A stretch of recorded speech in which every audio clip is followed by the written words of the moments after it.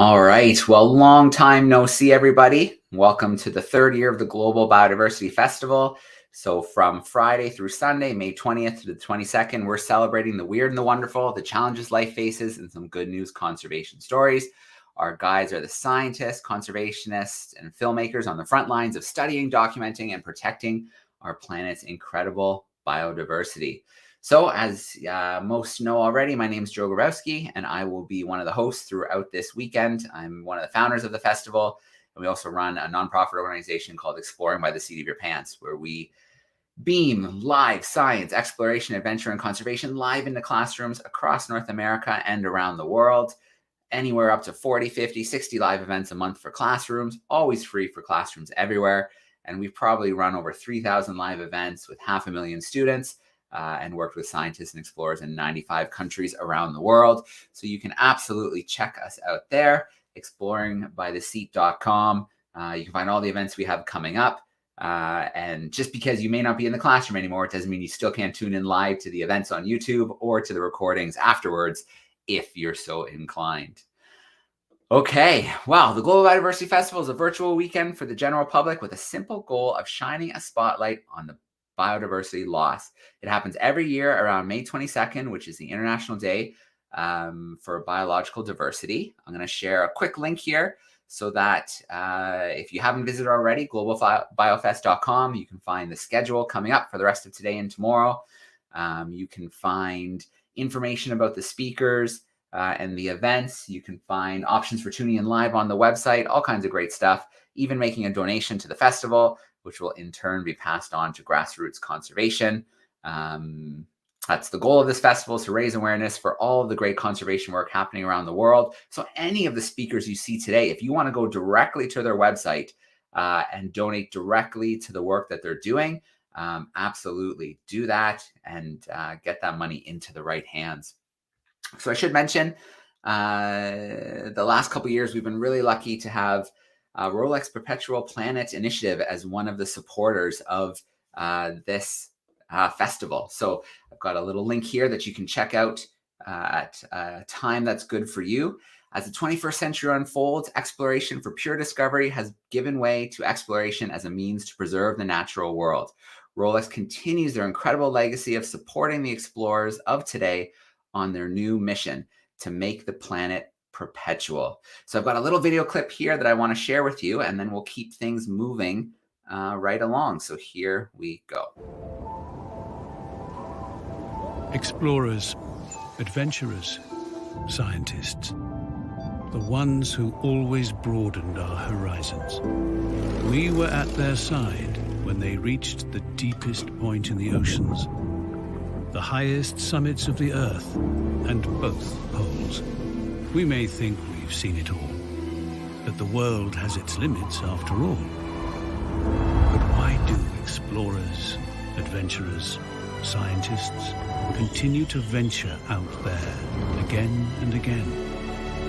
Certainly not just for the record. So what do they seek, really? To understand more intimately how complex and delicate our planet is, to document its change and how we can affect it for the better. As long as they need it, we will be at their side. Because today, the real discovery is not so much about finding new lands, it's about looking with new eyes at the marvels of our planet, rekindling our sense of wonder and acting here and now to preserve this pale blue dot and make it perpetual.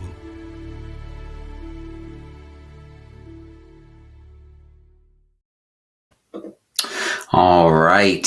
So we're scheduled right now to be heading out with OSA Conservation on the OSA Peninsula, live in Costa Rica.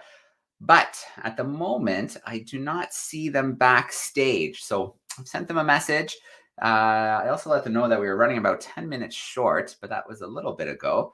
And I also saw their social media said to come and join them today at this time. So I'm wondering if maybe there's some connection issues. I hope not. Usually from the OSA, we can get a good connection and do some live stuff. The last couple of years, we've been pretty successful making those connections. So I think I'll give it another maybe 30 seconds or so, maybe share a little bit of housekeeping items. And then I think worst comes to worst, we can share one of their events from last year. And in fact, they're messaging me right now. So I'm going to share a little video with you. What should we share? So I've got a cool clip here from the Whale Shark Project. I'm going to share that now so you can get a little dose of the work that they do. And we're going to meet Stella tomorrow. So we'll see you shortly.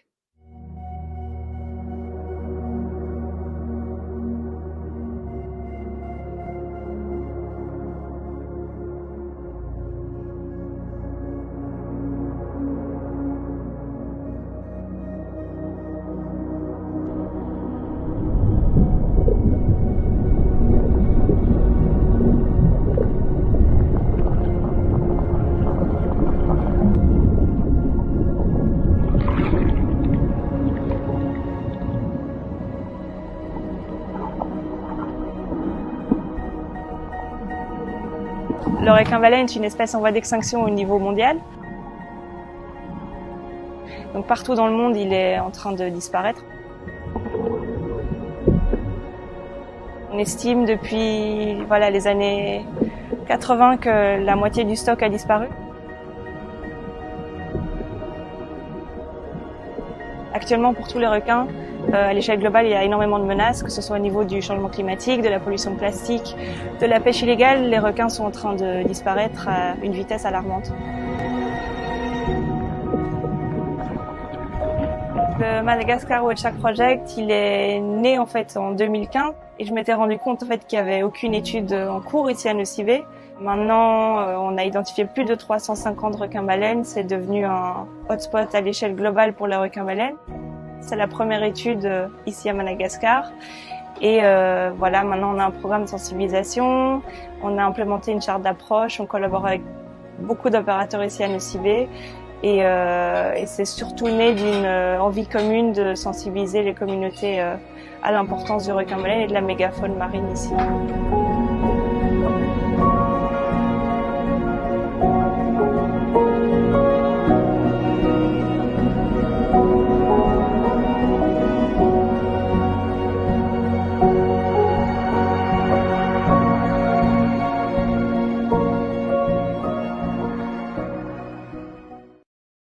All right. So Madagascar Whale Shark Project, we'll learn all about that tomorrow morning. And with the magic of technology, I see our crew backstage now. The joys of live event across multiple continents. I think we had a link confusion, but we've got our crew. So I'm so excited for the third year to welcome OSA Conservation to our event. It's a nonprofit organization dedicated to protecting the globally significant biodiversity of the Osa Peninsula in Costa Rica. What makes the Osa Peninsula special? Well, lots of things, not to mention that it harbors 2.5% of the biodiversity of the entire planet and less than 0.1% of its total surface area. So projects include sea turtle conservation, camera trapping, forest restoration. I'm just scratching the surface. So we're about to meet up with Andy Whitworth. He's the executive director of OSA Conservation and is a National Geographic explorer. He's a tropical field ecologist who started his career wrangling snakes and using camera traps to capture elusive wildlife. Andy, it's so good to see you. Good to see you, Joe. We're here again already. I know. Time goes so fast. And I know you spent some time in Peru this year, so you've been a busy guy. I did. I've been to Peru, I think, 3 trips this year down. Wow. Both into the Amazon and up in the cloud forest. And luckily I get to spend most of my time here on the Osa Peninsula. So I'm pretty privileged. Absolutely. Well, Andy, I'm going to let you take over for a little bit. I know we're going to see some projects. We're going to get to meet some incredible members of your team, some from the past, some new members we haven't had on before. I'm excited. Absolutely. Yeah, I'm going to take you around and we're going to kind of meet. We're going to take 4 kind of pit stops and see some of the different projects and work going on down here with the team. And I want to kind of walk you around our farming landscape, where we have our restoration experiment, where we produce a lot of the food for the people living in our biological station. And our farm is actually part of our conservation mission. So our farm is a place where we think about food production, where food comes from, and how that fits into nature conservation. And so that's where we're going to start today. Before we start talking about how we're going to regrow forests and rewild landscapes, we're going to talk about how we're going to farm in a different way. And so I want to introduce you to Dasha, who hopefully you can see behind me here. Hi Joel, hi everyone. So Dasha works on our regenerative farm, focusing on how we're going to produce food in an organic and healthy way. And we get that food to the station. And it's a talking point with our scientists and conservation biologists that sometimes maybe don't engage with agricultural practices, which is one of the major stresses on the planet that we have with so many people. So I'm going to kind of hand over to Dasha, and she's going to tell us a little bit about what's going on at the farm right now, what's being produced at the farm, and why her mission and her role down here is so important. So Dasha, I'm going to kind of hand over to you, and I'll poke some questions. Sure. Well, here right now, I have part of the harvest that we send every week to our station.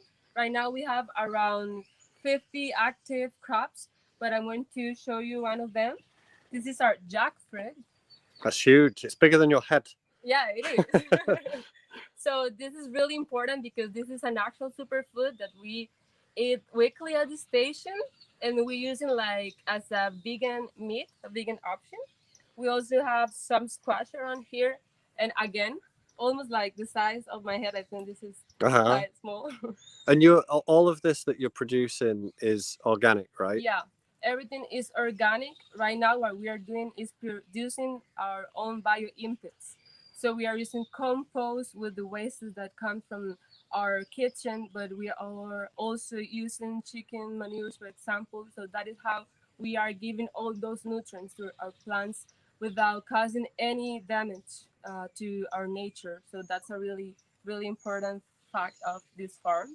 We also have some papayas around here, and you can tell that all that I've been showing you is really, really big. And maybe sometimes we hear that organic products are smaller than the conventional, but actually if you're doing a really good work with your bio inputs, you can harvest yuccas, for example, like this big. So yucca is how might everybody know that? Explain to us what a yucca is. Yucca is a tree. It's like a mix between a herb and a tree, and what we do is that we harvest the root. So usually we plant it, and in a year you will be able to have yuccas like this big. That's huge. Yeah, it is. Another curious thing that we have here at the farm, I'm going to try to show you closer. This is achiote, is the name in Spanish, or Britza orellana, which is the scientific name. And this is a peculiar plant because you can use it to change the color of your food. For example, I'm going to try to show you how is it look in my hand, for example. Oh, wow. That's like a paint. It's like a paint, exactly. And it can also protect you from the sun. Okay. Yeah. So we are growing this at the farm, and usually you can put it in the rice, for example, to make it red. We also have avocados. Well, everybody loves an avocado. Yeah. And mangoes as well. Wow. And this corn looks amazing. Beautiful colors. Yeah, we call that maíz pujagua in Spanish. Usually we produce this in the north part of the country, but it's also an option to have it here. So this is the corn pujagua. Very nice. Yeah. Very nice. And I notice you've got some beautiful eggs here as well. Yeah, and we are going to move to our chicken coop because we are not just feeding our community, but we are also feeding our chickens with this amazing products. So we are going to move along, and I'm going to show you our cow. So what I'm seeing here is a pretty much a luxury chicken palace. Why are there so many fences? Like what's going on here? It kind of looks like a hotel stroke a prison for chickens. chickens. Yeah, I know. It's a whole challenge to have chickens around here because the fauna around, for example, the ocelots and other cats that we can see around. So we have this structure in order to keep them safe, but also because we know how important it is for animals to have a big space where they can move around and reduce, for example, the stress that usually chickens can pass in conventional systems. Mhm. So this is why this looks like a super hotel.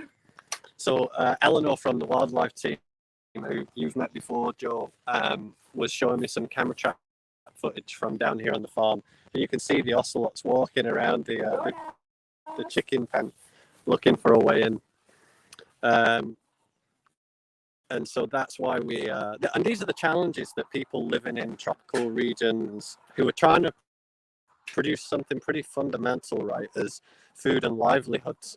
They've got to deal with the challenges of wildlife like tigers, like ocelots, and those predators conflicting with, a fundamental basic human need, just being able to produce food. And so this is quite incredible to see. And have you lost any of these chickens to predators so far? No. As you can see, they really, really like fruits because we are not just using like grains, but fruits, and you will see some plants over there, like golden bottom, and we are using that. But so far, the predators are not visiting us so much. Okay. Because the system can really keep them in a free range mood, but also safe. These are some pretty happy chickens, I have to say.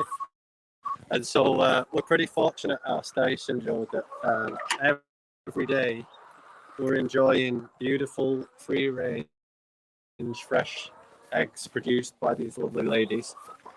And you can see every day we get this. And they're the most delicious, fresh, free-range eggs. I had a couple of boiled eggs this morning for breakfast. Yeah, it's amazing to say that we have around 80 chickens, so every day 80 eggs. Phenomenal. So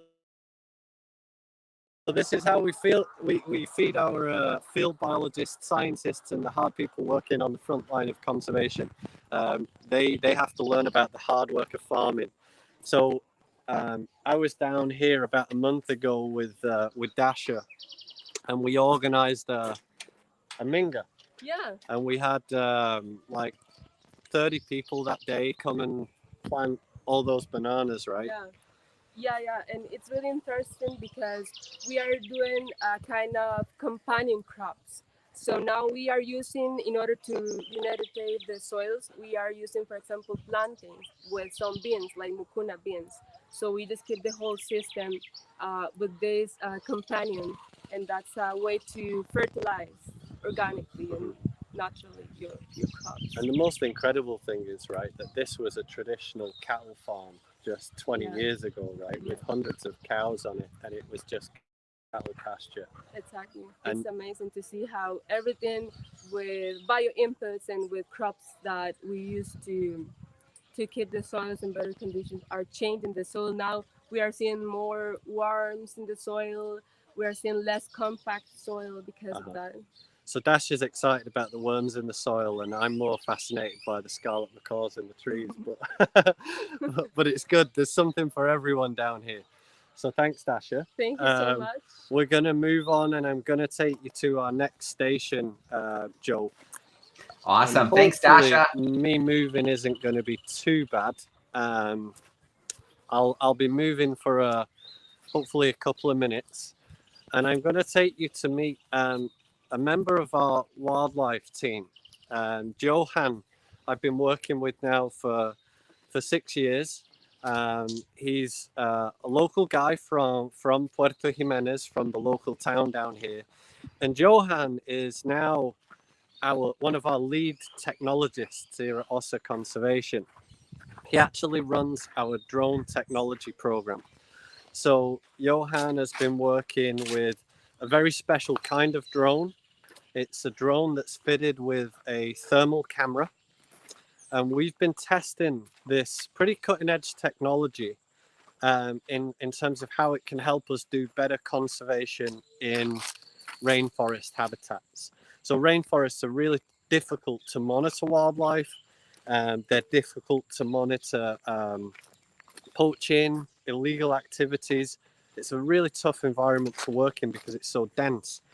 So Johan's been using this drone, and we've been doing different kinds of experiments with the drone to see how we can monitor wildlife in the canopy with thermal imagery, and also how we can maybe spot poachers on beaches. Oh, Johan's already taken off. Johan, say hello. Very good. Hey, Johan.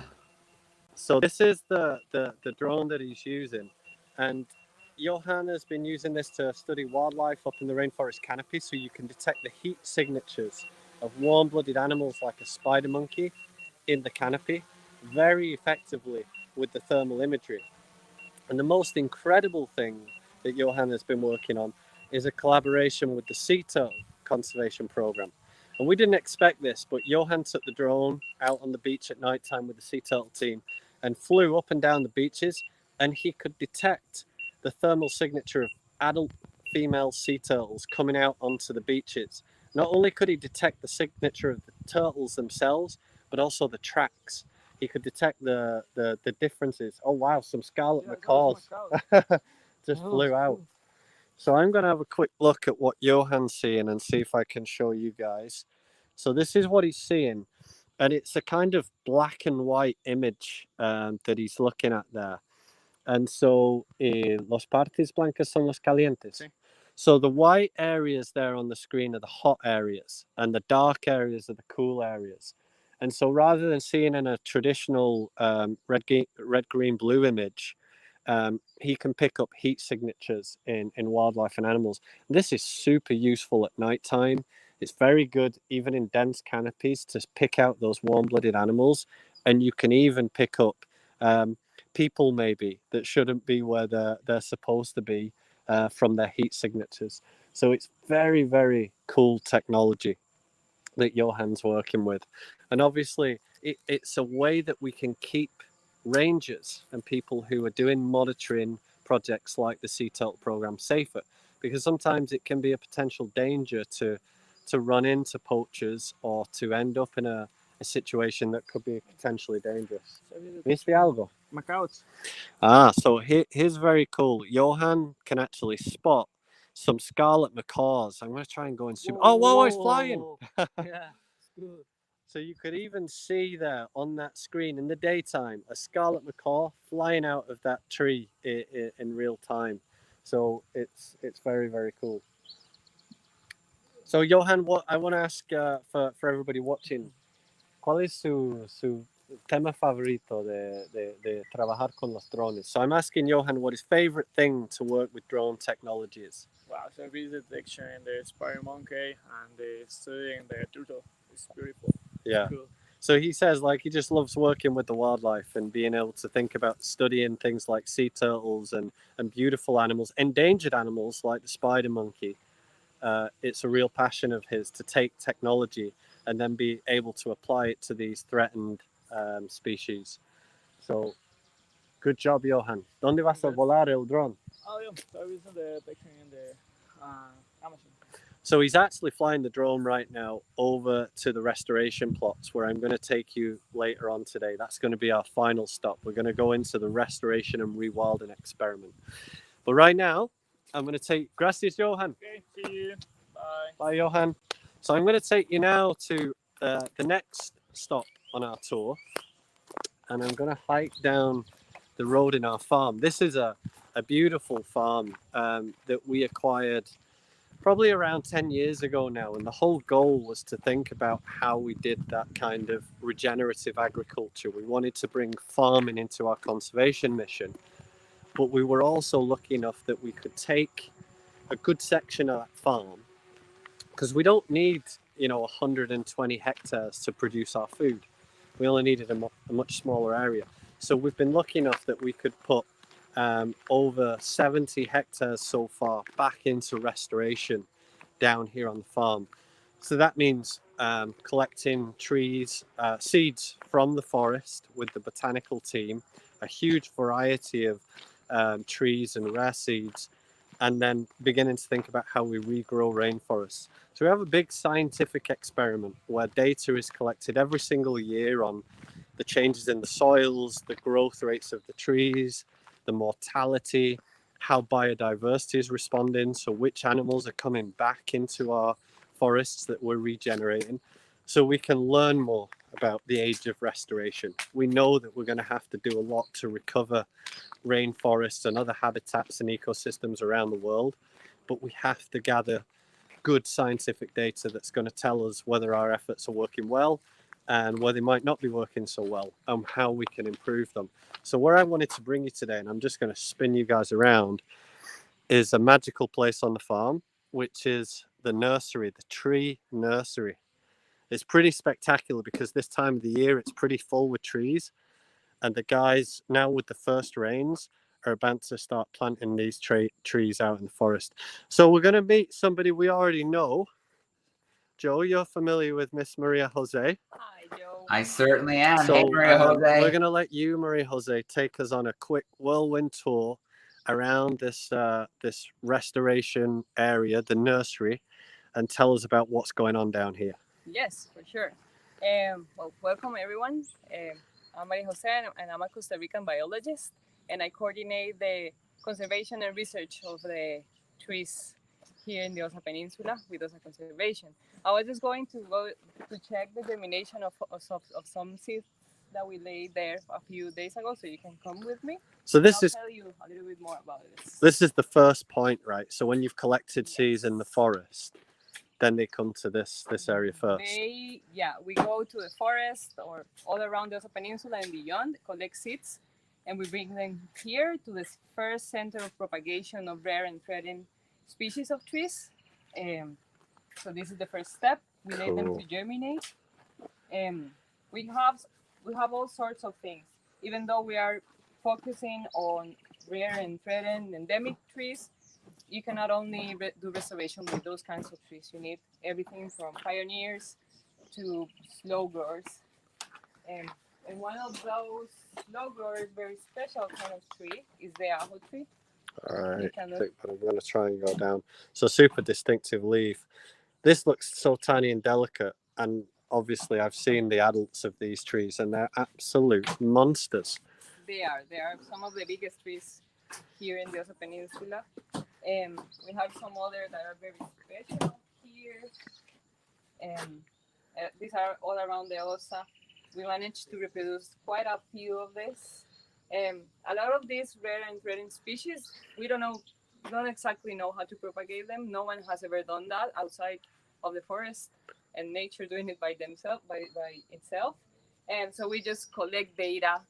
We try to measure everything that we can, and of course try to share all the knowledge that we've been generating. So it's a real mixture of science, discovery, and then using that in an applied way. Exactly. After here, let me take you outside to see the next step. And how many species of trees roughly do you have in this vivero down here? Over 100 species. 100 species. Right now we have over 25,000 trees that are going to be planted in the Osa Peninsula, and outside we have big restoration goals. Wow. Yeah. After they have germinated, we place them in plastic bags like these ones, and they spend a few days here doing a little acclimatization before they go to the beds. We have a sample of the rarest and most threatened species here in the peninsula. Wow, so it's like a smorgasbord of some of the rarest things in the region. Sample. Well, the good thing is that they can't escape me like a spider monkey. So, and everything's got these little codes so we can see the names. What's your favorite tree species? Ooh, that's difficult. Maybe the pleodendron that I'm going to show you next. This is a very, very special species of tree. Only a couple of years ago, only a couple of individuals in the world were known of this tree. Thanks to a lot of exploration and the local experts, we got to know a few more of these species. And the important part is that we were able to collect the seeds and germinate. Last year, we planted over 70 seedlings that we just checked, and they are all doing great. And we have this new generation of pleodendron that is going to some farms, arboretums, and research facilities, and so we can make sure this does not go extinct while we can. And there's only like 5-7 adult known individuals of this tree in existence, right? Exactly. This is very one of a kind. Not a lot of people has been able to see and touch this kind of tree. This is rarer than any rhino, Joe. I can tell you, and it looks like some pretty hard work. So there's a lot of work behind the scenes, right, that goes on in these restoration efforts, and a lot of teamwork, right, to make this happen. Yeah, a lot of hands needed. These are some purple heart seedlings that are also going to go to the field, to some farms in the next couple of months. As most of these trees that are here in the main beds. Yeah. Just waiting. The rains are just starting, so we'll start. We have already planted like 2,000, and we're going to plant maybe around 40,000 in the next 4 months or so. Incredible. It looks amazing when you see these beds of trees just full. I know, like a lot of us, we're used to seeing those horrible images of the deforestation, of the gold mines, of the cattle farms. And, you know, a lot of people ask me about like signs of hope in conservation. And I can tell you, when you see teams of people like this and these beds full of thousands upon thousands of trees, where we're going to try and counteract that destruction and we're going to start to regrow the rainforests, this, I can tell you, is an incredible sign of hope. That there are ways to change things, and that there's a movement happening where we're gonna counteract the damage that we've done. Pretty spectacular. Yeah, a lot of work. We try to consider a lot of diversity into what we do, and try to recreate what nature already does into our restoration projects. And so they're loading trees into the truck right now. Where are these trees going to go? These trees are going to the opposite side of the Osa Peninsula in the Regito area, and they are going to be planted today, together with some other hundreds of trees. So you're not planting these in Osa Conservation's property. This is going out to local landowners. Outside with the communities, with landowners that are convinced that doing restoration is the way to go. In some of them, we're converting into secondary forest.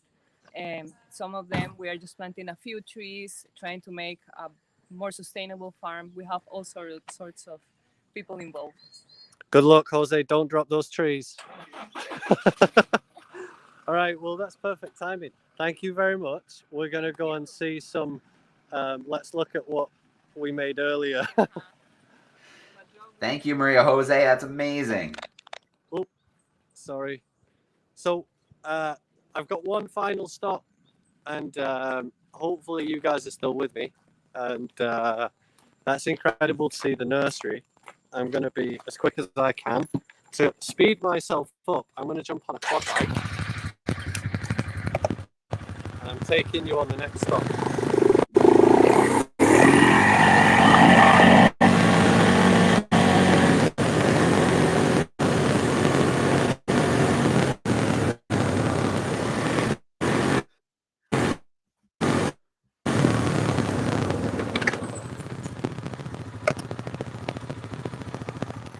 All right, it was just a quick ride, but I wanted to take you into one of the very first restoration areas of our farm that used to be a cattle farm.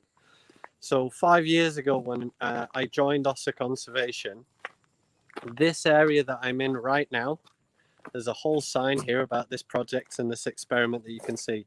This behind me was a field full of cows. And so this was one of our first restoration experiments. And some of these trees now are kind of 8, 9, 10 meters high around here. Very diverse, beautiful. But you can still see there's a lot of grass in there. as well. So restoration is in the tropics is relatively quick in some cases, but it's still a challenge. But I wanted to show you kind of what a young secondary forest looks like, and show you a little bit of the experiment that we began 5 years ago now. And then what we've got is different types of planting, Joe. We've got different types of restoration. So here is a very different type of forest. On this side, it's very dense. It's full of diverse old growth species. And here what we've done is use this pioneer tree, which is a balsa, a very light, fast-growing wood. And the canopy in this area is much taller. Here, the balsa trees are already at like 15 meters. And it's dominated by the pioneers. So but it is incredible that we can now show people the whole process, from seeds coming from the forest, going into the nursery, and then you can actually walk around a young secondary forest. And you can also visit the ancient primary forest, which is just a couple of kilometers down the road here. But I want to show you one more thing that we're thinking about, because it's not just about planting trees. We can't just think about carbon. We've got to think about wildlife. We've got to think about the animals, because what we don't want is an empty rainforest. So I'm going to show you what I'm looking at, which is a little bit weird, right? It's not something that you expect to kind of see in nature. I'll be honest, I'd rather see a 1,000-year-old tree with a big hole in it. But Eleanor's going to tell me about why she... Is this your house? No, I do not live here. This is a house for bats. So what we're trying to do is recreate kind of the big hollows in ancient trees that you find in primary forests. So bats can come in and roost, and then obviously they're feeding on different seeds and dispersing them in this restoration area as well. Even these young forests that are a few years old, a couple of years old, you're providing microhabitat that would take decades, centuries to this one already happen. has 15 bats in it in just a couple of years. So I don't know if you want to try and... There's a lot of get poo. inside. I mean, that's great evidence, right? There's so much poo in there, and there's like leaves, wings of insects and all sorts of fruits. I'm going to see if I can... We're going to go inside. We're going to go inside. Oh, I've done something. All right, we're going to go inside. I don't know if you guys can see. Oh yeah, there we go. Yeah, we can see so them you up can see the little bats in there flying around, flapping about. You see them? So there's 15 in here. Yeah, 15. All right, I'm coming out now. All right, so that's quite amazing. And so those bats that are back in here, tell me about why you want those bats back in this forest. Mm-hmm. What are they doing? So you said that you could see lots of insects and seeds in there. So they're dispersed in lots of different seeds, so we can have a really diverse forest. But then they're also controlling the insect population as well. So these boxes kind of bring back ecological interactions into this really young forest. So even farmers, right? If you had a farmland and you've got, you know, maybe some forests, but you're doing a lot of agriculture and you've got problems with controlling pests, having a bat house wouldn't be a bad thing, right? To help control some of those insects. Definitely. And if you want to bring in pollinators as well. So bats pollinate a lot of different foods and trees as well. But also with these bat boxes, we didn't just find bat poo in them. We found poo of other species. So what we've been doing... Not human poo. No, not human poo. Animals. So we've been installing camera traps to see what other animals are using these cavities. And we've also been doing it in the primary forests as well. So that's the entrance hole that the bats are using, right? Yeah. Okay. And so what we found is we've had ocelots going inside and using them as shelter, but also hunting other animals that are resting in there as well, like the white-nosed coati. And there's a clip on YouTube, Ocelot versus Coati. You should all check it out. We've also had collared peccaries coming under the bat box. So they go under, just sheltering out the rain. And we've seen that behavior in big, ginormous trees in primary forests as well. So it's offering a service within like 5 years of planting that you'd only normally see in a forest 70 years old. So we've been installing these camera traps to see kind of what else we're going to find using these boxes. Because we were just expecting bats, but it was a nice surprise that other animals are using them as well. That's incredible. So, Joe, like what I wanted to kind of bring you guys on a little tour of today is the level of detail that the team here is thinking about, from food production to restoration, how we regrow rainforests, and then how we rebuild habitats for wildlife.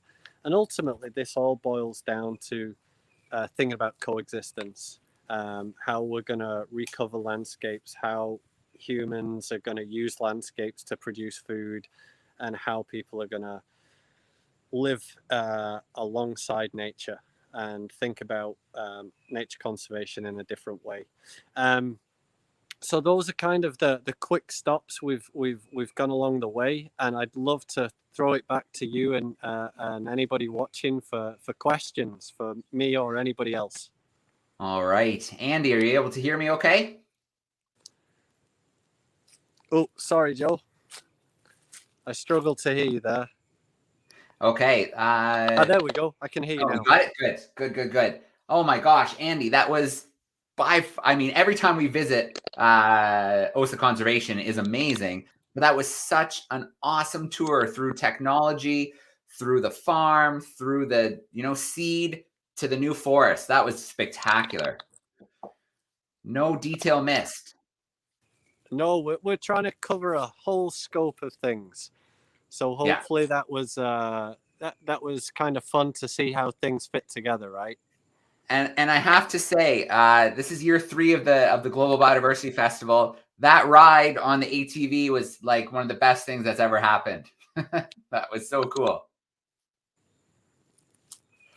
Amazing. Sorry, it's breaking up a little bit, so I missed the back end of that. Oh, I was just saying that ride on the ATV you took us on was one of the best things we've ever played. That was pretty cool. Go over here. All right, I'm going to see if my connection improves a little bit over this way. Yeah, absolutely. Let me know if you can hear me okay, Andy. Let me know if it gets a little bit better.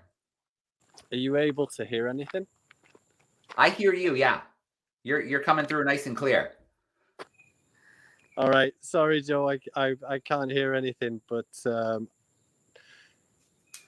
okay. Oh no, now I can. You can't. Okay, don't move anymore. All right.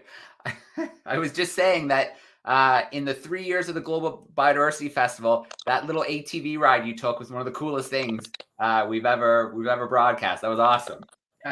All right. I hope it wasn't too stressful for everybody. No, it was awesome. Very cool.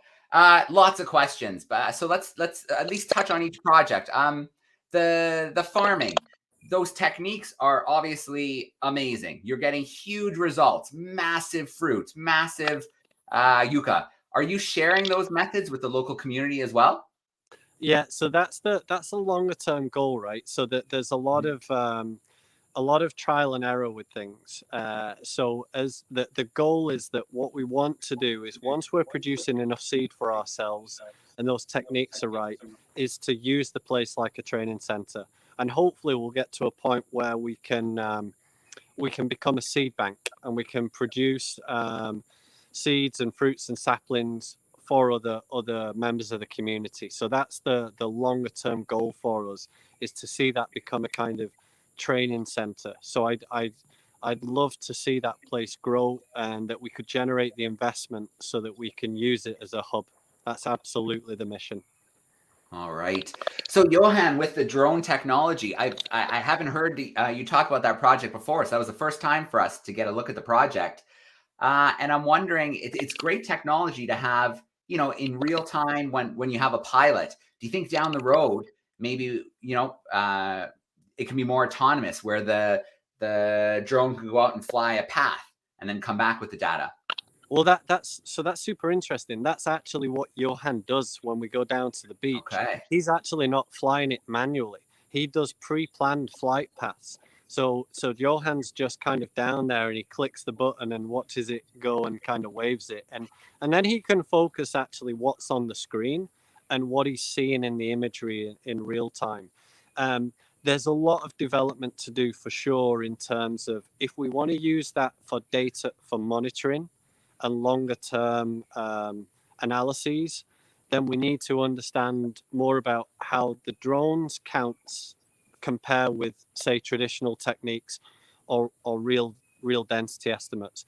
And we also need, we know, right, there's so much data on the planet right now, and what we need are the pipelines and the systems to handle the processing of that data. So poor Johan right now has to sit there and look through those videos and count those sea turtles by hand.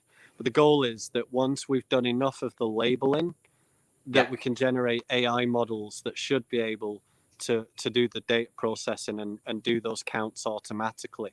And that's really transformative when you think that there's, I don't know, upwards of 4,000 sea turtle programs all over the world, that new technologies could help them do their projects more accurately, maybe more efficiently, and probably much safer as well.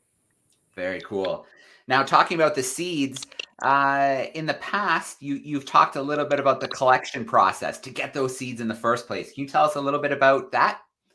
Yeah, I think we've been hanging in trees a few times, right? When we've been We definitely setting have camera been. trap. Yeah, Yeah. we've hung out a few times. So yeah, I mean the process is it varies, right? So some trees will be really lucky and they'll drop the seeds, and we just have to go there and we have to know the timing, right? So Marvin, who is our kind of lead botanist, grew up in this peninsula and he knows the trees better than anyone. He's such a skilled human being. He's amazing, and he knows when these trees are going to fruit, and that takes years and years of knowledge and experience to acquire. And some trees don't fruit every year. Some trees only fruit every few years. And Marvin is very skilled at knowing those timing events.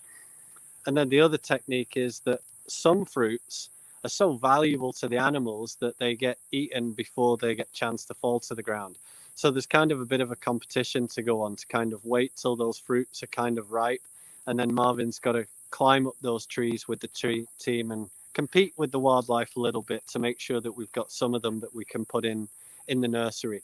So it takes a lot of skill, especially if you want to find those rare and endangered and valuable species.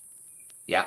So the bat house that we just saw, the bat box, here in North America, we usually see them up high and really thin. What's the design behind the really large, low to the ground? Yeah, so I think, those roosts that we often see, that the small ones that I've seen people encourage, they're often kind of like summer temporary roosts, right? So a lot of bats in certain climates have big permanent roosts, and then they'll use those kind of transitory ones to kind of spend a little bit of time in. The ones that we're designing here for tropical rainforest, and I have to give a big shout out to a researcher at the University of Costa Rica, Gloriana Chaveri, who really was the brain behind this initiative, was to think about, in an old growth ancient rainforest, you have these giant, sometimes centurion trees, 300 years old, some of them up to 1,000. And often those trees have a strategy by which they hollow out on the inside. There's a few types that do it. Brosimums do it, the big cariocar trees do it, and they hollow out, but they're still alive. And so they encourage bats to come and roost inside of them. And in turn, the bats are obviously bringing nutrients. They're bringing the feces and the guano. And so they're enriching the soil around that tree with nutrients, which is good for the tree and potentially good for the tree's offspring. So it's a kind of very neat strategy. And obviously that's going to take a long time to develop in a secondary forest. So we're trying to speed up basically the rewilding process. We're going to say we know in our little plots that it's too young for those giant cavities and those habitats for bats to happen. And obviously that's what we would want one day. But in the meantime, what we can do is provide that habitat with a pretty simple structure. And I think that's going to overall help the rewilding process. Like Eleanor said, those bats are going to help control insect pests, and they're also going to bring in the frugivorous bats are going to move seeds and fruits around. And actually, when you walk around in these restoration plots now, I see a lot of trees that we didn't plant. The bats and the monkeys and the birds brought those seeds in, and so we call it seed rain. The fruits and the seeds that are brought in by the animals in an early successional forest, we call it seed rain.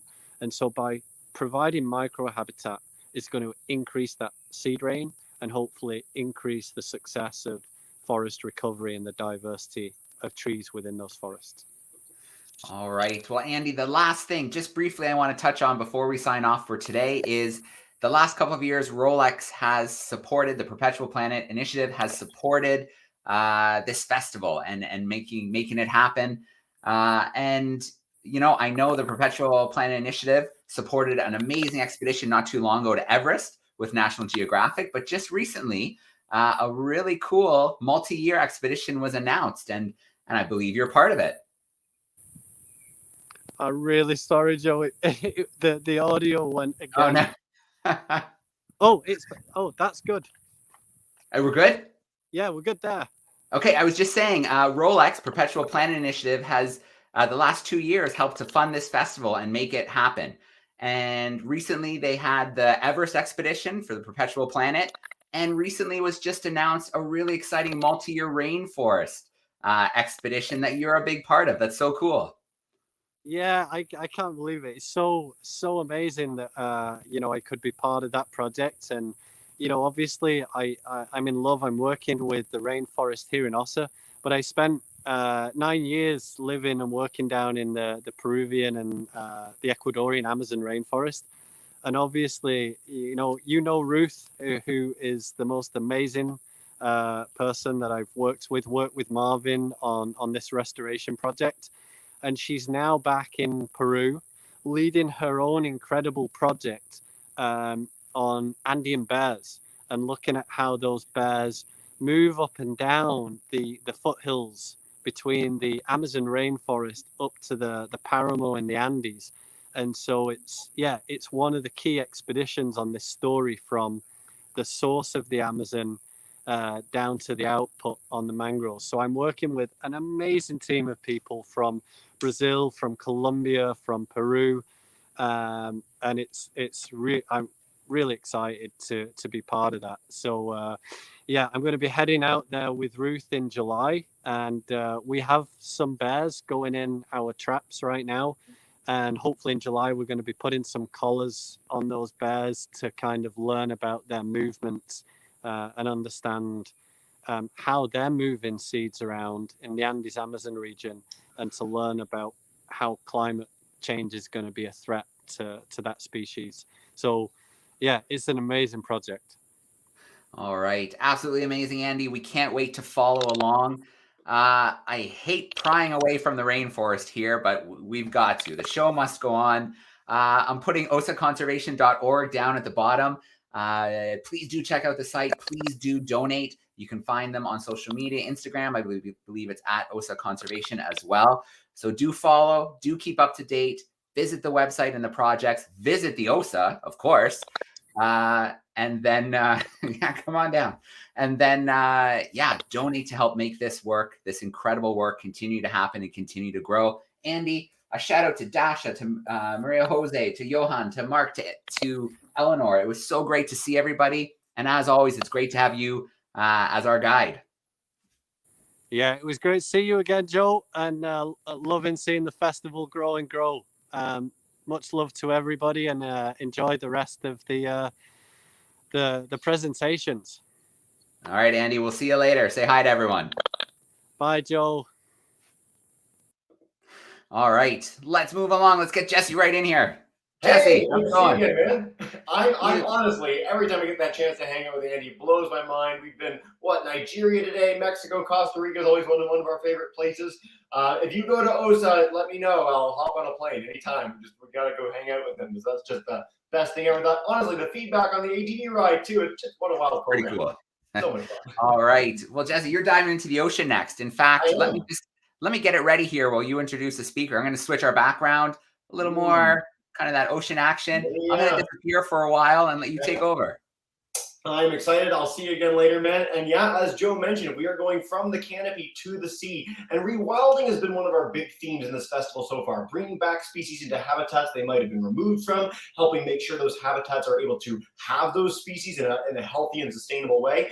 But really, when I think about rewilding, I think about bison on the plains. I think about jaguars back in Mexico, like we had the chance to talk about yesterday. I don't think about the ocean. And today's program is hopefully going to change that for me and for you guys at home, because we are joined live by Dr. Rachel Graham, who is working to rewild with marine megafauna, the Mesoamerican reef, one of the most special ecosystems on this planet with sharks and other incredible creatures.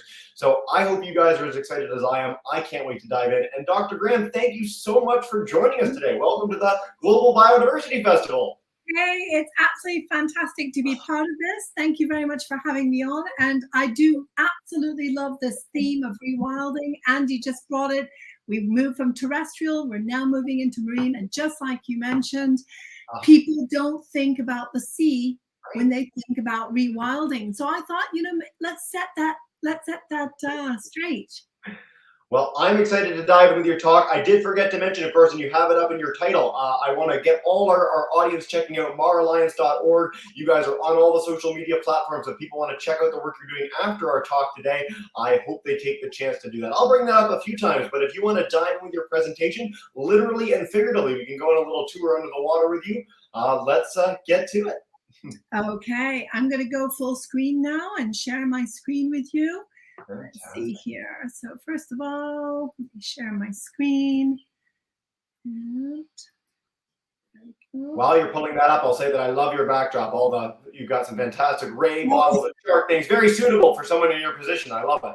Exactly. What can I say? So let me know whether you see this full. This is half the fun. There has to be some tech delay in every broadcast. Otherwise, of course there has to how do we know that we were in one? Okay, so my question is, can you see the full screen now? I can't see any of your screen just yet. You had it up earlier when we were testing while Andy was still going. Right. So just bottom of your screen. There we go. I'm going to share that one. Beautiful. There we go. We've got it up. Just go full screen. And you're going to get that full image. How about that? Hopefully. Yes, it will work. It will work. It's not just working just yet. There we go. Perfect. You are good to go. Excellent. I'm so pleased. Well, wonderful. Hello, everybody. And I am Dr. Rachel Graham. I am also one of many team members in Mar Alliance. We're an international NGO working in several tropical countries. I'll tell you a little bit more about us in a little bit. But the theme of my talk today is rewilding the Mesoamerican reef with sharks. And just like we were discussing right before the start of this talk, one thing's about rewilding in the terrestrial realm, but not so much in the marine realm. And I really want to talk a little bit more about why we need to start looking at rewilding with the big animals in the sea. So I like to bring people along on a journey with me. And the journey really started 24 years ago, almost 25 years ago, a quarter of a century, when I started working in Belize on whale sharks, because so little was known about whale sharks. And we were really trying to figure out what was going on with their populations. They were popping up at these particular areas where fishers were fishing for snappers. And this led to a dogleg in my life and my professional work. And I became a whale shark expert, and I did my PhD on them and so much more. But you know what really was amazing to me was the connections I made with many of the traditional fishers with whom I worked hand in hand to better understand not only whale sharks, but the spawning aggregation fisheries. And it was these fishers, day in, day out, on boats, chatting about everything from marital problems all the way to the situation with the fisheries and so much more, that I started gleaning that whale sharks are not really in as great a trouble as a whole host of other species. And once we managed to finish a lot of the work on the on the whale sharks. And then in 2004, we got them protected. We got their key foraging area protected. These guys kind of came back to me and said, you know, it's Rachel, we're really kind of worried. We're not seeing many sharks out there, and we're seeing the big fish becoming more and more scarce. Is there any way we can start looking into what the situation is with them? And I had seen that there were countless shark fisheries going on, and in some hidden, some more within sight, because at that time, really a good shark was a dead shark. And there was not a feeling of, oh, what a pity that these animals are being killed. It was more like, well, can we put them into our panadas?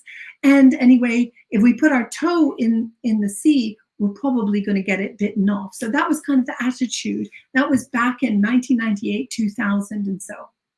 So one of the things that the fishers also mentioned is not only the fact that we're seeing fewer and fewer sharks, that the sharks are getting smaller, but also we're losing entire species from areas where they used to be quite common. One of the most notable species in kind of coastal marine areas is the great hammerhead, Sphaernomaccaron.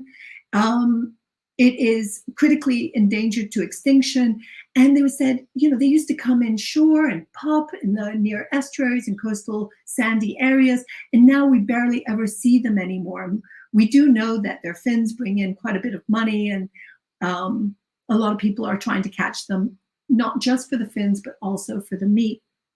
And sure enough, working with the IUCN Shark Specialist Group, I joined them in 2004, and along with 160 other colleagues, started looking at what the status was of a lot of these different species that many of the fishermen were mentioning, like the great hammerhead or the scalloped hammerhead, even the sawfish. Sawfish they hadn't seen for years, and they used to be very abundant. In fact, there were 2 species along the Mesoamerican reef. So we started doing assessments of all these populations of sharks. And what did we come out with on the other end? That 24% in the 2014 kind of global assessment of over 1,000 species that were looked at of sharks and rays. And there's about 540 species of sharks and about 650 species of rays. And so there was a subset of those looked at, and it was found that 24% of those were actually threatened with extinction. So deemed either vulnerable or endangered or critically endangered by the IUCN Red List. So that was hugely concerning. And even more concerning, as you can see from the graph, is that almost 50% of all those species assessed, we didn't even have enough information on those species to be able to determine the status of their populations.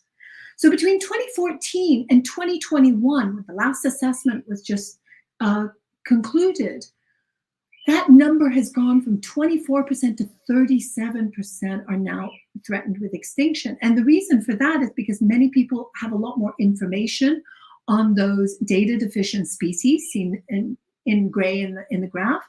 And then also because some of the monitoring has taken place with populations, people have also been able to see, scientists and public at large being communicated with by the scientists and other institutions, that there's a drop in abundance and in many cases diversity of these key species. So what does this mean? This means that we are seeing a continued shift of the baseline. So if our baseline in 1800, like you see this wonderful graphic by Cameron Shepard, it shows a sea full of wildlife in 1800. Well, as time goes on with fisheries and impacts to species and their critical habitats that are needed for their life cycles continues, you're seeing fewer big animals, fewer wildlife, marine wildlife, and especially fewer sharks. Until you get to 2019 is the last thing that he shows in his illustration. And here you're left with very small fish, jellyfish, and dare I say it, plastic bags. And that is unfortunately the reality in many places. So what is it that we're trying to do what is it that we all need to work towards doing, is moving away from thinking that the 2019 graphic is the normal. It is not the normal. This shifting baseline, a term coined primarily by Daniel Pauly in the marine field, is the shifting baseline needs to be moved back to the left. And so that means we need to go back to rewilding our seas. And so that's why I put the arrow from 2019 back to 1800. Now, is that going to be feasible with the massive growth in human population, the massive needs in food security, the changes to our planet and more? Maybe not. We might need to settle with a 1950s graphic, but that's basically where we need to move. We need to start moving that baseline to the left again. And that was a key impetus for me to actually create the organization MAR Alliance. So MAR stands for not only the sea in Spanish, and of course Alliance is in English, and so it's kind of this meld of two languages, but MAR also stands for Megafauna Applied Research. And MAR is the Mesoamerican Reef, and it is one of the key sites where we work. But very importantly, we're conducting research, we're enabling capacity building at the local level. This is very important. If we're going to have sustained conservation and monitoring, you need to ensure that you have a lot of people in tropical countries that are, unfortunately, it's data poor for a lot of these large marine wildlife species like sharks and rays. You need to have the capacities and the enthusiasm and the ways of funding this work. And so a big part of what we do is building those capacities and enabling people locally to take on the mantle for not only the research, but the conservation. And of course, we want to inspire the public. This is really important because if we don't have the public and the decision makers on board, then we're just not going to see the changes at the level that we need to see to shift that baseline to the left, to rewild our seas. And it's not just for threatened marine wildlife, but it's also for the critical habitats. And you cannot do things independently of people. It has to be owned and driven locally. So those are the ethos and approaches of MAR Alliance. And we work in not only the Western Caribbean and Panama, but also in Cape Verde and in Micronesia. So I was mentioning that I work in the Mesoamerican Reef. That is Mexico, Belize, Guatemala, and Honduras. And it's this big eco-region that is that hosts the second longest barrier reef in the world, over 1,200 kilometers long, or 700 miles. And it's a conglomerate of coral reefs, barrier coral reefs, patch reefs, mangroves, seagrass, and everything that is sustaining millions of people along this coastline who depend on it for protection against erosion of their coastline, for food security from the fisheries, tourism, which is absolutely massive. And in, for example, Belize is responsible for a 1 in 4 employment of 1 in 4 people in Belize. So really, really important eco-region.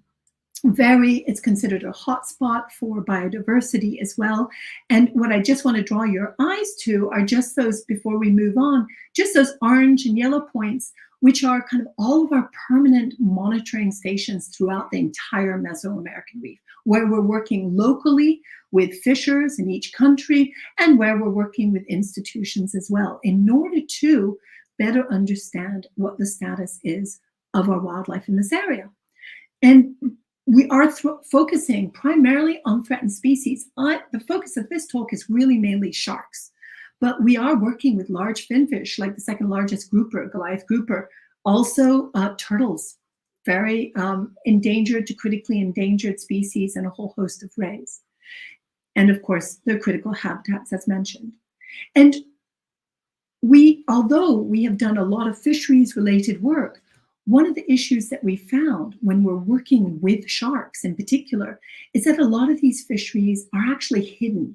They're occult because they might be transboundary in nature. So fishers coming across borders, fishing, and then taking those sharks back. And so nobody really wants to know about them. There are no key landing sites per se that are open to the public or readily available to go and do any monitoring on.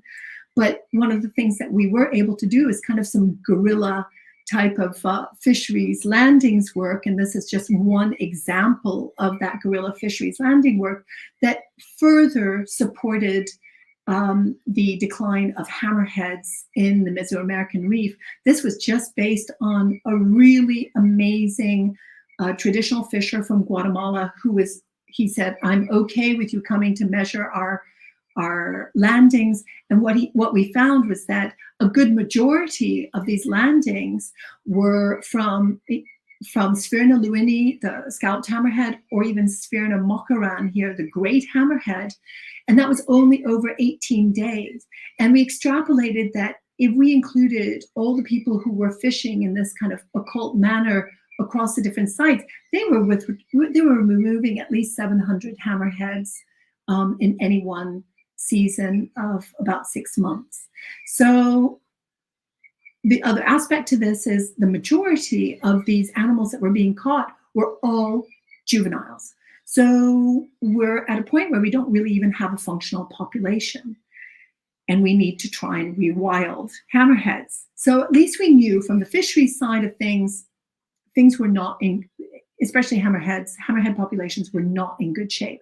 But how could we continue this when a lot of fishers do not want to share those fish landings areas with us, and everything is very mysterious? So we decided to really focus on a suite of standardized baseline methods that would integrate fishers into them using baited remote underwater videos like you see here, or underwater transects, where we actually train the fishers to count and observe and do density estimates of the species that they see over the course of a 1 kilometer swim. Imagine this, we've swum thousands of kilometers throughout the Mesoamerican Barrier Reef, from the tip top of Mexico all the way through the Bay Islands of Honduras. And then finally, with a focus on the sharks, we actually put out the long lines, the scientific long lines, which enable us to catch, tag, and release these animals. And so better understand, do we have a population that is mainly made up of juveniles? Are they mainly female or male? Are they mainly adult, or are they mainly adult females, adult males, and so on and so forth? And it gives us an opportunity also, when we're tagging them, to tag them with satellite tags or acoustic tags, or even conventional tags, so we can see where they move to, point A to point B, where they might be recaptured, or acoustic tags where they move in a particular area where we have underwater ears or receivers, or satellite tags independent of everybody. Whenever they come to the surface, they can send a location of where they've been. So this is kind of the methods that we've been using over the last, now we've been monitoring we're using these 3 methods for over 10 years, and we've been monitoring sharks in Belize, second longest monitoring in the Caribbean, for 15 years. And we're very standardized, not only in the methods that we use, but also in our permanent stations. And why is this important? Because let's say Marline ceases to exist, at least we've got permanent stations, and somebody else can go and replicate all the work that we're doing, and be able to see over the course of time how the populations, how the diversity of shark and ray species and other species is changing. So we've got an eminently replicable system that is very robust statistically. So we're very confident of our results. And just to show you a couple of the long-term sites where we've been working, Turneff and Lighthouse Reef Atoll. I've just come back from Lighthouse Reef Atoll, and we go and monitor them every year. And those little blue dots are mainly where we're doing a lot of our sampling within these 2 atolls. We do sampling both within and outside of the reef areas. And this is a quick snapshot just to show that the further you are away from population centers like Lighthouse Reef here that you see here, usually the more sharks you're going to have, and in many cases, the greater the diversity of those sharks, which is what we have found in the studies that we've done. And here is just another example of how Turneff tends to be very poor in terms of abundance of sharks. We'll look at sharks within the yellow box. Very poor in abundance, much higher over in Lighthouse Reef.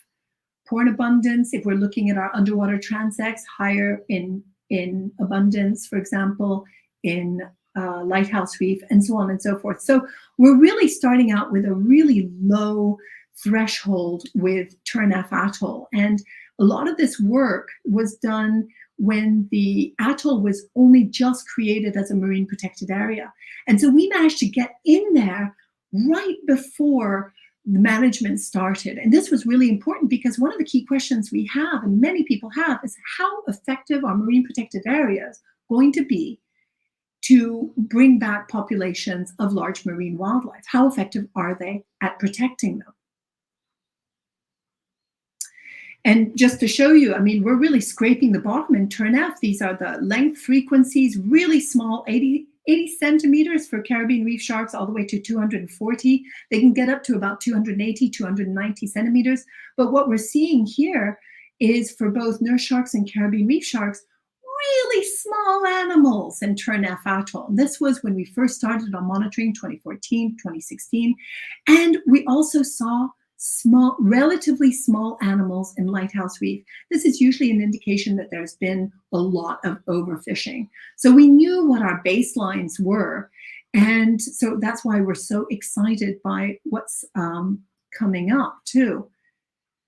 And this, just to give an idea of how the general or average reef shark size has decreased over time. For example, in Lighthouse Reef Atoll, when we started in 2007, all the way to 2006, we are seeing quite a decrease from 220, 225 as a median length, all the way down to about 180 centimeters. So really fishing down the largest animals that are really important to be able to repopulate these remote areas. And the females only reach maturity above 160, 170 centimeters in total length. And it takes them at least a decade to do so. And what we found is that, let me just move on to this. There we go. So what we found over the course of doing this work and trying to establish these baselines to better understand where are the populations going over time. And so we have something that we can anchor policy, legislation, marine protected area management more to, is we're also trying to figure out what are these animals doing where they're located. And we were able to acoustically tag 77 Caribbean reef sharks at Lighthouse Reef Atoll and track them over 5 years. And that's when we found out that the larger the female grows, the more it's a bit of a sitting duck for fisheries. And one of the things that we also found out, so they love these areas where they know they can get lots of food, whereas the males tend to kind of cavort all around the atoll and not necessarily be very site dependent. And what we also found out from this is when they grow to a certain size, when they're like teenagers, subadults, they have a tendency to leave the atoll and go to other parts of the Mesoamerican reef. So hence, my focus on Lighthouse Reef is primarily because we believe it's the highest density and highest abundance of reef sharks in the entire Mesoamerican reef at this stage. And we're seeing that sharks from this area are populating other areas and other countries of the Mesoamerican reef. And all of this work has, over the course of, well, it's 15 years for Caribbean reef sharks, 10 years using those 3 different technologies. We compile all this work to be able to better understand populations in a country as a whole. And we were, thanks to 10 years of combined data from those underwater videos, from the long lines, from the underwater transects, able to pull together a population estimate for nurse sharks, which thankfully are now protected species in Belize, but they're not protected throughout the Mesoamerican reef. And this is an issue because they do move large distances. We have found them in other parts of the Berry Reef and the atolls. So they're not the couch potatoes that some people make them out to be. I do call them the puppy dogs of the sea because, well, what can I say? They're pretty docile. They're very they're kind of couch-like in terms of sharks. They tend to like to sit on the bottom, buccal ventilate, and then they tend to move around at night and find their prey. But what we did find out from that work is the fact that we have maybe between 4,000 and 14,500 nurse sharks in the country. And I think this is very important, especially for public perception, because people say, my goodness, shark-infested waters. You can go to a large theater and you have more than 14,000 people in it. So we're really talking about a relatively small population of animals in an entire country with a barrier reef that spans over 250 kilometers.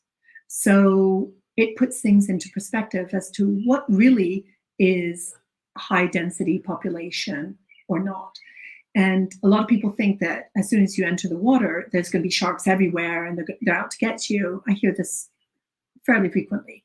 And this basically shows that no, unfortunately, we have very low numbers of what is considered commonly the most common shark throughout the Caribbean as well. So just switching track, those are some of the results that we've been getting. And what have we found recently? Well, we're still crunching the data. So I don't actually have the data to show you at the moment, but we're very excited because in 2021, we saw an uptick in the number of sharks in both Turneffe and in Lighthouse Reef Atoll. And so we thought, wonderful, COVID actually gave sharks a break. It stopped a lot of the transboundary movement of shark fishers. Shark meat it's not a culturally acceptable, or it's not part of the Belizean culture to eat sharks, put it that way. So most shark meat tends to be transported across boundaries. So with that no longer possible during the pandemic, curfews, etc., what we saw sharks actually starting to come back. And we actually noted last year a 10-fold increase in the number of sharks in Turneffe. Now, granted, we started pretty low. We were less than 10 sharks caught in the entire atoll during our baseline surveys, and so now we're seeing much more, many more sharks. So definitely a 10-fold increase from the 3 to 10 sharks that we were catching previously to now well into the 30s and more. And we've seen that uptick in Lighthouse Reef Atoll as well, which is tremendously exciting because if you give them a break, they will start coming back. They'll start filling the areas where they had been previously overfished. And it does help that there are also some new legislations that have been put into place. Mexico now has an entire protected area throughout its entire Mesoamerican reef section. You're also seeing increased desire to buy out any shark fishing permits, such as the bull shark fishing permit in Playa del Carmen. You are also seeing recent legislation in 2021 where the 3 atolls, Turneffe, Lighthouse, and Glover's Reef, have now been declared no shark fishing areas out to 2 miles from the reef crest. All of this, coupled with the first national gillnet ban that Belize enacted in 2020, I think heralds really good news for sharks, not only in Belize, but throughout the Mesoamerican reef. Because what we're seeing is the sharks in Belize, if we can keep them healthy, they will help to seed other areas of the reef, such as Guatemala, Honduras, and Mexico, where they have been found to go. And this is very important because we're coming up to a big global vision of trying to enact greater protection across the seas, with the UN proposed 30% of the seas protected by 2030. And we want to be able to show that protected areas are effective. They're not all going to be effective, but could be effective in that protective, in the protective measures of these protected areas. And more protected areas will encompass more of the critical habitats that they require in order to live out their full life cycle. And we've had some lovely surprises. It wasn't just post-COVID, the uptick in sharks. This year, it's maintained. So it's not just a COVID blip in terms of shark increases, but it's also an increase in diversity, and it's carried over to this year. And as I mentioned, I just got back from the field like literally 3 days ago. So we are seeing increased diversity. We're thrilled. Lemon sharks are coming back to Lighthouse Reef Atoll. They've been completely fished out. We are also really thrilled to see that hammerheads are coming back in greater numbers in Lighthouse Reef Atoll. The divers, the dive operators are basically feeding in all of the information, sending us information of what they're seeing where. And Turnef Atoll, we're seeing these species for the first time in all of our monitoring over the past 8 years. So this coupled with when we went and did a dive operator survey in February in Belize, 83% of dive operators categorically stated that they're seeing significantly more sharks on every dive. So this is such a good news story, and this shows that if you can give them a break, if you create legislation that is enforced, sharks will come back. There will be a rewilding process. And even though rewilding is considered usually a passive process where you're hands off and don't do anything, kind of like what happened during COVID, if we boost it a little bit with these policies and these legislations like a net ban, like no shark fishing in certain key areas where you have large shark populations that can seed other parts of the reef, that will accelerate the process of rewilding. And so really, I just wanted to conclude on some of this really good news or trajectory of good news moving forward, that triumvirate of good legislation that's enforced, a reduced fishing effort, that's very important, and also the management of their key habitats will lead to the rewilding that we're actually seeing, and within a very short space of time. I think at this point, it's really important that we harmonize a lot of these laws and outlooks with the other countries in the Mesoamerican Reef, if possible. What we have demonstrated by conducting these baseline efforts in the Mesoamerican Reef, and I just focus on Belize, but we've got the entire Mesoamerican Reef that would take at least an hour to discuss, is that long-term monitoring and consistent and standardized long-term monitoring is critical to be able to see the changes in population density, abundance, diversity of these key species. And we do need to be mindful, though, because we know that climate change impacts are coming down the road. In fact, they're here already. How will that change the distribution of many of these species? And also, whenever we're talking about reducing fishing effort, that might have a concomitant impact on local communities and their food security. So we need to think very much about how we find that win-win strategy between food security in communities and rewilding the seas at the same time. And rewilding will benefit local communities and will benefit fish stocks and fish populations. So it's finding that immediate win-win strategy. And we're working towards it primarily because from the start, we have been working with fishers, with local communities, with other institutions who also have boots on the ground. And this is absolutely critical, because if these key people are not part and parcel of this journey along the way, we will never have sustained conservation. We will never have locally owned conservation. And so that's why we do everything we can to make sure that it is locally led, locally owned, or an engagement of the two. We abhor parachuting science. And so we're very, very much into building the capacities locally for this to be a long-term endeavor. And through all of this work, we're actually identifying the talent and the next generation who will be able to take the baton on from me, from my team members and more, to carry this torch on. Why is this important? Because rewilding is a marathon. Fantastic. Dr. Graham, thank you so much for sharing all this. If you want to come out of screen share, we can have a bit of a conversation for a couple of minutes. I love that you mentioned the fact that you've just got back from the field. I swear, as we've been going through this program, the people that are just back from the field, they have like a glow about them. And so you certainly, your enthusiasm shone through the entire program today. And I love the idea of leaving space. If you leave space for wildlife, this is a thing that we keep coming back to throughout the entire festival.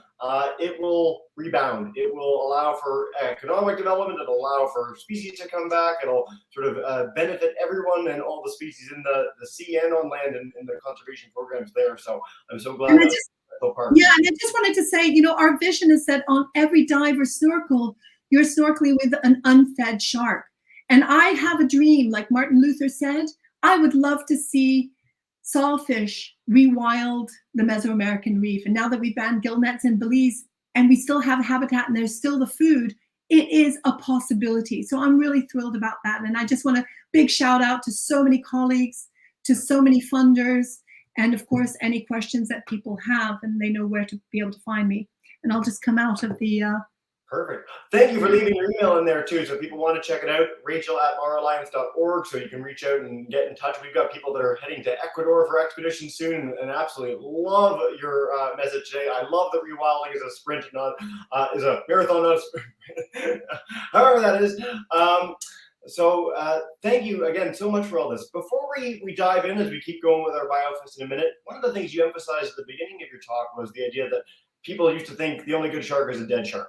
And so you've gotten so much of the community, so many people involved with this. Are you finding the attitudes are slowly changing? Like as you start to educate people, do people get more and more on your side and tell their friends and family and sort of, chain reaction of goodness for sharks?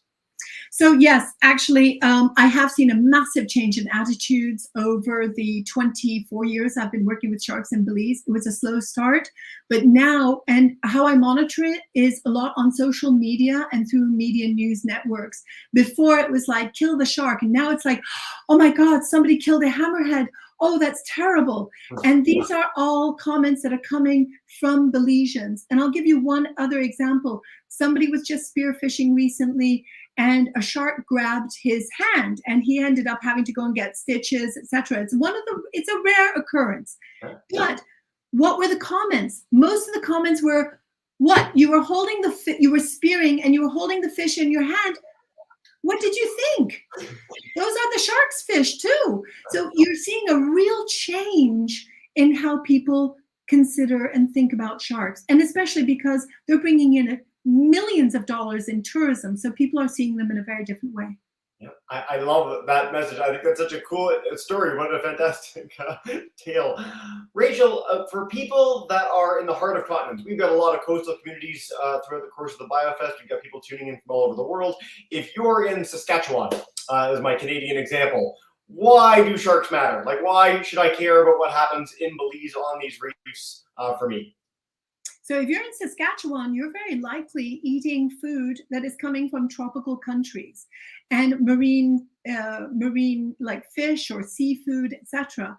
And you need the sharks to be able to have a healthy marine environment, healthy fish populations. And it trickles all the way down to the lobster that you might like to eat, that spiny lobster and more. Very, very important. You want to be able to keep the marine realm intact.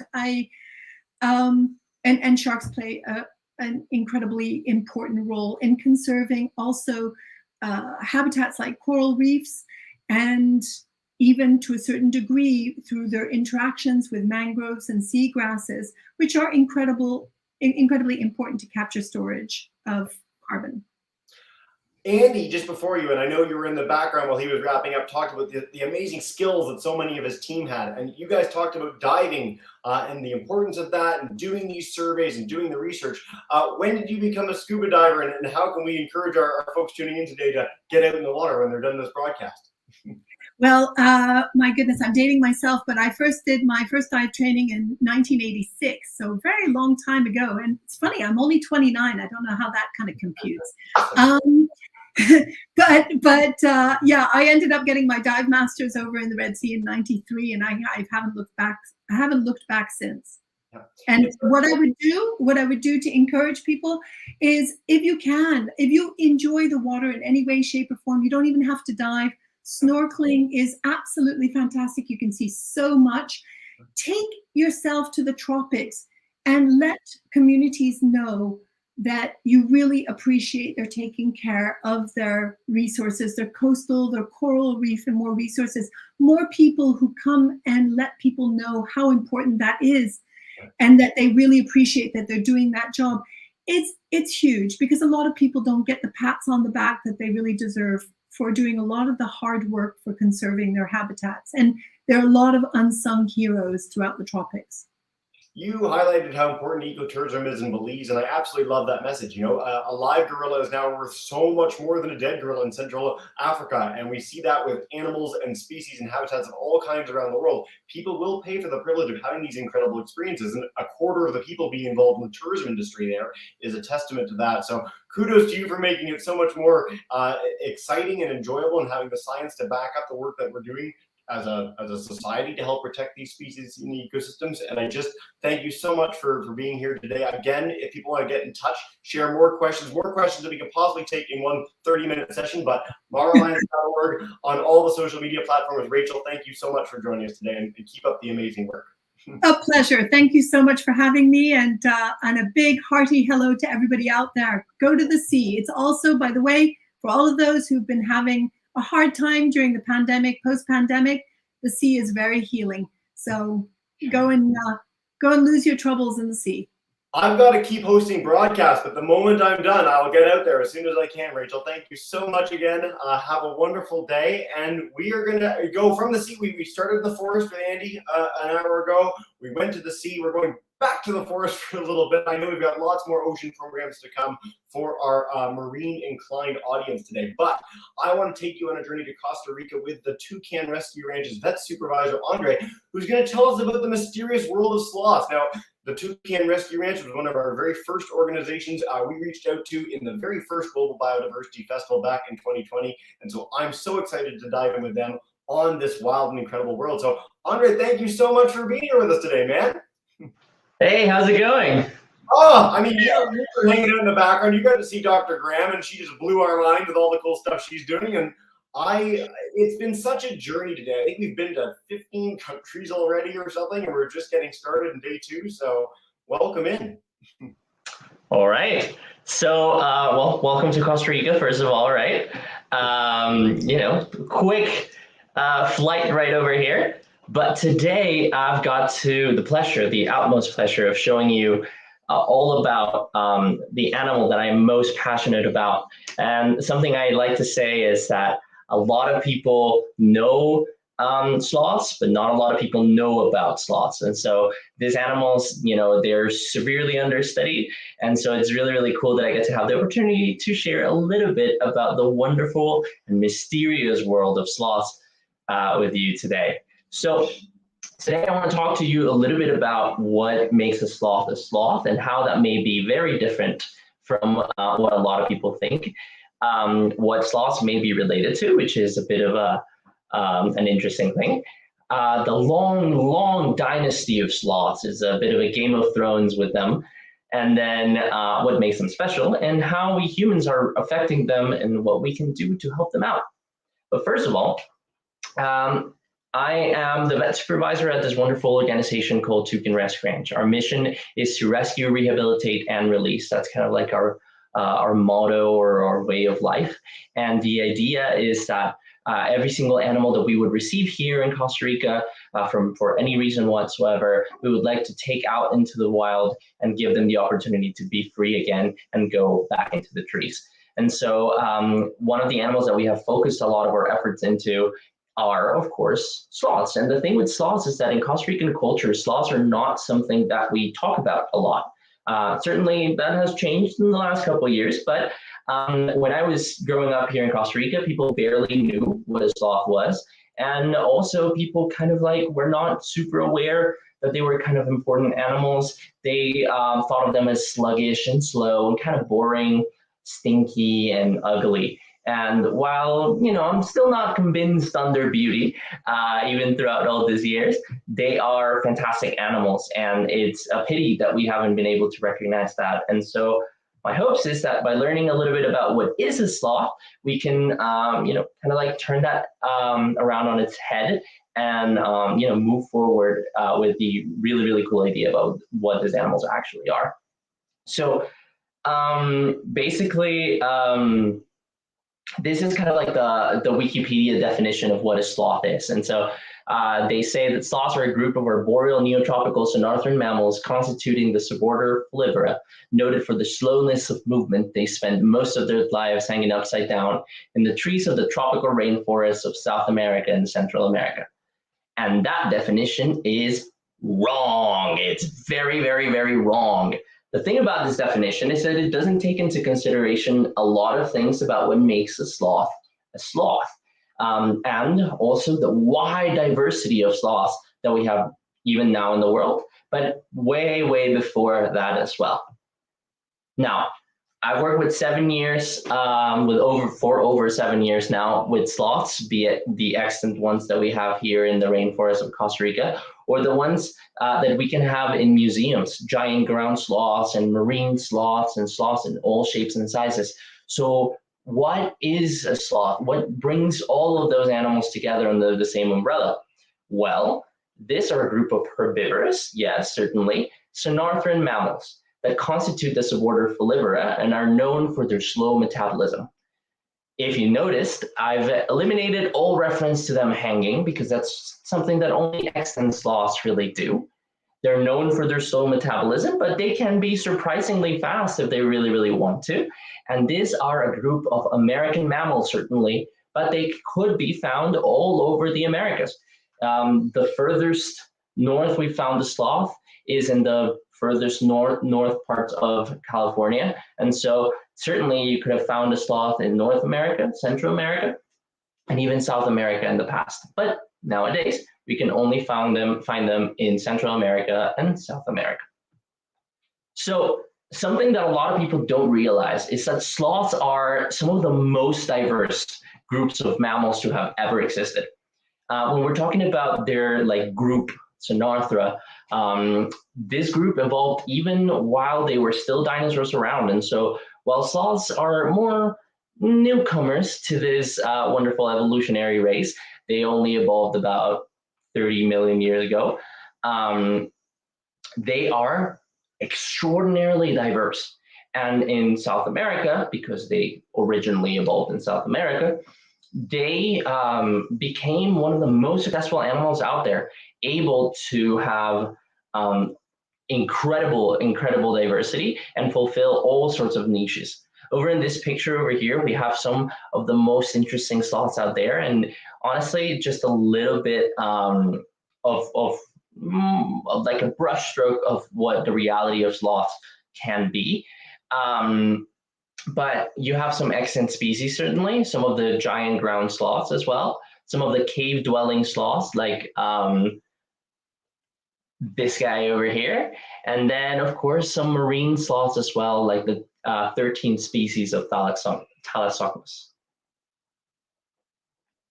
Now, in modern Costa Rica, though, we only have 2 species of sloths, which are the Hoffman's two-toed sloth and the brown-throated three-toed sloth. And over here at the Toucan Rescue Ranch, we have decided to kind of like spice it up and call them more two-fingered and three-fingered sloths. So you might hear me referring to that.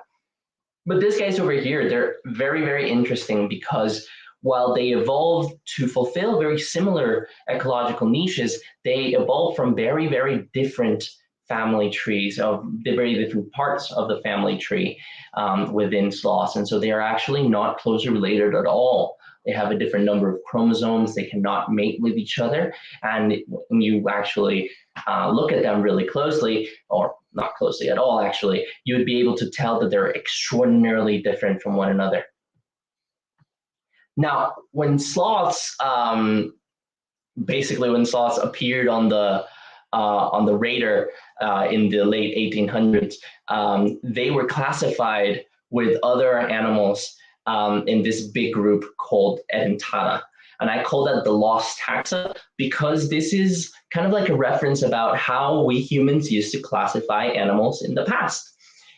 Before the advent of DNA technology and genomes and things like that, we used to classify animals due to their morphology, due to the way they look.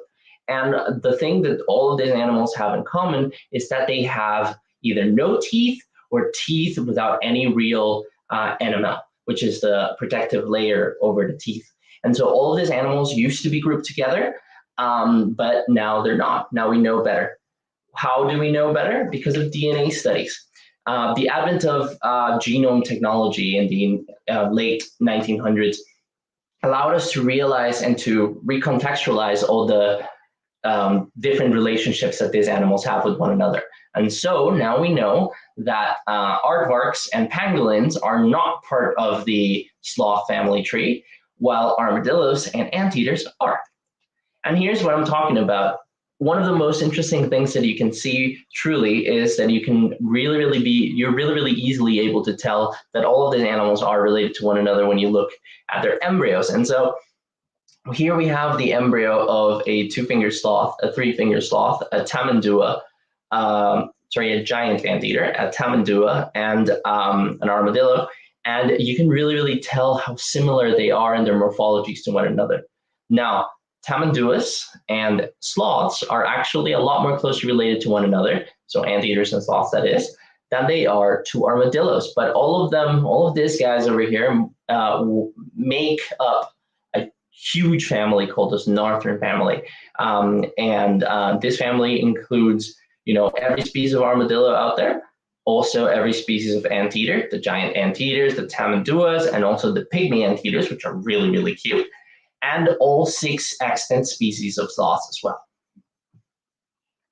Now, the family tree of sloths is an even more complicated deal because we know that they are closely related to tamanduas, to anteaters, but how they are grouped together is a bit of a mess.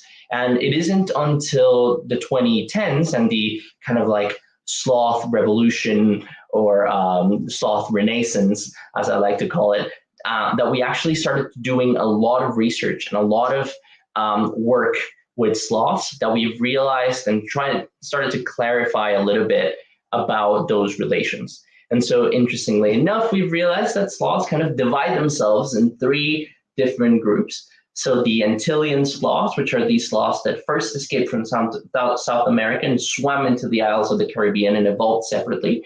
These are incredible animals who look unlike any sloth who I've ever had the pleasure of working with, be it extinct or extant. And then we have our megatheriid sloths, and then also our myodontid sloths. And these are animals that are relatively closely related to one another, that have formed, giants in both branches. But those are the branches that have given us as well the modern sloths that we have nowadays, the 2-fingered sloths and the 3-fingered sloths. And you can see that the last common ancestor that 2-fingered sloths and 3-fingered sloths had with each other was, almost 10 to even 15 million years ago. So it's kind of crazy that people still think that they are related. So having said all of that, then what are some of the common characteristics of sloths? What are the things that I would say, oh yeah, well, all sloths, living or dead, share this? Well, that's quite interesting.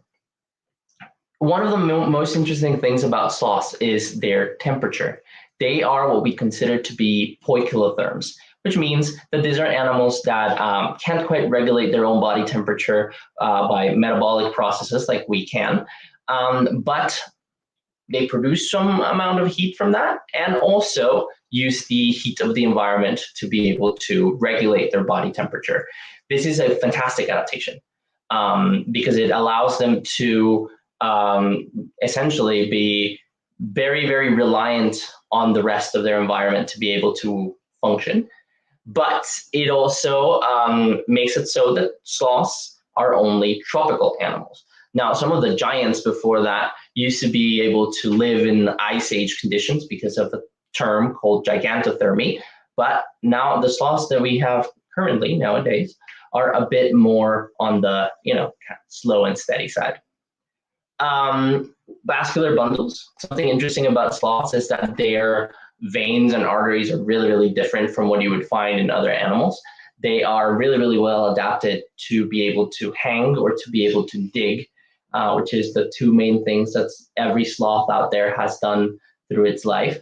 Also, abnormal cervical anatomy is quite interesting because sloths tend to have a defective COX gene, which makes it so that they have more or less vertebrae than any other mammal out there, which is super, super cool. And this is on an individual basis, so not necessarily like a group, but some sloths may have less vertebrae, even if they are siblings than the others. And then, of course, their hair, which is very, very well known because of its ability to hold algae in it, that gives them this green tint and coloration. Something really, really interesting as well is that all modern sloths are arboreal, so they all live in trees. They're all folivorous, which means that they all eat leaves.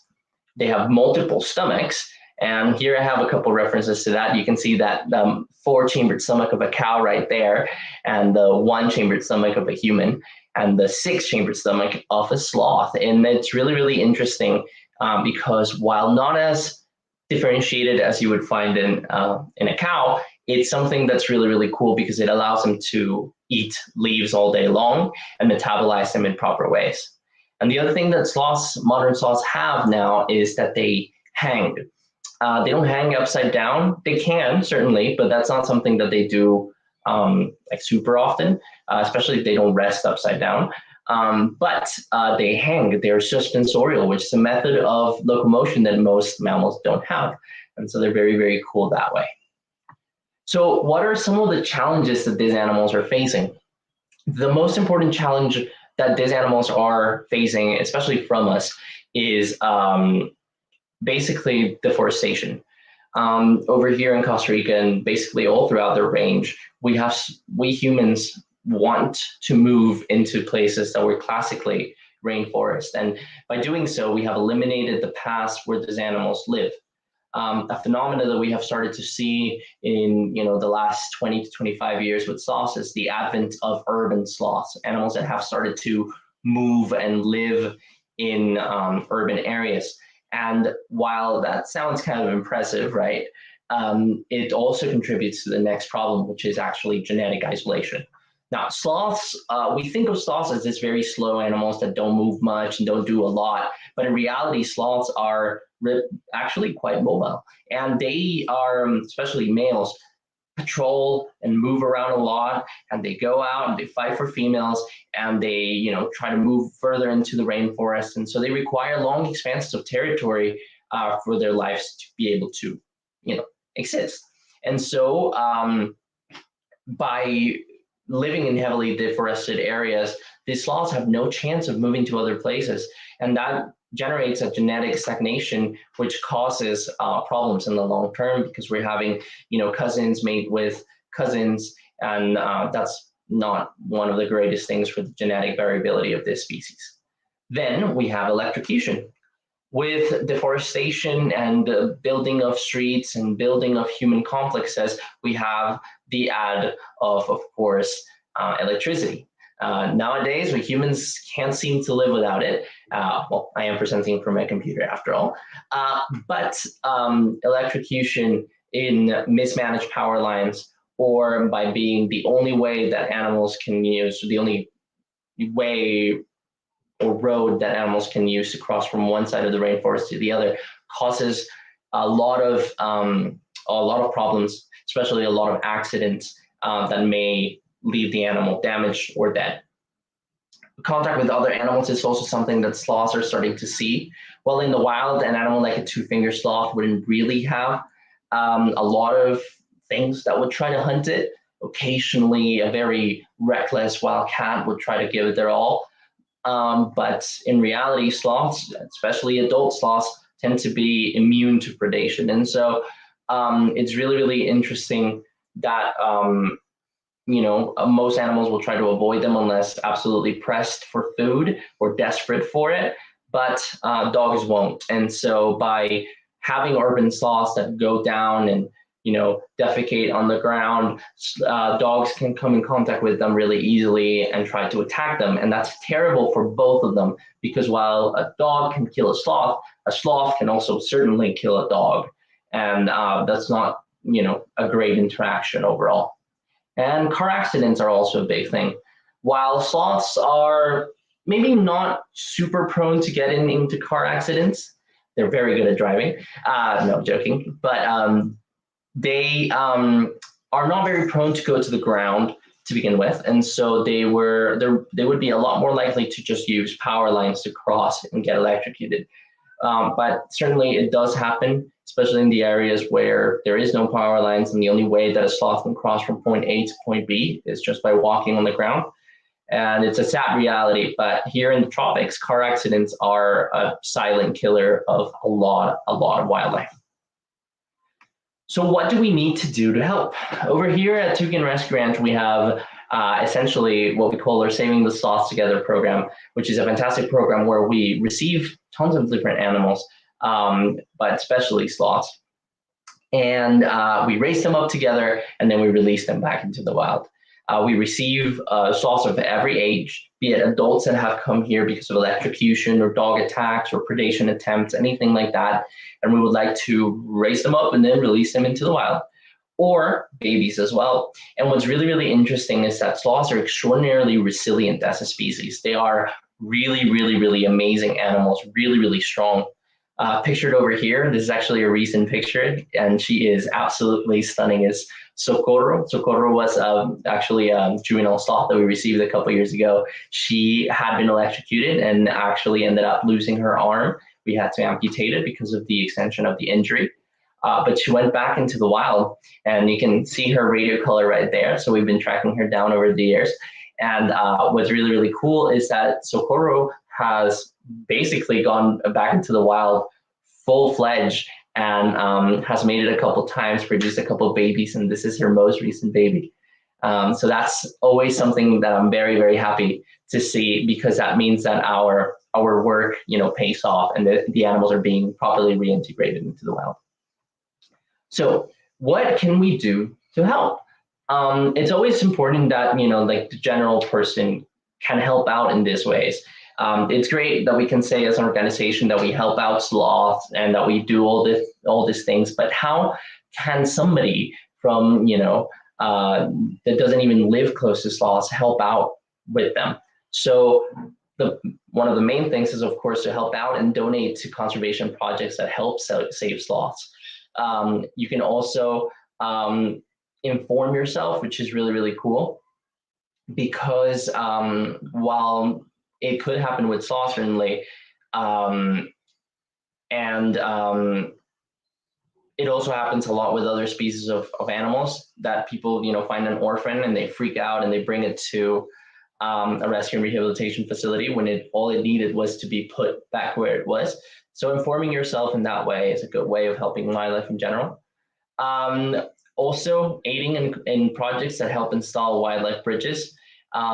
We have a lot of projects like that here in Costa Rica that basically have allowed for wildlife to cross using safe paths, which is really cool. Create urban spaces for sloths to be able to live in peacefully without being in contact with dogs and other threats. Creating wildlife roads that allow for the passage or the undisturbed, preserved nature, so that the nature itself or the forest isn't being fragmented as much. And of course, one thing that we do here, which is always rescue, rehabilitate, and rewild. And yeah, so over here about Toucan Rescue Ranch, we work with wildlife, and it's really, really cool. And you can find us over at our webpage over here. And yeah. Jose, honestly, every time I get the chance to hang out with you guys at the Toucan Rescue Ranch, it always makes me so happy. I can't believe you started the program by saying you have trouble seeing the beauty in them. Like a whole generation is yelling at you. You're in this amazing role with the sloths, but I guess you get to see them in a way that other people don't. So we'll give you the benefit of the doubt on that one. Honestly, what a fun tour. You highlighted so well the ways that people can help protect sloths, again, wherever they're joining from. You guys have one of the most incredible education campaigns of any organization we partner with for the Global BioFest. So people have that chance to go to the site, your social media, take part in these incredible activities to help protect the sloths and make sure that some of those threats are mitigated. So I'm glad we highlighted some of those. I guess as you've been doing this over the last many years, is there something that really strikes you about sloths that the average person in the public wouldn't know or would be especially excited to hear? Anything that really jumps out? I know you share it so much, but. Well, my favorite fact about sloths is how aggressive they are. And I know that sounds kind of weird, but it's really cool because like people don't think about it in that way. But I'm covered in scars for sloths, about sloths, and they bite and they claw and they are really scary. I feel like I'm the only person in the world that has nightmares with sloths sometimes, but honestly, they, when you have one and it's really, really aggressive and you're trying to help it out, but it's just being like, there's something scary about that, and there's something impressive about that as well. And it brings you full circle because people really tend to think about these animals as more like cuddly teddy bears. But they are animals, and of course, since they're animals, they have aggressive impulses, and they have their cute and cuddly side. But they also have like this way of defending themselves, because if not, they just wouldn't exist anymore. So highlighting that, I think it's like the coolest thing that I can, because it really shows to people that no, these are not puppets; these are animals. I love what you said earlier. That is our unexpected phrase of the day. And I know your colleague Andrea is joining us tomorrow. Take us on a little tour, see some sloths up close and personal. So we'll cover that again. But I think it's really important to emphasize that you shouldn't be holding sloths. You shouldn't go and try and grab them. If you see people with sloths as like a tourism operation, you should not retweet those pictures and share that. I think that goes a really long way to helping protect these species. So Andrea, thank you so much for sharing your expertise and passion with us today. We appreciate it more than you know. And again, for anyone keen to tune in, toucanerescueranch.org is your place to go to learn more about Andrea's work and the whole work of the amazing team there. So have a wonderful day. Have fun with the sloths. Don't get any more scars, okay? I'll try not to. See you soon, man. Have a wonderful afternoon. Guys, we have just wrapped up with talking about the Mesoamerican reef. We hung out with Dr. Rachel Graham talking about her effort to bring sharks and other marine megafauna back there. You guys just had the chance to hang out with sloths with Andre. Our audience ticked up appreciably when sloths come into the broadcast, as always seems to be the case. But now we're going to a speaker that I've never had the chance to host before, but whose picture really struck me on our Global BioFest website. So if you go to globalbiofest.com, you can see all our speakers over the last day and a bit and upcoming over the rest of the weekend. And there's this picture of Jose Sarasola holding this beautiful, incredible bird. And today he's going to talk to us about his work conserving the Chaco eagles that they carry out in Argentina over the last many years. So some of these incredible conservation projects for an amazing species. And without further ado, I'm going to bring in Jose to tell us a little bit more about his work. Jose, thank you so much for being here today.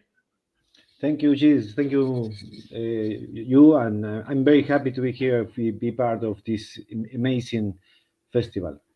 Well, thank you so much. If you want to dive in with your program, I'd love to hear more and see some of more of these great pictures of the bird, and we'll get underway together. Yes. Well, I'm going to talk about the Chaco eagle. It's an amazing species. I am glad to share this with you. Fantastic. So yeah, feel free to bring up your screen, and we'll dive in together. Yes. There we are. Okay. I've got it, but we'll have to go to your PowerPoint from here. Yes. There we go. Yes. Sorry. No worries. Perfect. All right, I'll put it. Then you go to slide. The first slide. Yes, here I am. Don't spoil the last slide for people. There we go. Okay. As I said, I am going to talk about the conservation of the Chaco eagle in Argentina. This is one of the very particular species from the South America. Is ranged mostly in semi-arid habitats, biomes of this region. It's categorized as endangered by the UICN, with the population size estimated in less than 1,000 adult individuals, with a very strong and negative population trends. As I said, it's one of the largest raptor species in the region. One of the main features of the species is the long feathers in the neck. It was formerly called the crowned solitary eagle because of these feathers, and the plumage is gray, and it weighs about 3.5 kilograms. Well, I always like to tell about this histories. The eagle in the picture, it was the first eagle I saw in my life. Is a juvenile eagle, shot and held in a fence. This was in 2001, and that is when this conservation project started. It was not the picture of another eagle flying and very powerful image that you can think when you think in an eagle. As I said, the project started in 2001 with this finding, and well, this picture gave us an idea of potential conflict with local people. So we started talking with and interviewing local landowners and rural workers, and asking them what they think about eagles. We soon realized that this conflict with them because the strong belief that eagles prey on livestock. But these persons, these landowners and rural workers, also helped us to locate the first nest for this species in central Argentina. For 2001, the species was almost unknown for ornithology, with little information about the ecology and habits of the species. So it was hard to start a project with so little information about the target species. With the information of the nest, we started to monitor the nest and the behavior of the adult pairs, and we soon realized that the eagle almost prey on wildlife species. So this was this belief that the eagle's prey on livestock was not true, but it was some cultural thoughts from these people in the field, and that was the reason they shoot and they persecute the eagles actively. I would like to show you here in a short video what is the type of habitats where we work, and they work with the hard work to locate the nest and to monitor them to know more about the eagles.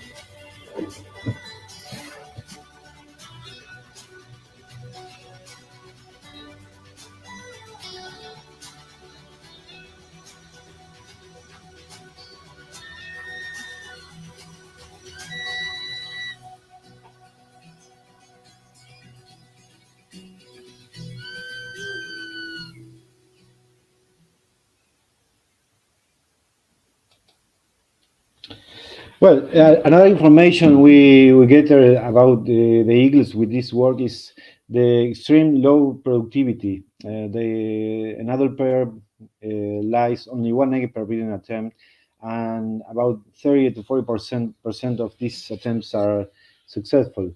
Furthermore, we found that the juvenile mortality is very high. About 70% of juveniles do not survive until the adult stage. So we learn more about another potential threats for the eagles that I am going to talk about. But I think that the main achievement of this project was the change on the local people perception and attitude toward the eagles.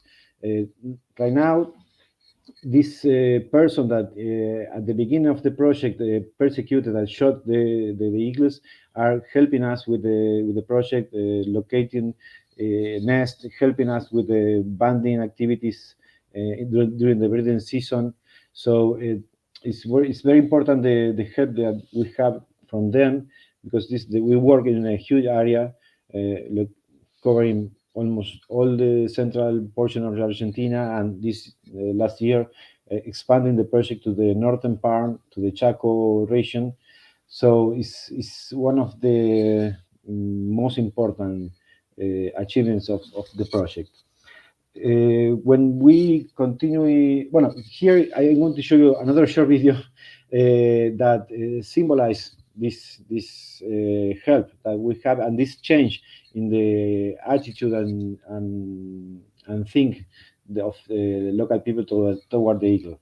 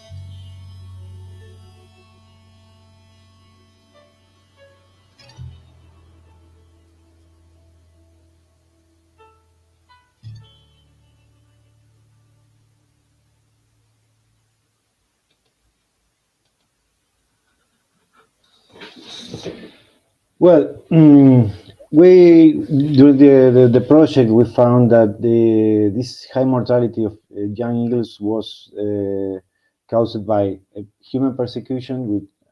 It was reduced over the time, but we find that another human-related causes of mortality for these eagles.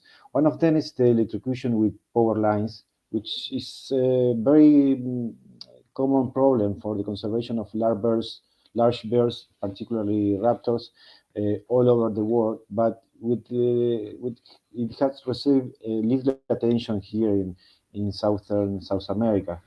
We are working now with the electricity companies to retrofit these pylons, the most dangerous pylons, because this is a problem for the Chaco eagle, but also for many other raptor species in our project area. We also identify another cause of mortality for Chaco eagles that is also affecting many other wildlife species, which is drowning in water reservoirs. These reservoirs or tanks are very important for the main activity in central Argentina, in the semi-arid region of central Argentina, which is cattle rising. And we found several Chaco eagles dead in these reservoirs, and as I said, about 50 wildlife species were also recorded dead in these reservoirs. And we try to implement a solution or a way to mitigate this mortality through the implementation of rescue ramps. Because we need to explain the land hours of the rural workers the way to build these ramps. We made another video that I would like to share with you, and it's very graphical about how important it is to install and use these ramps in these tanks in this area.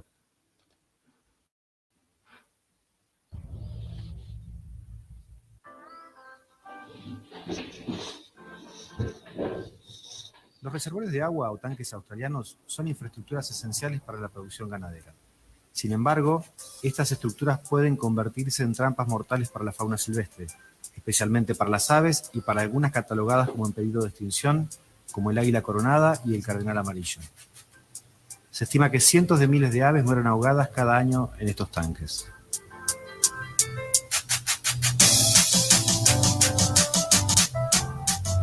Una medida para reducir esta mortalidad es la implementación de rampas de rescate en estos reservorios o tanques. Las rampas de rescate se pueden construir de forma fácil, rápida y económica. Una malla de alambre de 1 metro cuadrado es suficiente para su construcción. Doblando 2 de sus extremos hacia el centro, resulta en la rampa lista para ser instalada.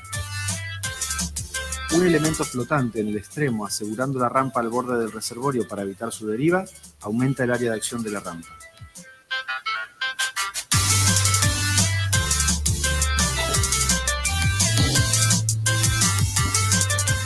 Las rampas de rescate funcionan como un medio para que las aves puedan alcanzar el nivel del agua sin riesgo de ahogarse y así reducir la mortalidad de fauna silvestre en estos reservorios, especialmente en los meses de primavera y verano, cuando estos incidentes son más frecuentes.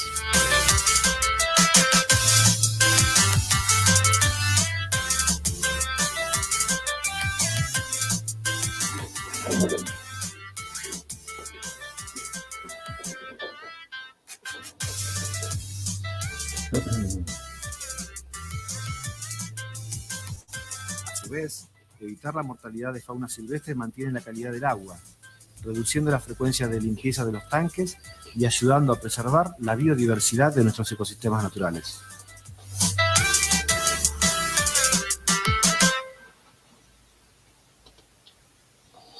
Well, these are the 3 main threats we have identified for the Chaco eagles and on which we are working on. The implementation of the rescue ram reduced the mortality in water tanks to the half. That is what we have documented and recorded, and also the retrofitting of power lines is a very practical solution to avoid avian electrocution. So I would like to thank, finally, I would like to thank to all the ONGs and organizations that supported the project during almost 20 years. Thank you. Jose, what a beautiful presentation. And I've never seen anything like the ramp before. That is such a cool, the innovative solutions that conservationists have come up with over the course of this biofestival across the world, no matter what species they're working on, are so elegant, so neat, and usually so low cost and really easy to implement. And I find that such a important message for people that are working to save species, is that it doesn't need to be a high-tech solution. It doesn't need to cost hundreds of thousands of dollars. It can be something that everyone has and that is just implemented in a new way. What are you finding?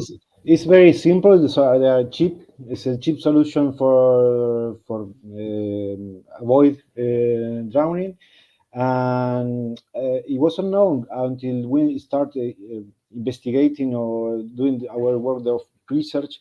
I always say that a solution needs to be simple, needs to be practical. If not, it's not a solution. Now, you highlighted at the end of your talk the Whitley Fund for Nature. This is a group that we keep seeing brought up throughout these broadcasts. So they supported your work originally through I guess a campaign to allow you to do one of these projects, and then have provided some continuation funding. Can you speak to the benefits of these partnerships with organizations like Whitley? Yeah, the Whitley Fund for Nature is like a big family. All the alumni of the WFN feel like that, and they have this amazing program. There is the continuation funding, which is not giving just funds for one time, but they continue to support you. So you, as in our case, we can expand our project to other regions where they have the same conservation problems. We started in central Argentina, and now we are working 1,000 kilometers away from where we started, because we were able to expand the project thanks to the support. Jose, I I love that story. Is there a place that have you covered the entire range of the eagles now, or are there other places you could go to help protect them if you had the ability to do so? Well, I wish, but we started the very, very south, because we are just to in North Patagonia, where Patagonia starts.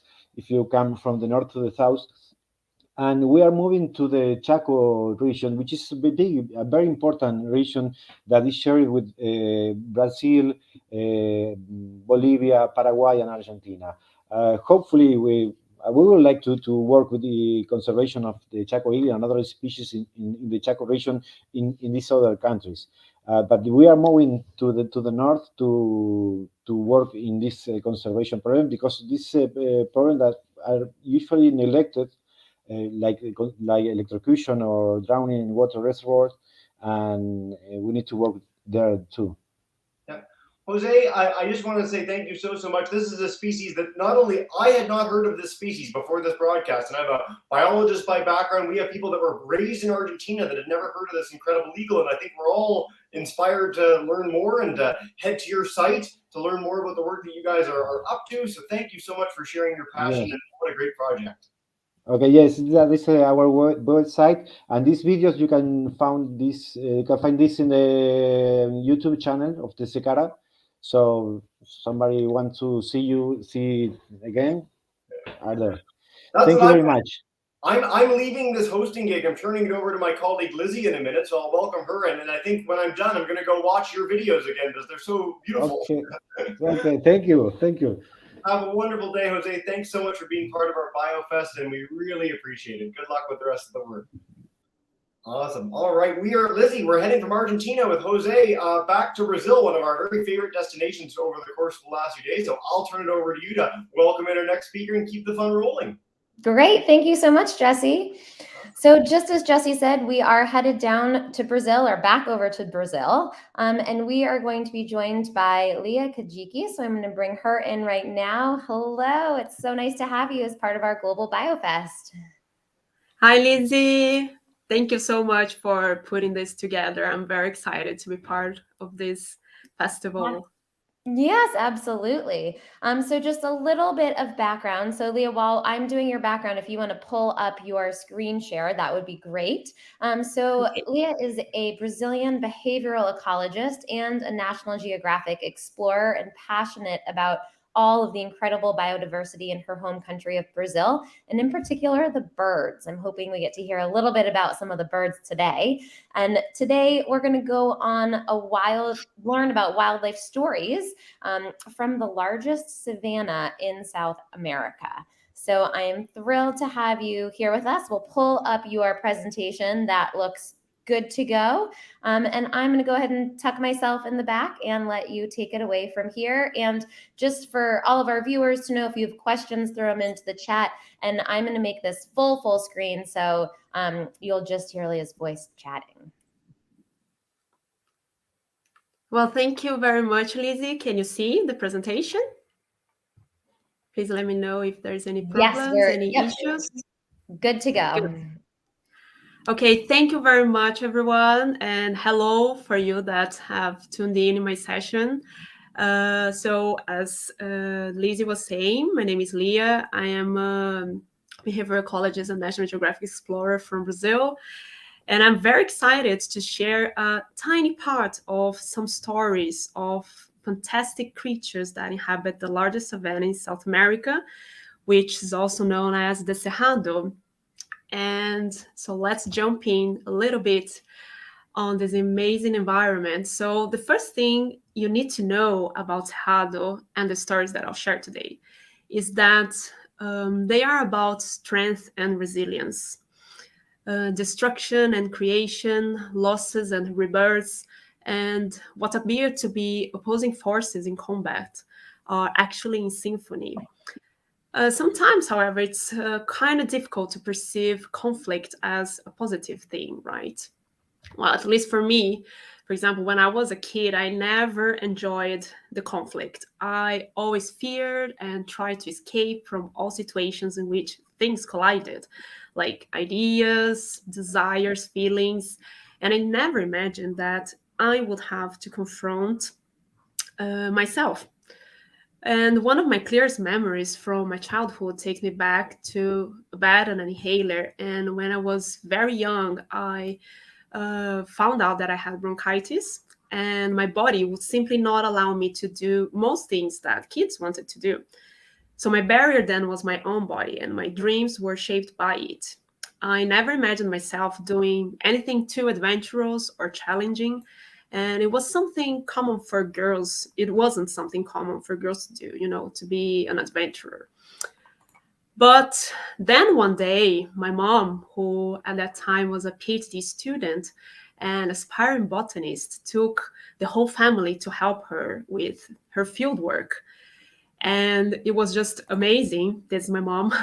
It was just amazing to see her in this environment where it was not very common to see a young woman, exploring these wild places in Brazil. And everything would change from that day on. And it was not easy to get rid of fear and fight my health condition, but once I confronted them, I got cured of my bronchitis, and I was able to explore a whole new horizon of possibilities.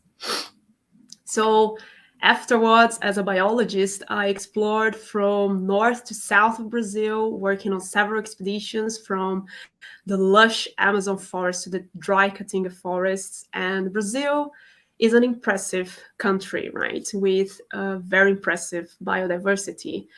But when I met the Cerrado, I fell in love with it.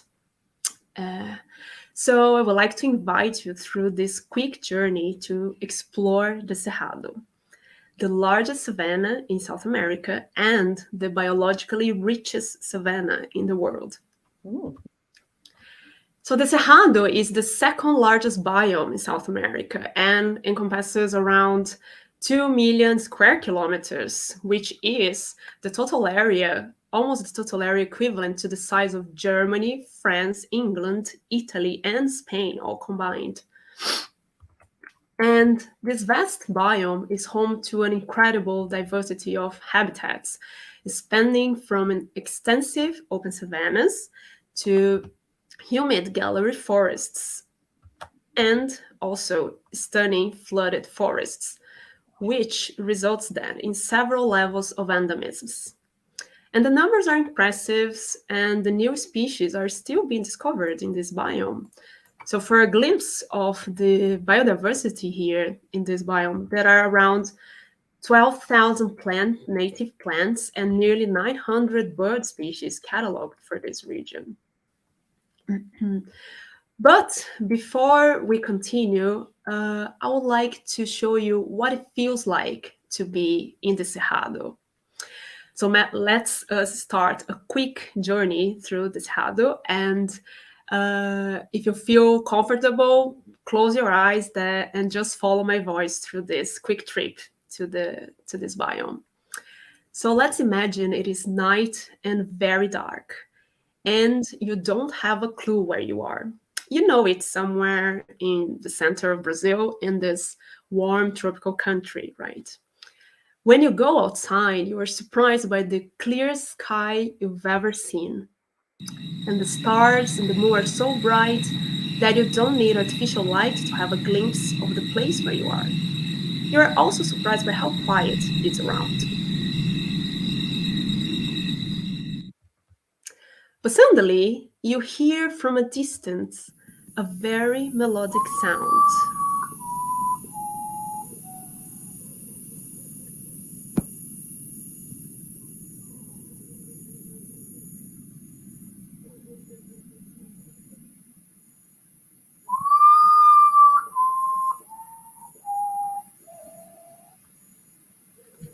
Well, following that sound led you to find the first amazing creature in our journey in the Cerrado, the common putu. The putus are a fascinating family of nocturnal birds. They are known for being specialists in camouflaging tree branches, and they are so convinced of their ability that they prefer to stand immobile on their perches instead of flying away if approached by anyone or any other animal. So this bird has inspired many stories and legends throughout South America. In Brazil, the common putu is also called urutau. And according to one of our legends, urutau was the name of a charming young man that lived in a rural area in interior Brazil. Because he was very entertaining, urutau used to be invited to every local party in this small village where he lived. Over the years, urutau got married and took his wife to live with him and his mother in his country house. One day, he got the invitation to an important party of a wealthy family in the region. But he couldn't go because his mother got sick and needed medical treatment in the town. Well, the young man asked his wife to take care of his mom while he traveled to the closest town to look for medical assistance. And during the trip, guess what? He passed by where that important party was happening. Well, he could not resist having a quick look at the party. And when he realized, he was dancing all night and partying for the whole night until the following day. Well, the young man completely forgot about his mission. But during the party, he was surprised by his wife, who told him that he no longer needed to worry about his mom because she had passed away that morning.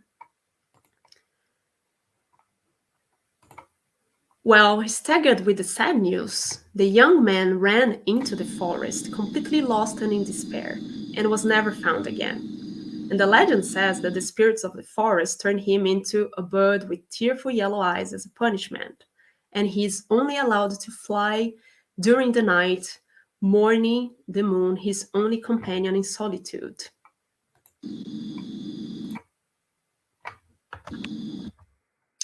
Well, let's continue our journey. it is still dark and other sounds capture your attention. You try to approach the source of the sounds, and suddenly you find yourself in a kind of orchestra presentation, a frog orchestra. Well, Cerrado is a very special biome for frogs. Because of the marked seasonality, many temporary ponds harbor these animals. And one of these endemics to very few localities in Cerrado is the Boana buriti, also known in Portuguese as perereca de pijama, or in a free translation to English, pajama frog. And this charismatic frog is only found in 3 sites in the entire Cerrado, and we still know very poorly about its biology.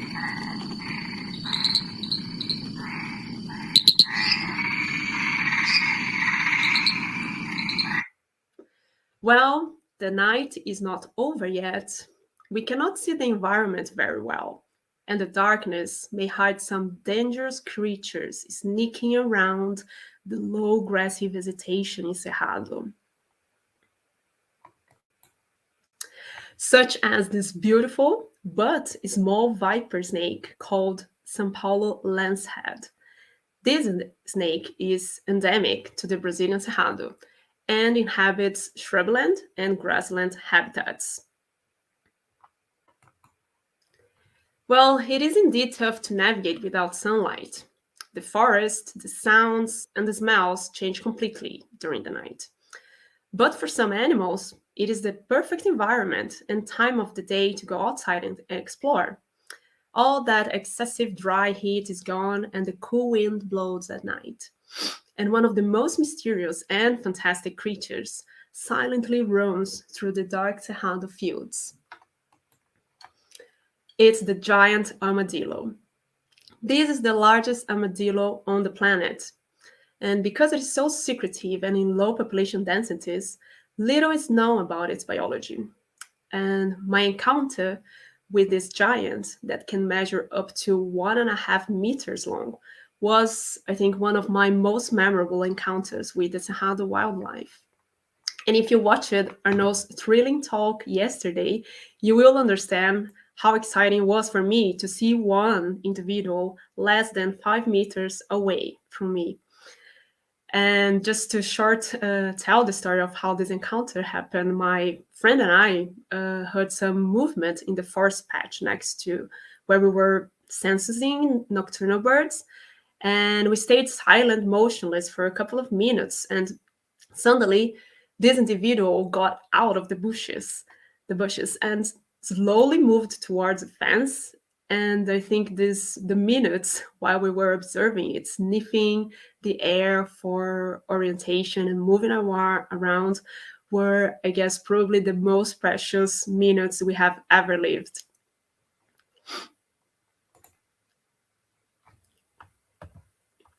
Well, it's another day in Cerrado, and we can now explore some of its beauty with all our senses. And although the tropics are usually referred to as having a stable climate, seasons are very marked in Cerrado due to the influence of the rainfall regime. The dry season usually extends for 6 months, from April until September. And the vegetation endures without a single drop of rain, which is fascinating. And it becomes usually paler and exhibit tones of brown and looking very dry, while humidity in some places can drop to less than 10%. And it's during the dry period where the danger exists. Well, as in other savannas in the world, fire is a natural element of the Cerrado landscape. For millions of years, the fire caused by lightning bolts has selected the species and contributed to the evolution of the biome. But illegal anthropogenic fire is certainly one of the biggest threats to the proper regeneration of the ecosystem. The flames accelerate ecological cycles in the Cerrado, allow the vegetation to regrow, and break the dormancy of seeds. So it's a very important element.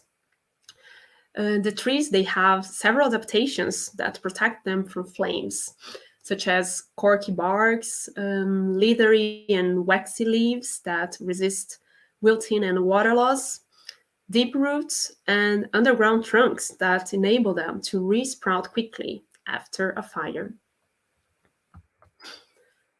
After a natural fire, or when the rainy season starts, the new leaves feed herbivores, and the blooming of flowers attracts all kinds of pollinators. And in this dynamic environment, two of the most threatened birds in the world live, which are found in very distinct habitats. Well, the Brazilian merganser is one of the 10 most threatened aquatic birds globally, with a population estimated at less than 250 individuals, and it is only currently found in Brazil. The species range was broader, including locations in Paraguay and Argentina, but now it's only found in these two sites indicated by the red arrows. But because it only lives in rivers with fast-flowing and clear waters, it is highly threatened by the silting and pollution of rivers.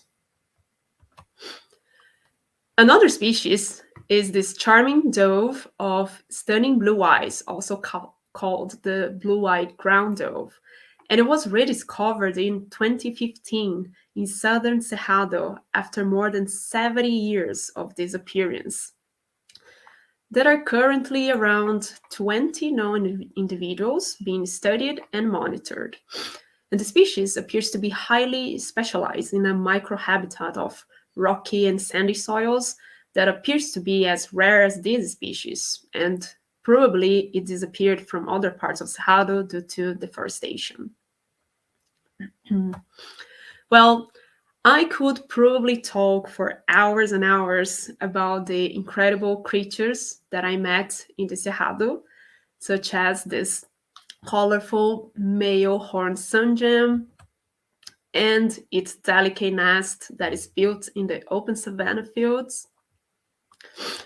Or maybe I could tell you more about the beautiful man dwarf and all these habits, and there are so many beautiful creatures and mysterious as well, because there have been a lot of research on them, but it is still scarce compared to other animals.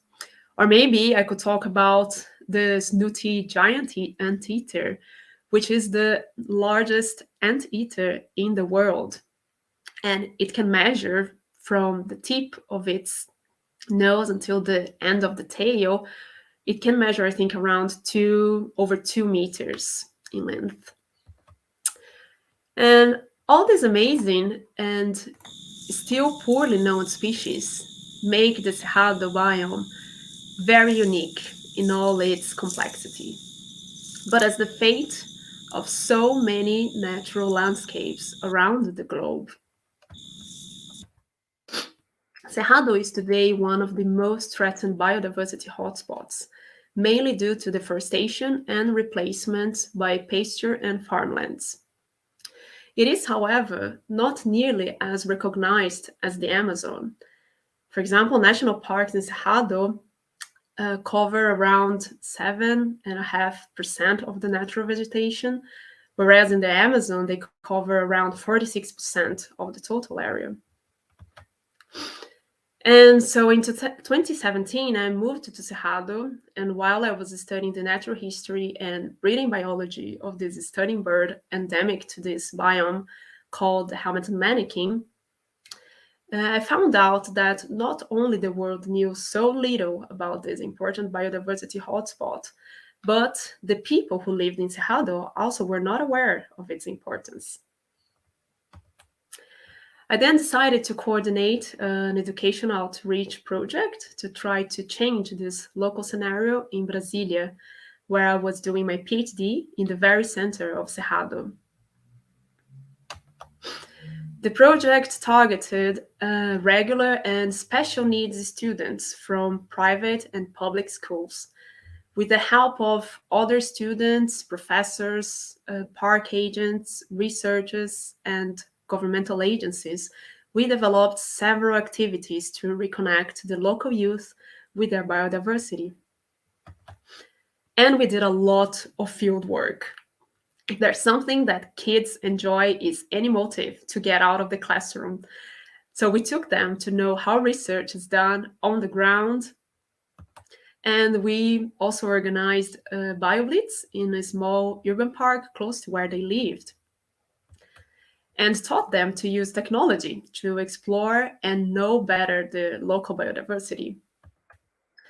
So though most of them had already visited this park for several times, I think they changed quite a lot their perception of it entirely. And it was not only a place for family picnics anymore, but home to a rich and diverse environment that they could explore whenever they wanted. So at the end of the activities, their feedback was amazing. The teachers really enjoyed the partnership, and we built a strong connection among the participants. And if it wasn't for the pandemic, the project would probably have continued for another year.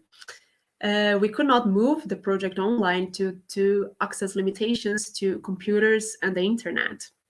But we provided them the opportunity to know the Cerrado through different lenses, and for them to know better their home, which is also their home, right? So I finish with the scenes of the gallery forest in Cerrado, where I spent most of the 4 years of my PhD. And I hope you all have enjoyed this quick trip to Cerrado, and that you also fell in love with it. I think that by knowing a little bit more about it, we can keep alert about what's happening in this incredible biome and take action to protect it, to protect what is left whenever possible. So this is an invitation for all of us to talk about Cerrado and not let it remain forgotten. Whenever you can, help us spread the word about the beauty and importance of this biome, which for me is one of the most fascinating biodiversity hotspots in the world. Thank you very much. Leah, that was amazing. And I feel like we have literally just taken a field trip to the Cerrado, a place that I really didn't know that much about before, and now really do feel a connection to. So first of all, thank you so much for your beautiful words and beautiful, beautiful pictures and videos, really making us feel like we are right there with you. Thank you, Lindsay. Yeah. A shout out also on YouTube for you is that your presentation is just a great example of powerful storytelling. And a question about that I have is, have you kind of used storytelling as a way to get the word out about the Cerrado? I know that you work with school groups and with students, but is kind of just what you did for your presentation for us. Have you done anything similar to that to share more about the Cerrado and what a beautiful place it is and to protect it? Well, I guess I did not need to use specifically the storytelling tool, but because they were already there, right? So I think they knew the biome, but they just could not recognize it, or the species, or know more details about it. But I think it is an amazing tool and evolves a lot the younger people to make them more interested about it, right? But the activities were mainly very basic, but of course they had this logical, they were built to tell a little bit the story of Cerrado as well. But I did not use specifically the storytelling, but I do agree that it's a powerful tool to get people who are not researchers or that are not really directly involved with research or conservation, to get them involved. Yeah, absolutely. And I think just some of the images that you showed are stunning and beautiful species that people may not have ever seen before. which is pretty exciting. Is there a platform that you have or a way to share with people outside of Brazil that we can also help protect the Cerrado? Yes, well, there are several individual organizations that do bits of protecting Cerrado. I can maybe share with you later the links, and which also it's possible to contribute for with donations and, of course, spreading the word about Cerrado. I will then share after. Awesome. And I think I have your website up here. I'm just going to pop Yes. it up. And I know if people want to learn more, you can definitely go to Leah's website, and there's a lot of information. And you can click on, I know we had just a quick little piece of your Instagram and Twitter on that last page, but feel free to also pop over and follow Leah along on Twitter as well. There's some little quick videos I saw of some interesting birds on there that you've tweeted about as well. Do you have, of all of the species that you've seen and interacted with in the Cerrado, do you have any that are favorites of yours? Oh, definitely. I think that the giant armadillo, that story that I told you, this is, as I said, one of the most memorable encounters. But again, I think that there is just so many different kinds of birds. I am an ornithologist and bird watcher, so maybe I would incline to indicate some birds. But from the bigger animals, I think another amazing creature is the tamanduá, or the giant anteater that I showed, which is also very secretive. It's not so low population as the giant armadillo, but it's difficult to meet them, in the wild, in the savannah. Although they are huge, they're big, it's not easy to find them or to meet them. Usually it's also, the records are with camera traps, indirect tracks of them. So was that video that you had from a camera trap, or was that when you actually saw it? Okay. That video with the animal showing the front of the animal was this camera trap that I set up on my fieldwork site. It was an amazing surprise to get it so well. Yeah, that was really beautiful and great representation of some of their behavior as well. Yeah. Awesome. And what is a final question for you? What's next for you on your journey? Well, I am very excited about trying to put on some other Cerrado lovers, like researchers, storytellers, and people who are involved with Cerrado somehow, and to try to put Cerrado more in the world, in the global map of conservation, because I think it has such a huge potential. There are so many things that can be still discovered, and as I said, it's like one of the most threatened biodiversity hotspots today, but we don't talk so much about it globally. It's more, even nationally, we don't talk so much about it as other very threatened hotspots as well.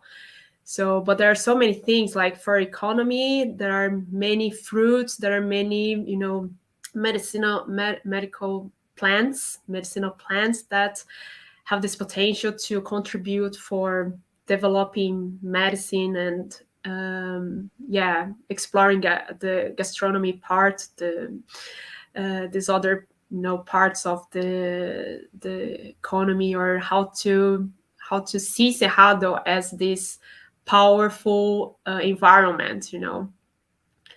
So absolutely. I think my next move is going to be towards that.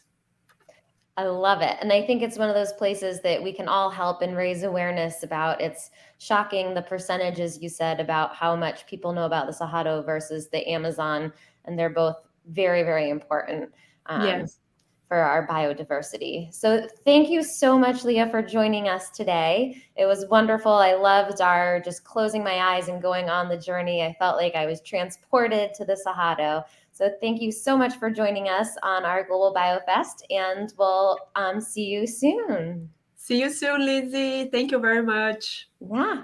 See you later. Wow, that was amazing. So we have our next speaker is also from Brazil, and I believe in Brazil as well. So I'm going to bring in Leo Lana. Hello, welcome to the Global Biofest. Hello, Lizzie. Thank you for the invitation. I'm really excited to be here. And yes, I'm in Brazil, another part of Brazil, but yeah. Excellent. Well, we're excited to hear about all of your work today. I'm just going to have you do your screen share, and I'm going to tell people a little bit more about what we'll find out with your what you're going to talk about today. So Leo is a Brazilian scientist that has been guided by the search for the praying mantis in the tropical rainforest nights, and especially in the Amazon. So I, for one, am very excited to hear about praying mantis today. We already have someone in the chat who is also excited about praying mantis, I think. And so today, I think you're going to take us on an eccentric and exuberant universe of the praying mantis, and maybe learn about some of their behavior and how we can advocate for these wonderful species. So if you can just I'm looking for our screen share again, if you can try one more time to screen share for us. Doing it right now, and I hope you, just a sec, I have to put the screen on and sharing it. So yeah, here we go. All right, I'm going to add it in for us.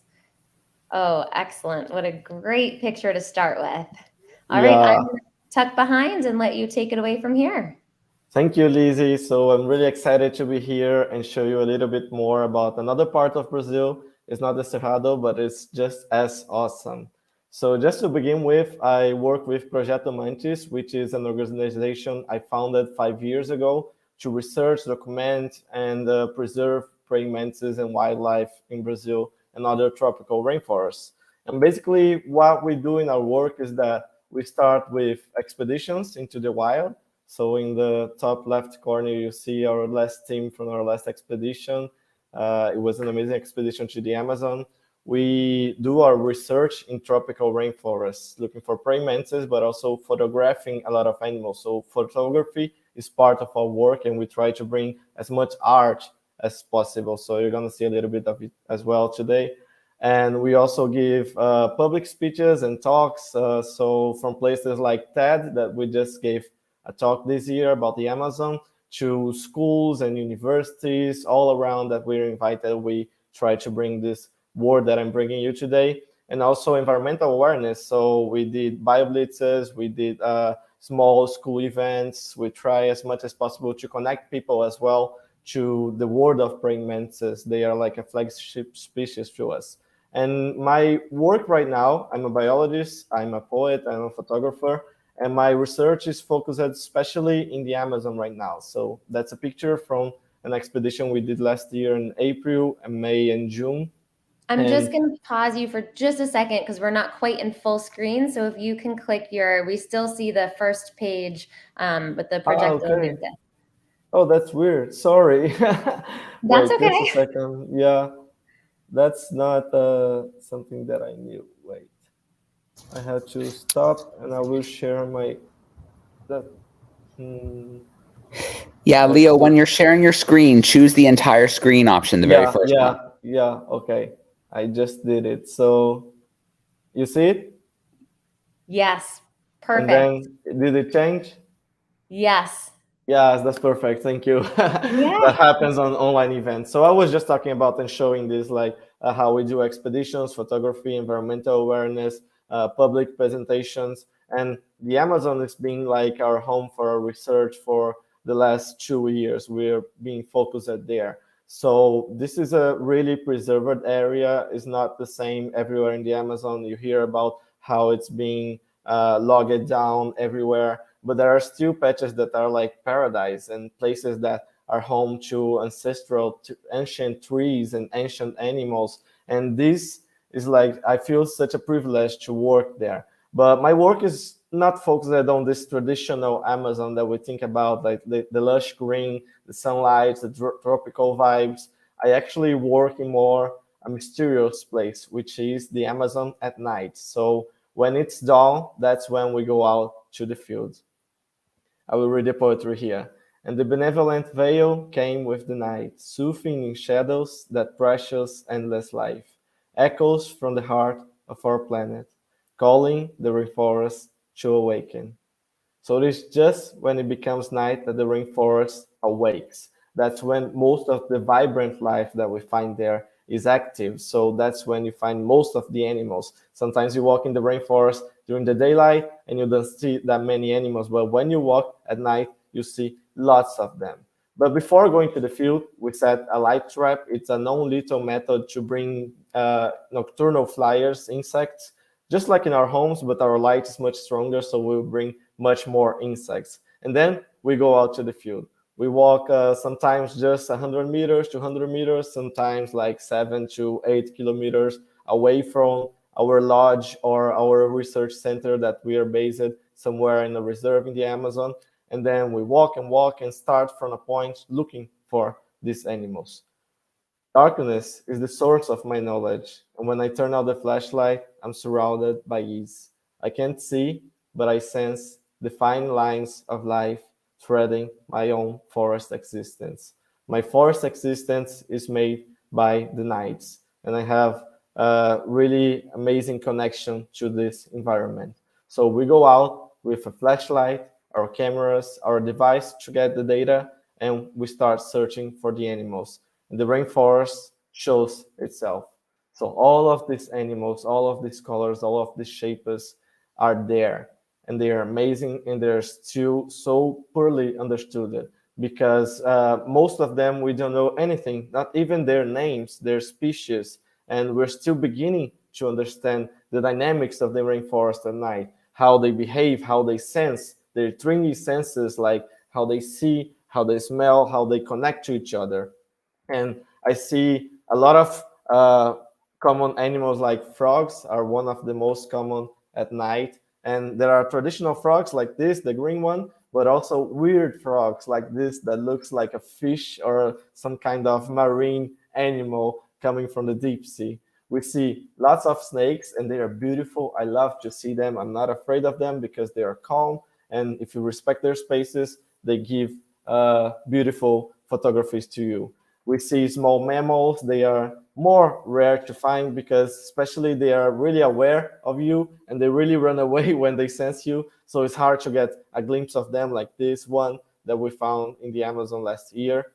We see a lot of cool bugs like this is stick insect. Some people think, oh, the stick insects may be boring, but actually they are not. They have sometimes colorful wings and they have amazing behavior, and they usually go out at night when their camouflage is not necessary anymore. We also see daylight animals like butterflies usually resting. So it's a great way to see these animals up close because they're usually during daylight very active and flying away. Even birds we find sometimes. We see all kinds of weird things that we don't understand, like this spider that makes this web. It looks like a little bit of a kind of person or totem or something like that. And it's amazing, so mysterious, the rainforest at night. We see behavior like this whipping spider hunting a cricket, and it's really alive. The rainforest, if you want to get to know it, it has to be at night because that's when it is alive and when you're gonna see all the kinds of shapes and colors that you never imagined existed in our planet. It's all around you. So if you go with your heart and mind and a flashlight and a camera, you're gonna see like really the beauty of the rainforest of the Amazon or any other rainforest in the world. And even bioluminescence is present there, so we can get like even shiny creatures and shiny fungi and animals and plants. That is amazing. But what I'm looking for, my research is centered on the praying mantis. That's what I'm here mostly to talk about. So usually people think about praying mantis like a green animal. It has these tweezer-like legs. It has huge eyes. Yes, those are characteristics of the mantis, but they are not just green and big because most of them are actually not. In Brazil, what I research, we have the greatest biodiversity of praying mantis in our planet. We have over 250 species. And in our planet, we have over 2,000 species of praying mantis. So you can expect all kinds of shapes and colors. And first of all, I have to tell you, praying mantis are harmless. So that's what basically got me into the research of praying mantis. I didn't like bugs when I was a kid. I was not the bug nerdy or anything. I was actually afraid of them. And when I saw praying mantis, I thought, wow, this bug probably is going to bite me or sting me or something. But it's so cool because they use these huge eyes. They really see well. So they're looking at you and they are moving. So they kind of hypnotize you. And it was so cool. And then my professor at the university told me, like, no, they are actually harmless. They don't have poison. They can't sting. They can't bite. And they are actually pretty not well understood. Not many people research them. And I was like, oh my God, if this most amazing bug I thought in my life is not well understood, I should be the one researching them. And yes, there are many specialists that I'm connected nowadays, but not as many as we would need because there are a lot of species to discover. And they have crazy shapes. That's what I learned starting to research mantis. So that's a flower bud mantis from the Amazon. It's one of the most rare that we find there. And this is the female. It has the shape of a little whitish, yellowish flower. And the male actually is totally different. It mimics a wasp. And the young ones, when they are born, they mimic ants and spiders. So they really go through a lot of transformations. We find weird shapes like the deadlift mantis. It's even hard to understand. So if you look closely, I'm gonna point it here. Here are the eyes. You have the antennae here, and those tweezer-like legs are here. You see the spines because mantises are hunters, so they hunt with those spines, only with the strength of their legs. They don't use any kind of poison or anything. And here you see the wings that are perfectly mimic of a deadlift. And it's beautiful. She can fly, but she really can hide in the rainforest. Because mantises, as they don't have poison, although they are really good hunters, but they are also insects. So they have many predators such as birds, frogs, lizards, spiders, bigger mantises. So they have to be camouflaged. They have to be concealed. And that's why we look at them at night, because that's when they relax and they appear in the vegetation. And here, if you didn't see the mantis, is just here looking at us with the white eyes. This is a new species we are describing this year that had never been documented before in photos or videos, and we have them all. I actually work collecting mantises, and we don't kill any of them at Projeto Mantis. So we take care of them until their natural death, and when they die, then we're gonna do the research. And of course, we're doing the research while taking care of them because we know about their life cycles, how long it takes them to get adult, how long they stay as adults, and a lot of other cool behavior. This is the female, and this is the male of this new species. I had the female alive until a month ago, and she was with me since last year on our expedition in April. And they can live anywhere. There are even mantises adapted to tree bark. So here is a bark mantis. If you don't see it, you should be looking here in the center. There's the mantis, the legs, the eyes are here. They are really, really well camouflaged, all of the species. And these bark mantises are really fast as well. So when you get close to them, they will just run around like in the glimpse of an eye. We say they are like ninjas transporting to the other side of the tree bark. And they are really beautiful when you look them up close. So photography allows us to see all those colors and patterns that are really always amazing me all the time. And they are born really tiny. So this is a bark mantis when it's born, just like 1 day old. And there you see how tiny they are.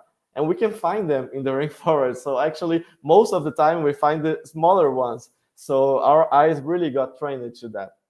And some of the adults are also small. Some can be bigger than my hand, but this, for example, is a female adult of another kind of deadlift mantis. And you know it's an adult because of the wings. So just like other insects, they only have wings when they become adult. And she's not growing bigger than that. So she's an adult and she's just the size of my little thumb. So it's beautiful, the diversity of shapes, of colors, of sizes they have. So they occupy a lot of places in the rainforest, and we still don't know much about it. This is the female that we had. It's a really rare one. We got her when she was just born, the size of those other ones I showed you. and she's still alive with us. And this is the wing of the male. It's just like, wow, it looks like a deadlift, perfectly like a deadlift. This is the male. They are pretty different. This is usual in praying mantises. The male is really different from the female. And you see those wings are just like astonishing because he can fly with that. He's an active flyer. Normally, females have short wings like the other one, and males are the active flyers. So they fly to the female and females can't fly. It's really like, even when you look at the textures, it's just perfectly like a deadlift. The colors, everything. It really blows my mind all the time. Like, I can't get used to it. And this is another special species that we found last year, a really rare one in Brazil, and that we were really looking forward to see it for the first time. This one is easy here. Now that you've been to the challenge, this is really easy. It's just right here. And it's the hooded mantis, or in Portuguese, how we are calling it, the kite mantis, because the shape of the pronotum that usually has like only a thin part here in the mantis, this one has an expansion that looks like a kite. And we found it really small and young during an expedition that lasted 2 months. We were looking every night for mantis, and we only found 2 of these mantis. And it grew up and became this beautiful adult. It's beautiful. The colors it shows underneath are just amazing. We still don't know why it's so colorful underneath. Maybe it's for courtship, because some mantis, the male, to sign the female that he's not a prey, he's actually there to mate. He's going to do some kind of dances and showing colors and showing wings. So maybe it's for that, but we're not sure yet. And some of them use as a defense as well. If a predator comes by, the mantis will open up and show all these colors and try to say, hey, I'm bigger and I'm dangerous, although they are not. But they try to say that through colors, because usually in nature, like really shiny colors means poison or something like that. So when you see a red snake, a really shiny frog, probably it's dangerous. But mantises are not, but they try to mimic that as well. It's really, really plainly beautiful. And the geometry, the way they look like little alien people, the way they look into your eyes almost, is just amazing. This is a really other side of species that is like brown and beautiful and rare as well. This is the Brazilian dragon mantis. We had the pleasure to be the first ones to document it in high quality. That was back in 2017. And National Geographic, which funds a lot of our expeditions, posted the video online in the name of the dragon mantis, we call it, because it looks like a little Chinese dragon. It really caught up in the internet. So it's really nice to see how we can connect to people and people can find this amazing universe of praying mantis. You see all kinds of shapes, all kinds of colors. You have the unicorn mantis in the middle, the deadlift mantis on the left, the lichen mantis on the right, which is one that I just saw once in my lifetime in a place that I was working for 5 years, and I saw it like after the 5th year. So there's a lot that we don't know yet. There's a lot to find out there. In Brazil, I said we have 250 species, but the expectation is that we have at least 300 more new species to be found here. And I say they even have personalities. If you look up close, some of them look like funny guys that you could hang out with. Some of them look like mysterious. Some of them look like they're older or they are younger. Some look like curious. Some look like they're really harsh animals. So they really can connect us to nature back and connect us. So they're like ambassadors to this world of the insects and the nights of the rainforest.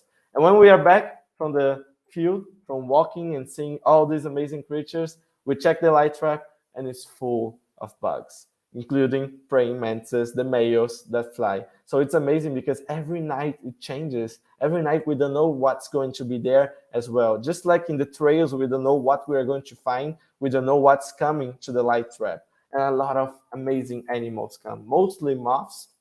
So you have these huge moths here are sometimes bigger than my face. So they're really huge. And the diversity there is amazing. It changes every night because that's how the rainforest is.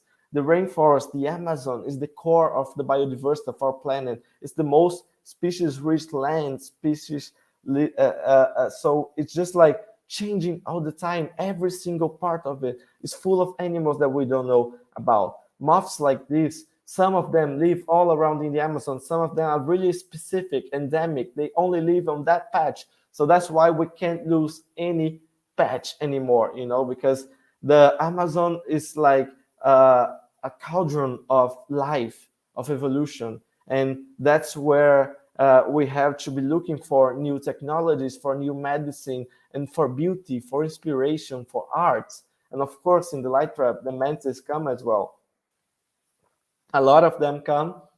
And this year, last year, we found this one, which we are describing and submitting the description next week, which is a new species. And this species is really intriguing. I want to finish with it because we only found it through the light trap. So we never found it, and nobody ever found it, like, as far as we know, walking in the rainforest. So possibly this means it's a species that lives in the canopy, which is unreachable for us right now. So it's really hard to reach the canopy, and that's where scientists expect the greatest biodiversity in the Amazon. So I can imagine how many other shapes and colors and sizes and behavior of mantis are there. And we are trying to push it forward with technology and doing a lot of kind of test and trial and error to reach the canopy, and not like bring them down only with traps, but actually go there and see them with our eyes and see them how they behave, where they choose to live. So in Projeto Mantis, right now, we're working just me and Lucas, which is a graphic designer, an artist, a beautiful and amazing artist that brings this concept to our project as well. So we mix science and art to connect people to the world of the rainforest. And that's a picture of us in our last expedition that we spent 2 months in the Amazon. And it was a beautiful picture to take. It was a full moon, a lot of animals around. We heard like steps of big mammals walking around. And of course, we didn't have fear because we know the rainforest is not fearsome. It's actually beautiful. We just had adrenaline, and we had like such a feeling of gratefulness to be there. And we work together and with a lot of partners. You can follow us on our social media, Projeto Mantis. You can see our website and keep updated with our work.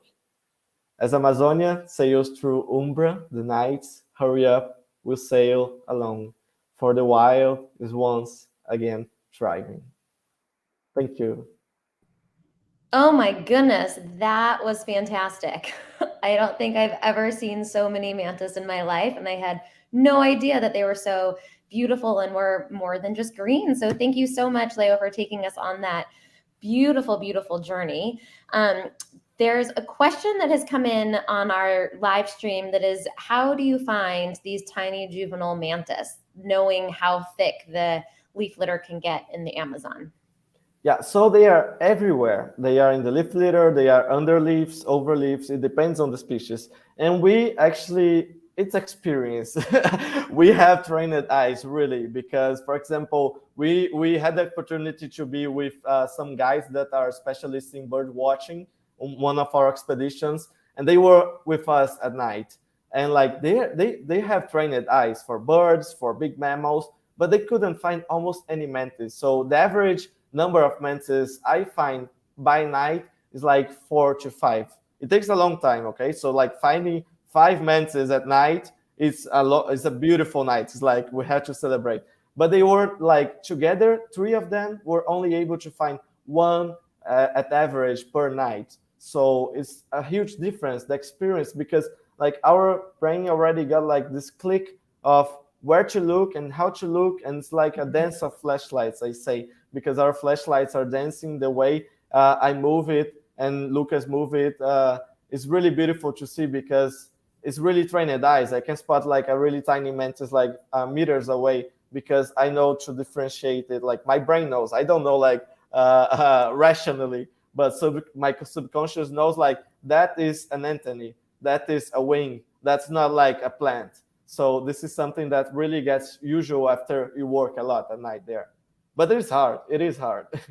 Yeah, I can imagine, especially with how well they camouflage too. Looking at those images, it took me a really long time to find one of them that you showed, the first one. How many would you say, in terms of new species that you found, how many new species have you found? And then how many do you think are kind of out there still yet to be discovered? Yeah, so we described one in 2020. We have 2 confirmed to be described this year, and we have around probably 5 to 7 more to describe. Because as there was not such a huge amount of people researching mantids in the past, it's also hard to tell apart if it's a new species or not. Sometimes I'm looking at a description from, I don't know, the 1800s, and then the description is just like 3 or 4 lines. And I say like, okay, this fits a lot of mantids that I know, because in that time, they thought this was like unique because it was green and slender. But now we know there are many green and slender species. So is it mine, the one I have in hands, or not? And scientists expect for Brazil at least 300 more. And that's a conservative number. Some people say like at least 700 more. So we don't even know like half of the species of mantids in Brazil. You have like 50-50 chance to find a new species when you find a mantis around that. And the Amazon, wow, it's just like everywhere is different. It's not a plain rainforest. It's actually, I say, like a tapestry. It's like a mosaic of all kinds of creatures and environments. So we don't know. Some may be really endemic, and they're just like there on that half kilometer, 1 kilometer radius of existence. That's amazing. Are you guys training any people to come along and help you try and spot more mantis? Yeah, so we have a lot of volunteers a lot of times, and we have some people that already volunteers for a long time with us. They are partners, they are researchers, so they have good eyes to find mantis. So we always bring it. But now we want to expand, and like now that I just got my master's, and I want to expand and train people in mantis research here in Brazil. So yes, we want to expand to that. Amazing.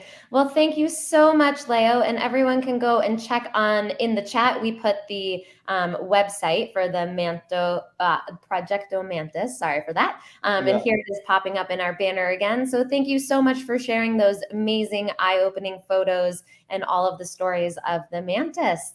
Thanks for joining us. Thank you so much. And enjoy the BioFest. It's an amazing festival. Thank you. Absolutely. Thank you. And next, I'm going to bring in Jesse, who is with us here today, back again to host our next couple events. We just had a wonderful time in Brazil with 2 fantastic presentations about Brazil, and I'm ready to get on an airplane and go. Brazil's been our big hub over the course of the BioFest so far. It's been really exciting. And Leo, I know you're in the background still. A big goodbye to you. Leo is one of my very favorite speakers we bring on the broadcast. What an incredible passion for wildlife and for insects. And so thank you, Lizzie. That was such a fun rolling along with our Global BioFest. What a cool time. Yeah, absolutely. Well, I'll let you get to it, continuing on with our next speaker. Thank you so much, and we'll see you again in a little bit.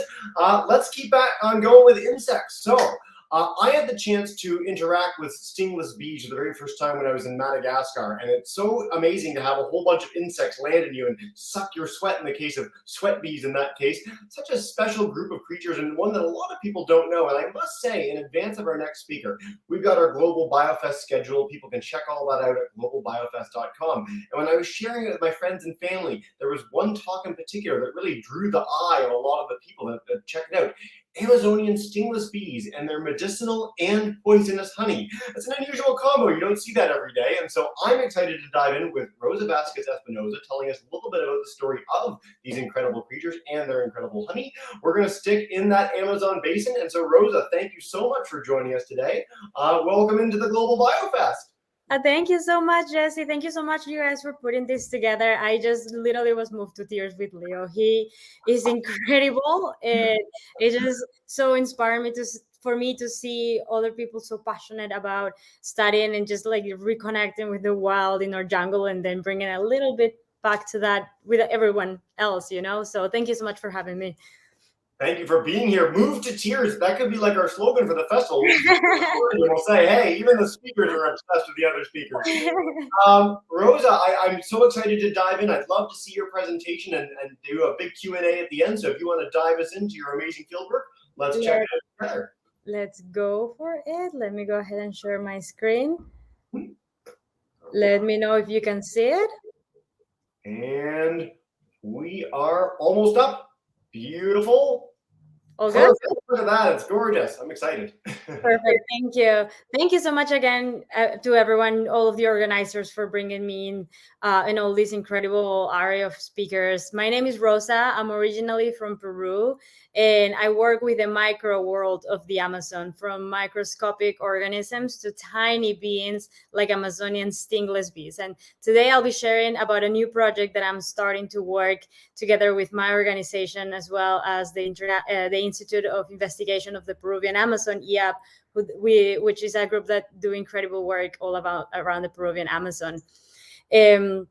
But before I get started, I'll just tell you a little bit more about me. I got interested in all of the concept that is traditional medicine in the Andes and in the Amazon, thanks to my family and just this strong connection that we've always had to relying on nature to provide us medicines, which to me, it was always mind-blowing. And the more I learned about science and genetics and chemistry, I just couldn't understand how powerful nature is, that it can provide us with all of these chemistries. So then I set myself on a journey to really try to unravel all of this information. And I was shocked to learn how little we knew about the microscopic and micro world of the Amazon in general, compared to other forms of being, more macro forms of being. And even considering that we're in a time in the world where we can easily go to space, but yet we don't know what's below our feet, really shocked me. So inspired with all of this traditional medicine, I continued my studies in the US, where I recently completed my PhD in chemical biology. I'm a Nat Geo explorer, but I'm also an artist. And that's why people like Leo inspire me so much, because I think we need more science integrated with the arts, so that we can not only communicate it more effectively, but we can really translate our passions into other people. I work with a few different projects. Another one is the boiling river of the Peruvian Amazon, in collaboration with incredible geologist Andres Russo, which is work that will be coming out later this year, so stay tuned for that.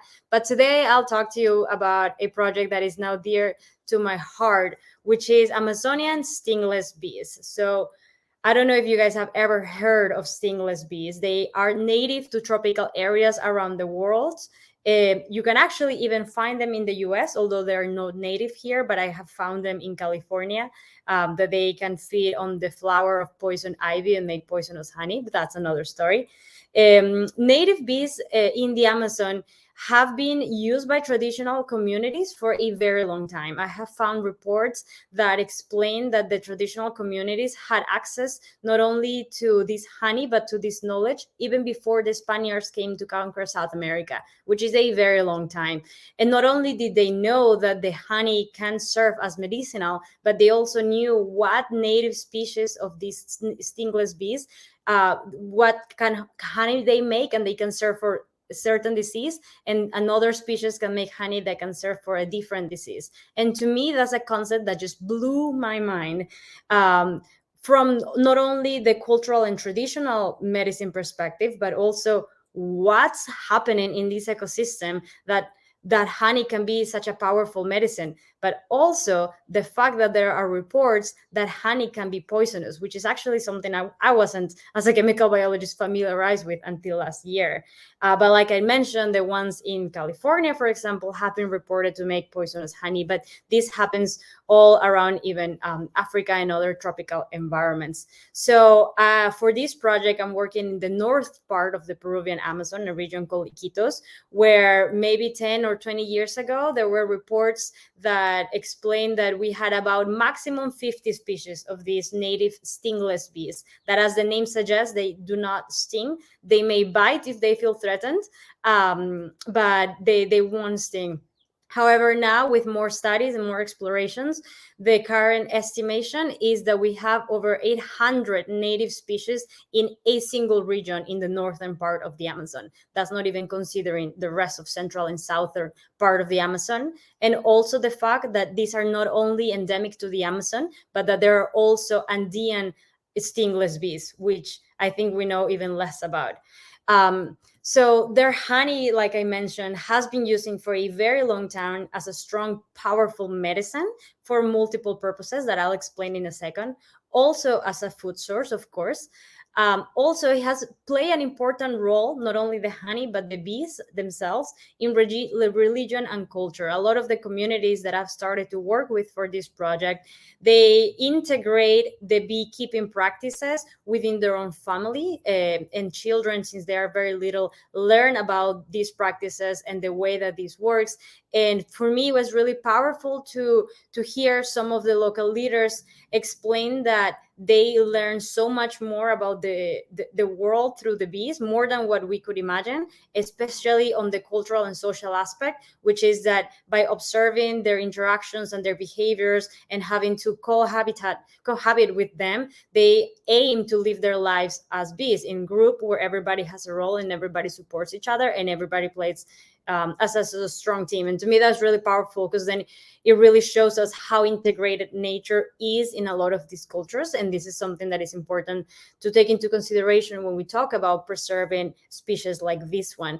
Also, something that happened during the pandemic was that, as we know, most of the world shut down, but there wasn't that much, in my opinion, communication on the fact that how this impacted the Amazonia and the communities that live so far away from any bigger city, where you may need to be on a boat in the river for hours and hours on end. And so by shutting down tourism, their main source of income shut down, and a lot of the economic relief that the local governments were providing were going into bank accounts, which a lot of the communities don't even have a bank account set up. So then what do you do to bring food to the table? And actually, a lot of the communities resorted back to the honey, and they started to sell this honey in local markets, and it became an important sustainable form of income, which continues to this day. And I found that that's important to highlight, because that goes hand in hand with their increased incentive to be able to protect this. So the medicinal honey is used for a variety of different diseases, upper respiratory infections, gastrointestinal illnesses. It can heal, they claim that it can heal wounds as well as skin conditions. And there are ethnobotanical reports that claim also that communities use them to treat diabetes and cancer. And a lot of this ethnobotanical recollection of important information has been carried out by my local colleague, Cesar Delgado Vasquez, an incredible researcher that works closely with the communities and that we're now collaborating. And the first question that really came to my mind was, what contributes to these medicinal properties? And many hypotheses came to the table when I was talking about this with my local colleagues, which is some of their reports, which are going to be published within the next few months, have dedicated to study what type of flowers and trees these bees feed on, because these bees have the capacity to actually be able to feed on up to 30 or over 30 different flowers and plants, which is a large variety. And when we think about a bee feeding on a specific flower, then we also have to consider that with a link to pollination. So then now the bees are helping pollinate a large variety of native and important flowers, many of them that are related to also medicinal purposes, such as the one in the photo here behind is called achote, or sangre de grado, the dragon blood tree.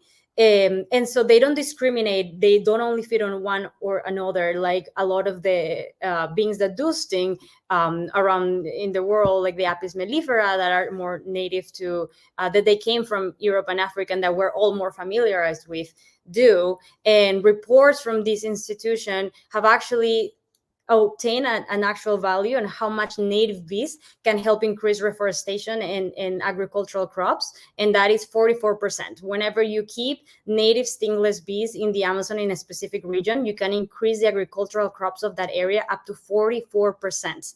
There's many reports actually from incredible scientists in Brazil that show that native stingless bees are more effective at pollinating their local flora than when you bring European or African bees from outside to inside, which tends to be the practice right now in industry and agriculture. So I think that was an important thing to highlight. Another thing that we hypothesized could contribute to these medicinal properties, it's the microbiome, the micro world. What kind of microbes exist inside the bee, in its saliva, around it, and also not just on the bee, but on the beehive. The beehive, there are different layers to it. And then another one is the ecosystem and the surrounding environments. It is well known from other studies that whenever we have increased temperature or, for example, increased levels of contamination, the genetics of a person or animals can change because some genes activate or deactivate as a response to do that, to be able to handle these changes. And then that causes what we know as a cascade reaction, which now one gene activated or deactivated, and now you're having multiple reactions, multiple effects in your own body. So this is something also important to consider. So what should we be studying? On one aspect, and what I'll talk about a little bit more about today, it's the chemistry of the honey, but also the chemistry of the flora. What are the molecules that are present in the honey and the plants around where the environments where these bees lives, and are any of these associated with medicinal value? What are the genetics and the microbiome of the bees and the beehive? And we should continue monitoring changes in their local environments, which is all of this work really needs to be tied in together. And from previous reports, it was shown that native stingless bees tend to have a higher abundance of medicinal molecules compared to the European African bee, the one that we're familiarized with, that we know as Apis mellifera. And some of the molecules that have been identified, some of the ones shown here: polyphenols, flavonoids, antioxidants, that are linked to having positive medicinal properties whenever they are consumed.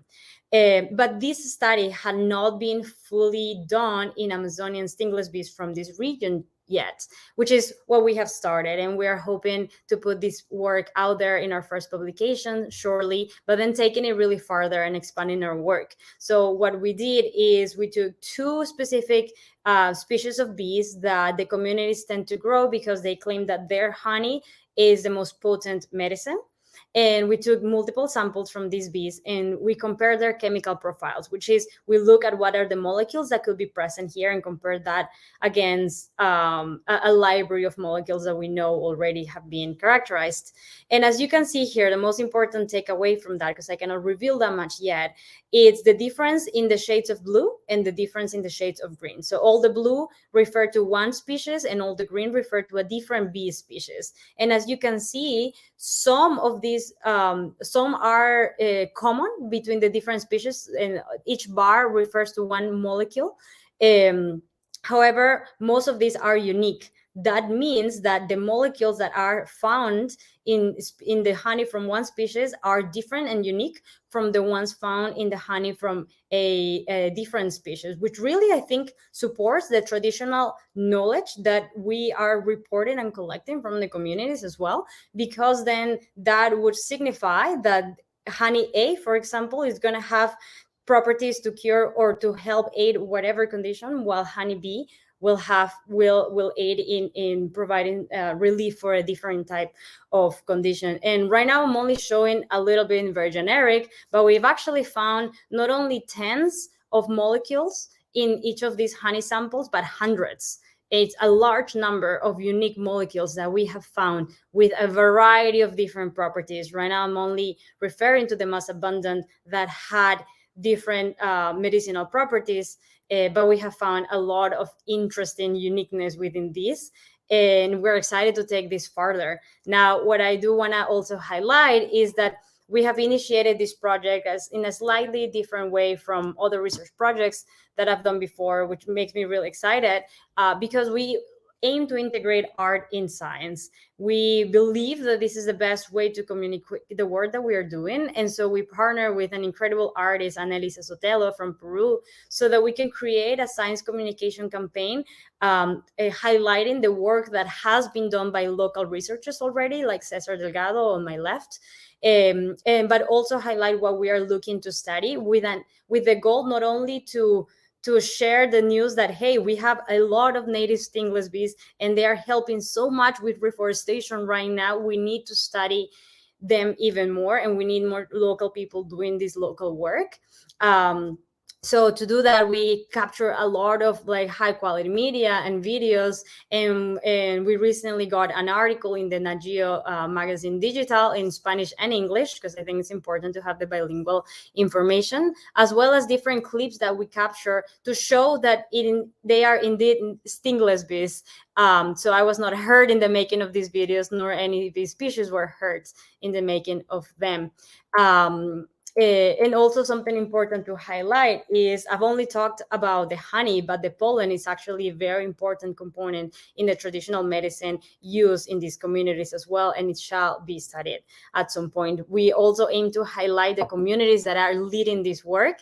This is Heriberto, who is one of the local leaders and actually extremely knowledgeable, not only on what we know as the more modern meliponiculture that refers to this culture of keeping Amazonian native stingless bees, but he's also very familiarized with the wild techniques. How did communities for a very long time were finding these beehives and obtaining the honey? They would go actually at night because they could hear them better, identify the tree where the beehive was at, and then coming back the next morning to collect the beehive or chop down the tree so that they could access it. And then in order to be able to obtain the honey, they would take the honey bee pods and then squeeze them out. And of course, during this process, it can be quite disruptive for the beehive, because if you end up destroying the little bee pods, the honey pods, it takes a very long time for the bees to be able to make their beehive again. So they tend to move to another space, and so that's really disruptive of the ecosystem. So what our local colleagues have been doing for many years, and now they're trying to really spread this more technological approach, is they studied the sizes of the beehives and created a very easy to make wood based box that basically tries to mimic the beehive. And now a beehive can be placed in there, and they can be kept in the backyard of the local families, so then it can facilitate not only a more sustainable beekeeping practice, but also they are being taught how to extract the honey without destroying the bee pods in the process, so then they can produce more honey and then have more of an incentive to be able to maintain these beautiful species. We also wanted to highlight some of the important medicinal fruits and plants and trees that these bees feed on. Like here on the left, we have sangre de grado, the dragon's blood, known as the tree that bleeds when you cut it.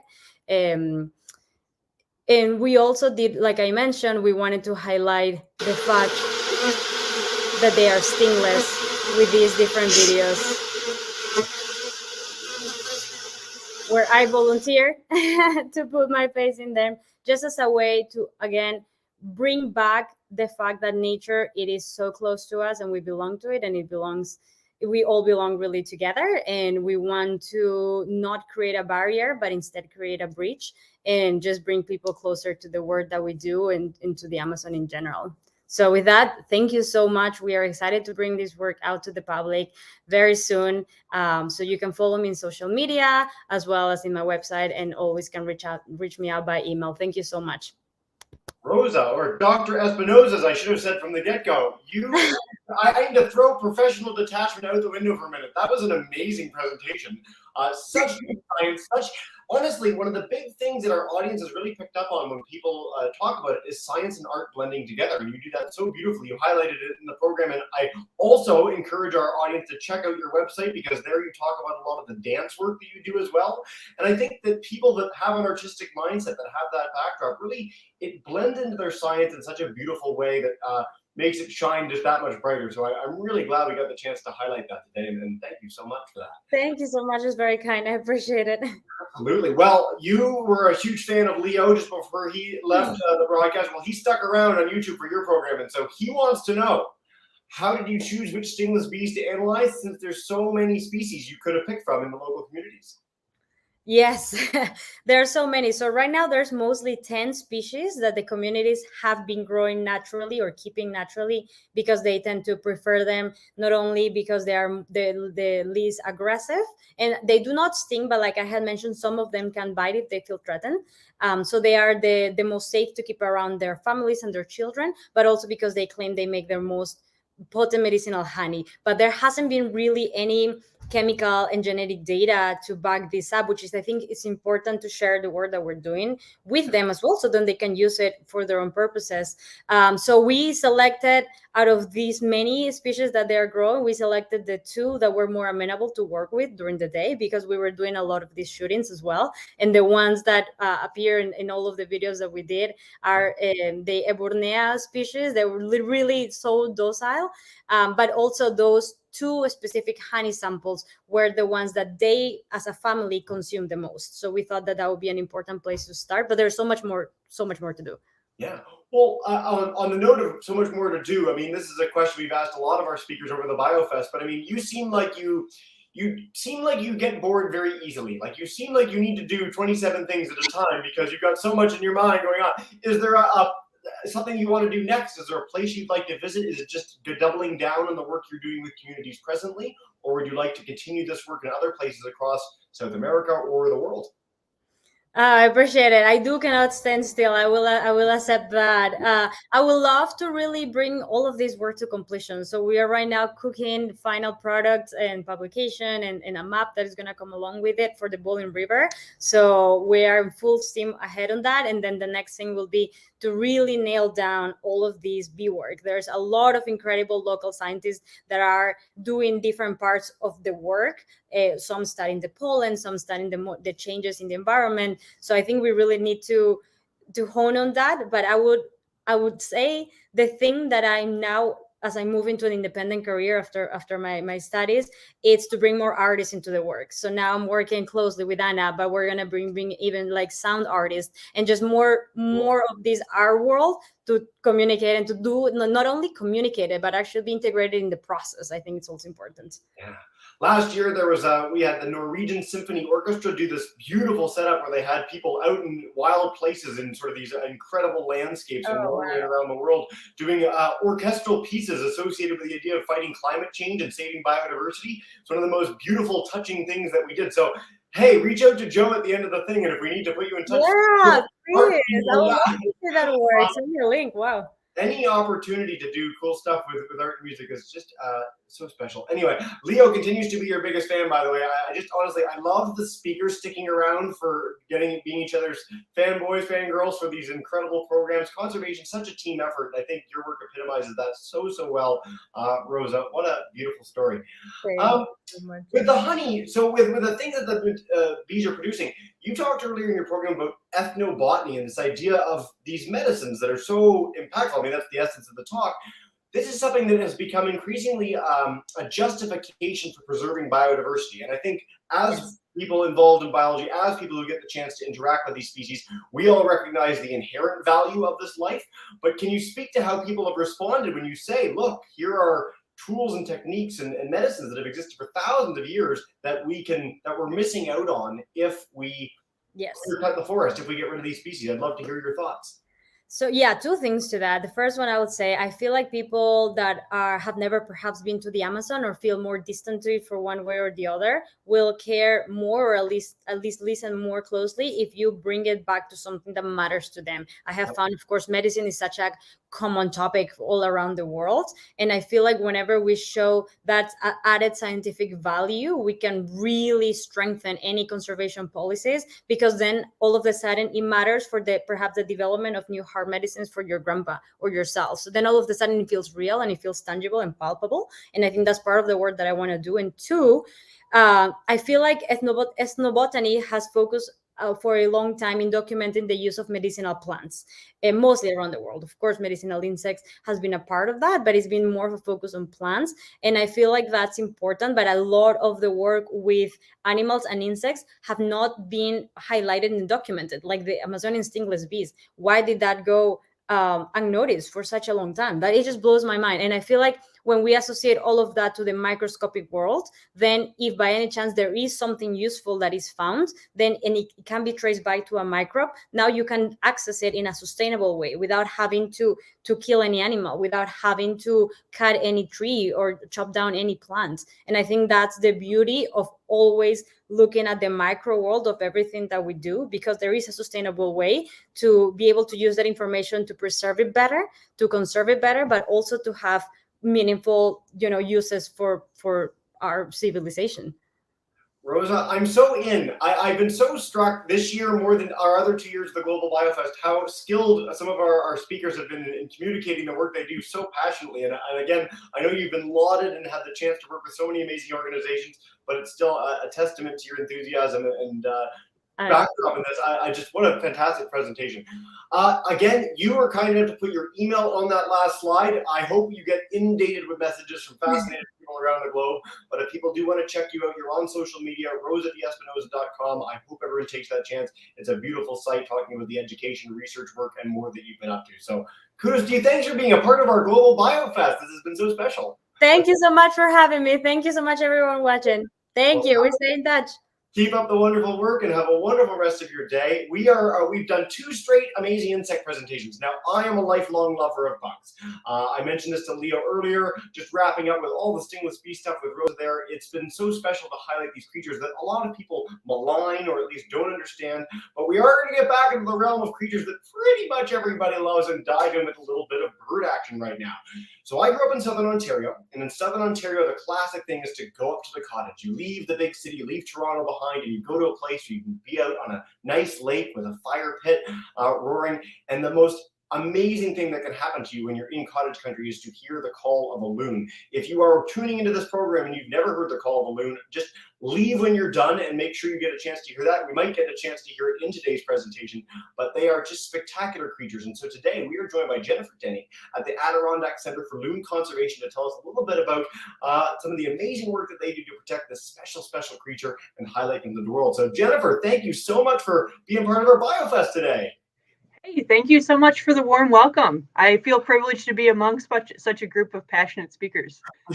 I think every speaker that comes in is just sort of like, wow, like look at these people that are before and after me, and you're all so belong here. It's such a special chance to highlight so many different species and habitats around the world. So I'm excited to hear more about the work that you do about these loons and to dive into the great Q&A at the end.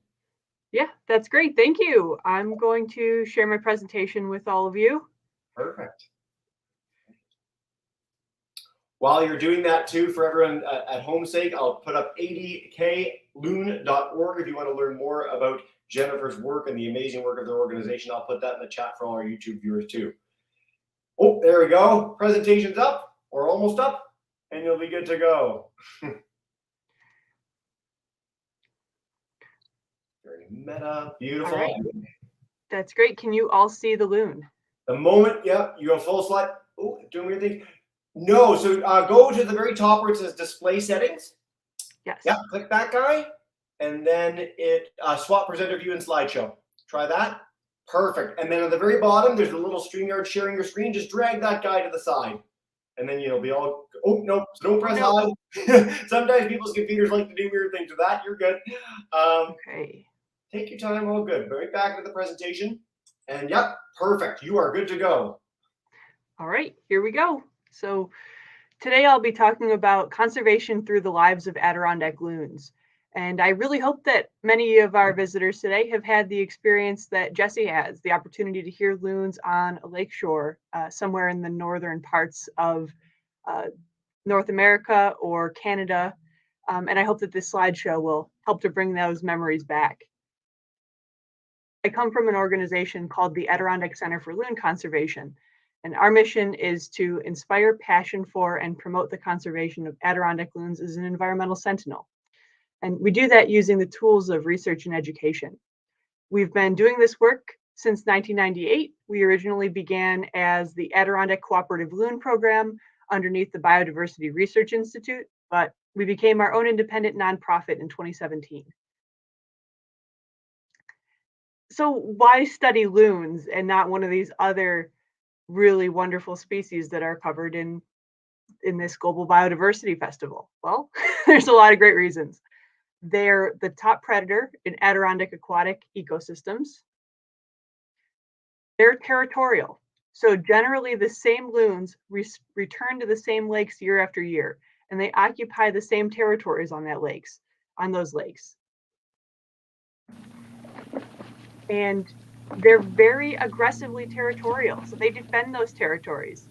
This loon is doing something called a penguin dance, which is a territorial display that they'll use to try to scare away humans, intruding loons, and predators. If you're ever the focus of a penguin dance, it's a good thing to back up.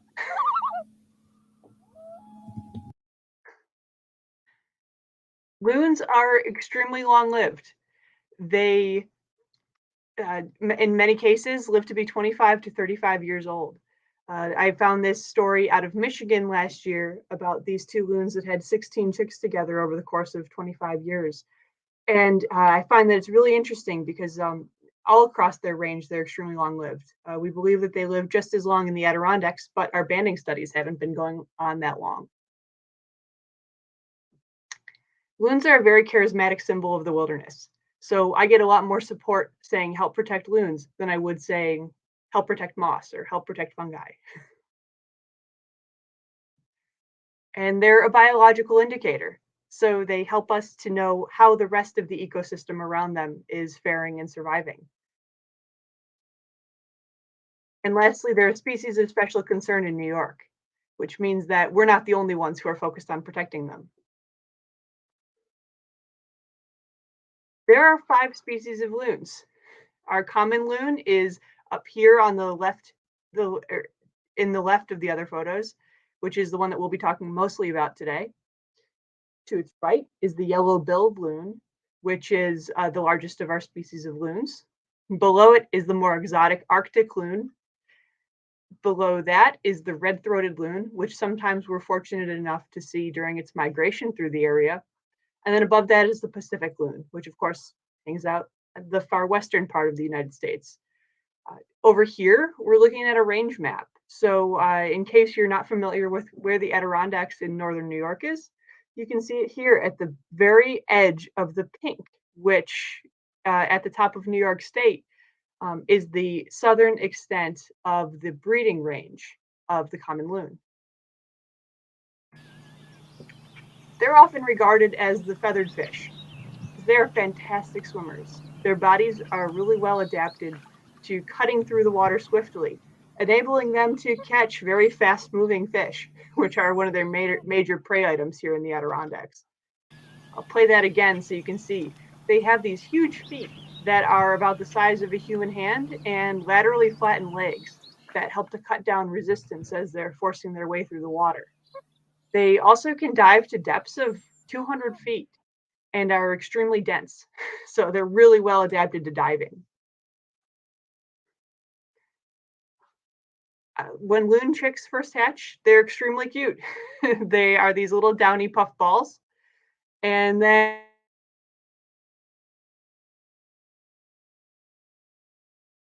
the 3-week mark is when they start to become unable to ride on their parents' backs anymore, which you saw in one of the previous slides. It's one of the most endearing things about loons, I think. And so after these 3 weeks, they've gone through their first molt, but they don't have juvenile plumage yet, which is what this loon does down here with the kind of sleek brown look to it. It's ducked down in the water a little bit. This juvenile plumage will allow the young loons to fly at about 12 weeks of age, but they can't quite yet at 9 weeks. And they won't enter this adult breeding plumage until after their first year of life. So if you see a loon that has this beautiful black and white coloration, it's an adult loon. And one of the things that we love most about loons definitely has to be the noises that they make. So I'm going to start by playing one of the ones that I think is most well loved. You'll probably recognize it. It's called the whale.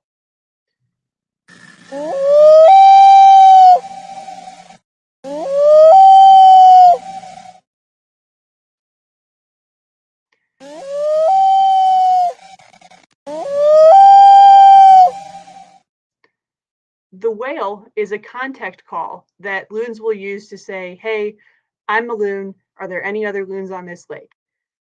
They can use that call to find each other over long distances.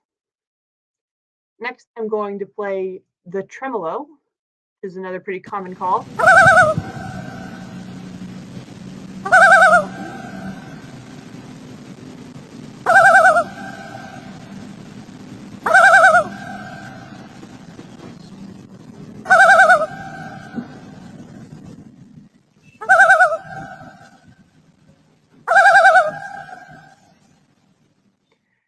That tremolo can be a sound of disturbance.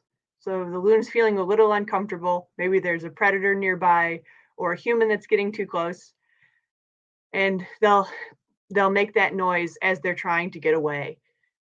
They'll also use the tremolo as a flight call. So as they're in the air, you'll hear them tremoloing overhead. Next, I'm going to play the yodel, which is a call that's only made by male loons. They'll use it to defend their territories.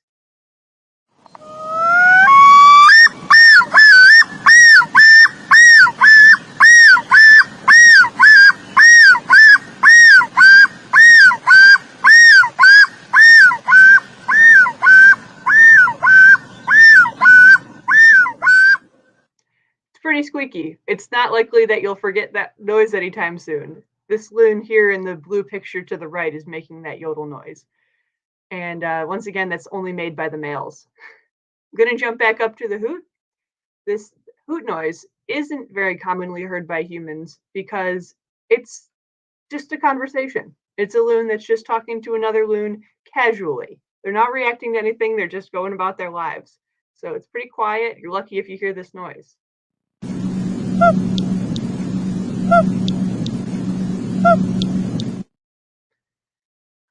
And then last, I want to play the chick begging call for you, because for the first 12 weeks of the chick's life, the young loons beg incessantly.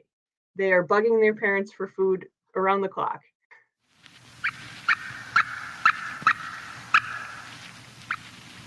Yeah, that soft little noise would be made by a very young loon.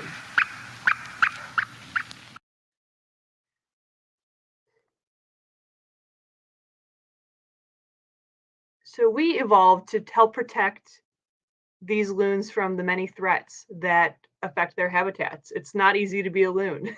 As you can see on this list, there are a lot of different human introduced threats. The only one here that comes naturally is wildlife predators.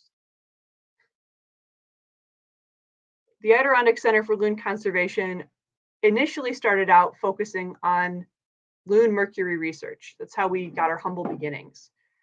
And the reason for this was that there was coal burning power plants west of here that were expelling mercury into the atmosphere. And it was settling down into our lakes as atmospheric deposition. Elemental mercury by itself isn't harmful to wildlife, but when it transforms into methylmercury, which it happens especially in acidic conditions like in Adirondack lakes, it then can bioaccumulate in the tissues of organisms, and it works its way up the food chain.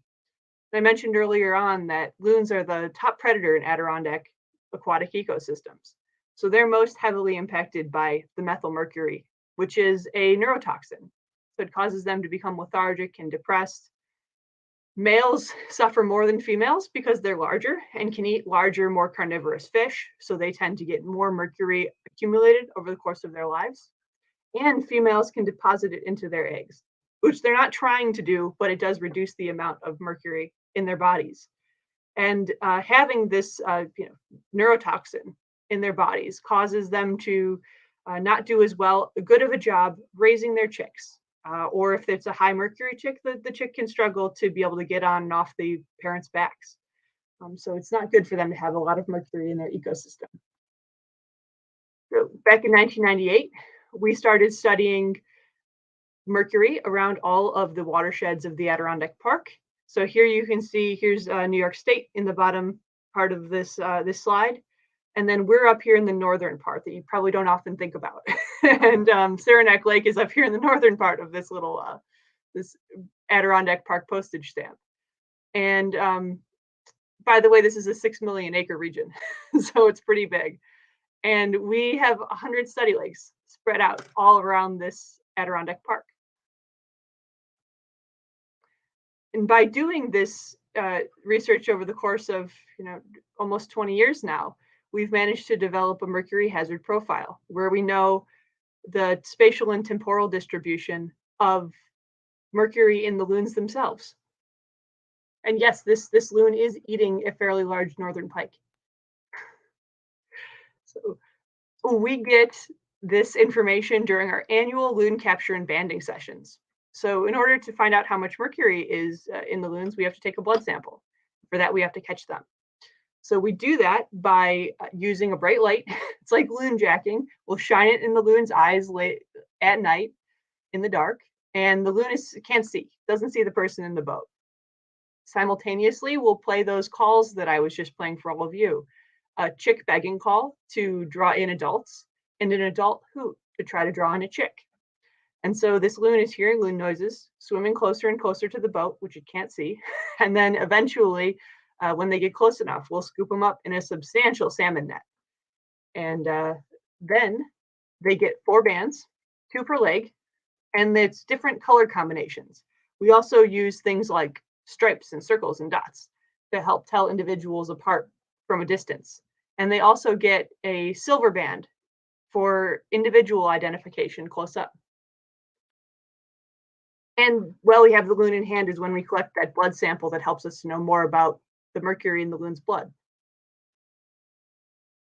Simultaneously, we are monitoring reproductive success. So those 100 study lakes that I mentioned earlier, we try to have our field staff visit every one of them for 12 weeks during the course of the summer.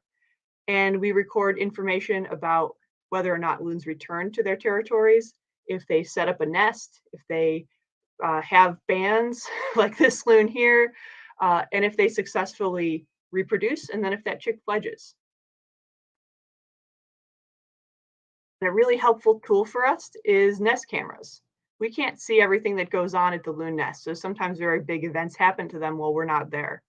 So for instance, these nest cameras captured here, this little loon chick is down here in the water while its parent is rolling over another egg. So it tells us a little bit about asynchronous hatching, so not hatching at the same time. Here in the middle of the screen, you can see 3 loon eggs in a nest, which is really unique because most Adirondack loons only lay 1 or 2 eggs. Although if you get up into Canada, you might be seeing 3 or 4. And we also found out who loons hang out with when we're not around, such as beavers and great blue herons. And these nest cameras also taught us a little bit about predation. Like if our field staff member had been paddling around the lake one day and then came the next day and discovered that the eggs were gone, they wouldn't have necessarily known who took them. But with the nest camera, we're able to find out about how often black bears steal our loon eggs. And unfortunately, we get a lot of this. People who are just way too close to the loons that are nesting. So we use these pictures to inform our educational goals. Another major research project that we do is our annual loon census. So we have volunteers go out to lakes all over New York State and count the number of loons. Helps to give us an idea of how many loons there are overall in the region. And then we can find out population dynamics. Is it increasing, decreasing, or staying the same? So this is a great tool, and it also involves a lot of volunteers. So this is a fully volunteer-based effort, and it's something that you can participate in if you're in New York, or if you are in Maine, New Hampshire, or Vermont. You can participate in this with your local loon conservation organization. It's a pretty widespread activity. So we take all of this information that we've gathered and we use it to inform policymakers, all the way from the New York State up to the global level, because things like mercury and atmospheric deposition aren't specific to our state. They're coming from elsewhere. So the further that we can get our studies, the better. And we also learn to inform the public. Or we spread our what we've learned to the public. We lead paddles, give presentations, we try to get the word out there in any way we can. So thank you for joining me tonight. Of course, it's important for me to reach audiences that are not in the summering habitat because loons migrate. So even though they might not breed in your area, they may simply pass through or spend the winter in your area. Adirondack loons generally spend the winters off the coast of Massachusetts, New Hampshire, Vermont, Long Island. They're generally staying around the Northeast, but some of them get much further south, such as this one in Florida and one over in Virginia. We do a number of management and stewardship programs that we run. We will protect individual loons because, like I mentioned, they're long-lived. So by saving one loon from certain death, you might then help to improve the population for many years because of the offspring that loon might have. So we'll help out in situations where a loon is tangled in fishing line, which happens all too often, or when they get stuck into a little hole in the ice by migrating too late in the wintertime. So we'll help out with loon rescues all year round. Of course, we prefer it when we don't have to rescue them at all. So we've implemented a fishing line recycling program where volunteers monitor these tubes at their favorite fishing sites. And we hope that people will safely recycle their fishing line. Red tackle ingestion is also a major problem for Adirondack loons. Eating just one piece of lead tackle is enough to kill them. So we're asking people to try to fish only using non-toxic tackle, such as steel and ceramic or titanium. There's a lot of options out there. There's just even sand. So we've partnered with local retailers for people to bring in 1 ounce or more of lead tackle and trade it in to get a $10 voucher to then purchase non-lead tackle from that retailer. It's funded by a grant, so it's really a win-win-win. It's a great time to clean out your tackle box. And we're also partnering with groups of neighbors all around the Adirondack Park who simply want to do some activities around their lake to reduce the amount of human disturbance and make sure that their lakes are safe for nesting loons and other wildlife for years to come. So the Loon Friendly Lake Certification Program puts us in a leadership role to guide them through that process. And we're also trying to get the word out there through boat launch signs, presentations, field trips, newsletters, and of course, social media. So please follow us. And so we have a lot of support. We would not be able to do this much work without so many wonderful donors and supporters. So I really appreciate all of the great support we have for our work. And also the in-kind support has been incredible from all around the Adirondack Park and New York and even other states as well. So we are very thankful to our grantors, donors, and supporters.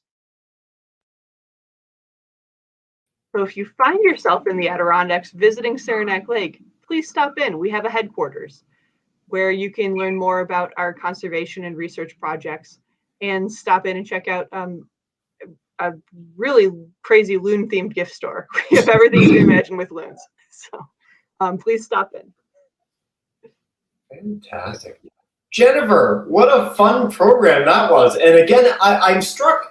We've been doing a bunch of bird programs throughout the last couple of days, and quite often it's the simplest little solutions. They're not high tech, they're easy. The tackle buyback program is such a neat thing. I don't know which individual donor was behind that, but what a special program for educating the public while also having a direct impact on conservation all in one fell swoop. It's such what a neat thing you got going on. You talked earlier in your program about these 100 lakes and this remote region, all things considered. And I think a lot of us instinctually, we think about Brazil and going into the Amazon, some of these programs we've had in the last few hours, and oh, okay, that's deep in the bush. That's difficult to get to.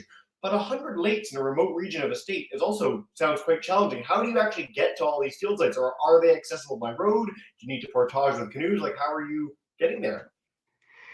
Yeah, some of them are very remote. We also have a really good mix though. So we have a number of field staff. It's about a dozen people, and they each take 5 or so lakes per day, or not per day, per week, I should say, and go out and try to check on those loons once per week. So they're not out there every single day.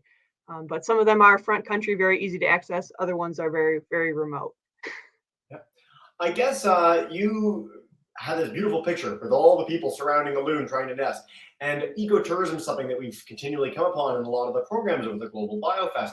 So I guess, how do you draw the line? Where is the line? How do you educate people to make sure that they want to come to see the loons and support that region and make sure that there's conservation, I guess, for that species and for that area without making it where they're negatively impacting their willingness to nest there or stay there, what have you? Yeah, thank you for asking, because we want to reach as many people as we can with our conservation and education programs, because a lot of people simply don't realize that a loon is different from a duck. Yep. So yes, you might get that close to a duck and the duck doesn't care, but loons are something special and unique. So for us, we're trying to inspire people and interest them in our work enough where then they'll want to protect them. So that's always the goal. That's the trick. Yeah, no one wants. I don't know if there are any duck programs showing the rest of the BioFest, but no, they're not as exciting as loons. Anyone who's had a chance to see a loon, they're a very, very special bird. And the penguin display, I've never seen anything like that. What a wild! Have you you have the footage of it? Have you seen this in person regularly, or it's only when they're really upset? Yeah, it doesn't happen very often. So I've only seen it myself once, and they will do it when they're very upset. So this is a loon that, like I mentioned, they're territorial. They may have an intruding loon. So say that another male comes into their territory, or another female. Even the females will do this display, and they're just trying to get that individual to leave their territory. Because on certain occasions, adults will kill the offspring of other loons. So they don't want to give them the opportunity to do that. So everything chills out though a lot around August when they're done raising their chicks. Then they're pushed away. I chill out more in August as well. It's a pretty nice season here. So you highlighted the way that you go about catching the loons, which someone on YouTube ungenerously noted is not that it doesn't paint the loons' intelligence in the brightest light. The fact that you're shining a big light in their eyes and they're just playing calls and you can sneak up. Does this work on the same loon many times in a row? Like once you've done it with one and you've done this like flashlight big salmon net, or are they wary from now on, or can you just keep doing that forever? So I made it sound easy, but it is not easy. Loons are very, very swift. They're very smart. In fact, if we don't have chicks with an adult, it's very, very hard to catch the adult because they are so good at dodging that net. So we kind of are reliant during our banding sessions on targeting lakes that have adults and chicks at them. There's sometimes when people will send us messages about a loon that's in distress. And if there isn't something really wrong with that loon, we have to wait for it to get into a more serious condition before we can interfere because they're so swift. So there's our generous addendum to the earlier part of the program. Loons, very smart. In fact, might be the smartest bird. I think we'll stick with for the course of this presentation. They are fairly smart. Thank you so much. And again, you guys are doing such great work. I have checked out your site as you were talking and going through that. I encourage all our audience, go to 80cloon.org. Just some amazing stuff there. Learn about their education and conservation work. And Jennifer, thank you so much for being part of our Global BioFest today. Yeah, thank you, Jesse. Thanks for having me. Awesome. Well, have a wonderful rest of your day. Good luck with the conservation work. We are going to keep the train rolling for a minute. I do want to keep a second an opportunity to help showcase one of our sponsors. Lenovo Education has helped make this Global BioFest possible. We'll play a brief clip from them by going, and then we'll head to a special guest for our next program. We got a little bit of a change of plans for those of you who've been hanging out in our schedule, but let's play that clip from one of them.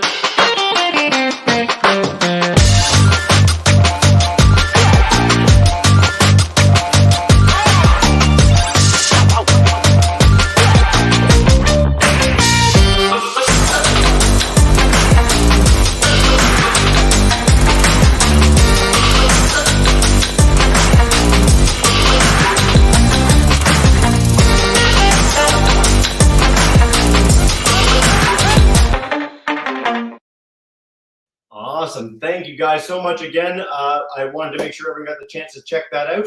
Our education Lenovo link, Joe's bringing it up for me in the background, and we are going to be heading to Joe in just a minute. Now, last year, one of our all-stars of the Global BioFest was the real manatee man, Jamal Galvez.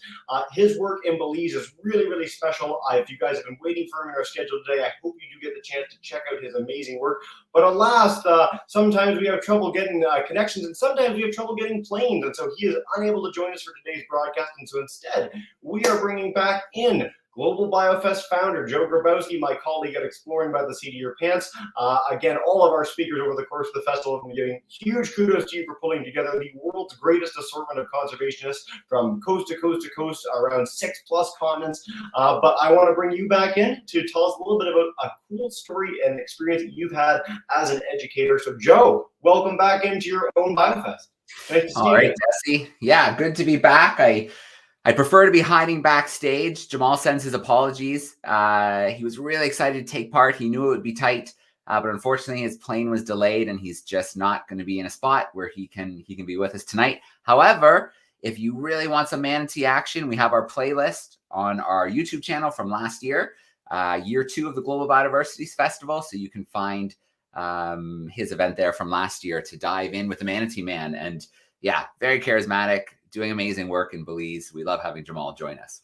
I'll put all that in the YouTube chat for our viewers live now if they want to check that out while you dive in with another special part of the world. So I'll leave you to it. Thanks. All right, Jesse, we'll see you in a bit.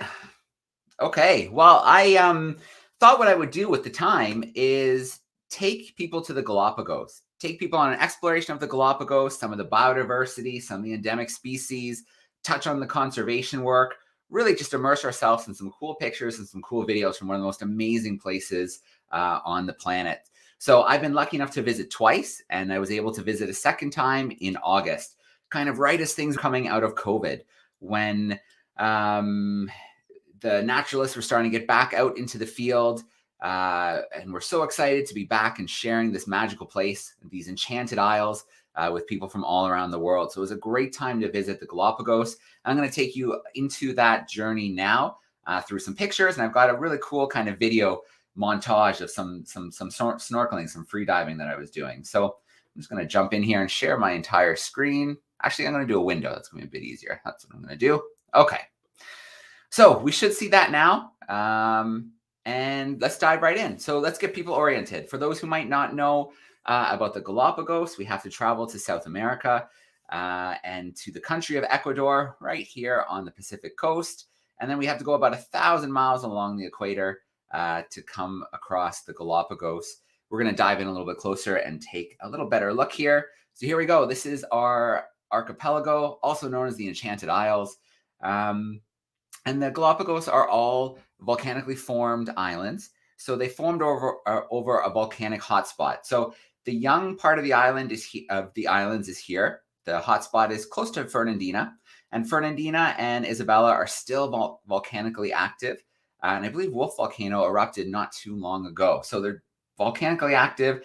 As you head to the east, the islands, of course, are no longer volcanically active. They start to erode away. And by the time you get to the oldest islands like San Cristobal and Espanola, they are on their way to disappearing. So if you could follow the trail, this conveyor belt that moves away from the volcanic hotspot on the bottom of the ocean, you would find old islands of the Galapagos that had their time in the sun and have eroded away and faded beneath the surface. So there's actually a trail of these old islands leading back towards South America, which is kind of wild to think about. So just touching here on my way there, I flew over a pretty important spot in the world. Here's the Panama Canal. As we know, it can save a massive amount of time instead of having to go all the way around South America. You can cut through Panama, through the canal. And as you can see here, it's a massive shipping highway. And you can see all these ships waiting to take their turn to get into the canal and bring those goods to the opposite sides of the world. So yeah, I just kind of have this map here just to put that in perspective too. Instead of going all the way around, you can cut right through the middle here and get to these destinations a lot quicker. Okay, so Guayaquil is where we flew into. It's a beautiful city. It's got some modern, it's got some old kind of style buildings as well. It's a beautiful place, but we only spent a very brief time there. You can find Quito as well, higher elevation. So some people might be a little more uncomfortable doing that, but those are kind of the two gateways to the Galapagos. And this is my home for my time there. This is the National Geographic Islander. It holds about 40 people in normal time, pre-COVID. When we went down, there were about 20 on board. So it was about half the visitors than usually would be on board. And Lindblad Expeditions is just an amazing organization. A shout out to Sven and Kristen Lindblad and their Wanderlust Fund, which is helping us fund some of our festivals this year, like the Women Blaze Trails Festival and the Global Biodiversity Festival, as well as the World Ranger Day Festival coming up in July. So a huge shout out to them. I'll share a link in a moment. But yeah, this is the National Geographic Islander. And this is what you do. You move through the islands and you can't dock, obviously. So you're hopping in and out of Zodiacs to go snorkeling, to go on, photo tours along the coast, to hike on the islands. These Zodiacs and the amazing Zodiac pilots get you into shore for your wet landings. So you're jumping kind of into the water, usually only until about your calves, but you definitely don't want to be wearing running shoes. And then the islands in the Galapagos are just mind-blowing because every single island is different. every single island is like you're stepping into a new place, and different species on these islands. We're going to talk a little bit about that in a minute. But here's Daphne Major. Daphne Major, you can very well see this volcanic origin of the islands. And this island is the site of a very long running study of finches by Peter and Rosemary Grant. And this has been going for decades. And everyone always thinks of evolution on a scale of thousands, tens of thousands, hundreds of thousands, millions of years. But actually, through their research on looking at the beaks of the finches, they've been able to show that evolution happens much quicker. And so during different times on the island, good times of good growth or times of dry, where the seeds get harder, they can actually see the selection for the beaks being a little bit thicker or a little bit thinner, which is wild. So taking part, place in the span of years rather than what we maybe think of tens of thousands of years and more. And then just, here, another snapshot of another island. This is Santa Cruz. You can see the volcanic rock. You can see it's an older island, so there's lots of tree life on it because, of course, the islands were barren when they first formed and then moved away from that hotspot. So that's another way you can kind of look at the age of some of the islands, is how much they've developed, how much life, how much plant life is on those islands. As we move through some more islands, here's San Cristobal, one of the oldest on islands. You can see very rocky terrain, a beautiful beach here. Moving through a little bit more, this is the other side of San Cristobal, and you can see this beautiful blue water, white sandy beaches, again, volcanic features in the background. This is Espanola, again, one of the older islands. And this is the blowhole here where the water is being forced up through the rocks. This, I believe, is a little tiny island off of Espanola called Gardner Island. You can see the finches among the prickly pear cactuses. The mountain features of some of the islands here, like San Cristobal. This is Floriana, and you can see, again, really scrubby, and things are kind of wearing down a little bit with some erosion here. And again, you see the volcanic rock on the shore. So just an amazing diversity of islands here. And any given time, you could be in scrub or volcanic rock or on a white sandy beach. Really kind of amazing to explore. And the snorkeling, if you jump over that little island to that bigger one, Gardner Island there in the background, is just phenomenal. We'll get to that in a moment. Now, the life in the Galapagos is amazing. You've got a pelican here hanging out in the water, and you can see, captured a moment, maybe this fish's last glimpse of the sky before it slid down and into the stomach of this pelican here. And the penguin. So Poppy last night from Global Penguin Society was talking about the penguins. He had a beautiful map showing the penguins' view of the world with Antarctica in the center, and then the southern hemisphere kind of folded around it where you can find our penguins. And we have our beautiful tropical penguins here, about 2,000 Galapagos penguins left. And so anytime you get to see them is pretty amazing. So they can survive in a place like the Galapagos because the Galapagos is unique in that the waters around it are very cold and nutrient rich. So there's currents running along the bottom of the ocean full of nutrients that have sunk there and kind of broken down over long periods of time. And when those cold water currents hit the Galapagos Islands, it pushes that water up in a form of upwelling, which brings all that nutrient-rich water to the surface, which supports an incredible amount of marine life, including these Galapagos penguins, who have a nice temperature of water that they love and lots of food in that water as well.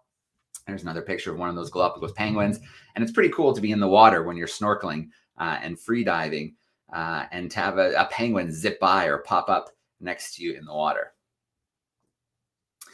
Now, this was an incredible spot to visit, and I wanted to share for a moment. This is Bartolome, and if you've ever seen the movie Master and Commander, one of my favorite movies. I love the book series by Patrick O'Brian, 20 incredible books, the Aubrey Maturin series. I highly suggest reading them. I think I've read the series, the 20 books, 4 times now at this stage.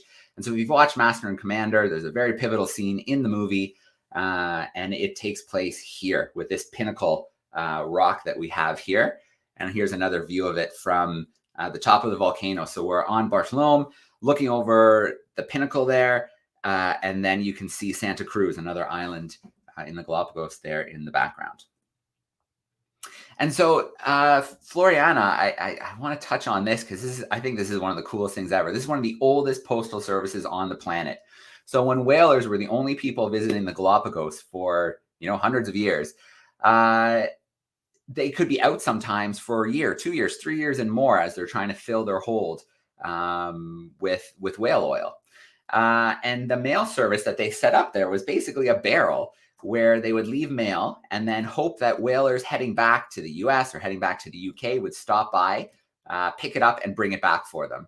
So this has been going on for a long time and it's still going on today. So you can write a postcard, you can leave it behind in this barrel, and then you can also look through it and find postcards close to you. And the idea is you're supposed to hand deliver them from the Galapagos. So just a fun thing to do. And ours hasn't come back yet. So hopefully one day, maybe years down the road, it's going to return to us, which would be pretty cool. So let's get back to the life. So we've got our land iguanas here. Beautiful, beautiful land iguanas.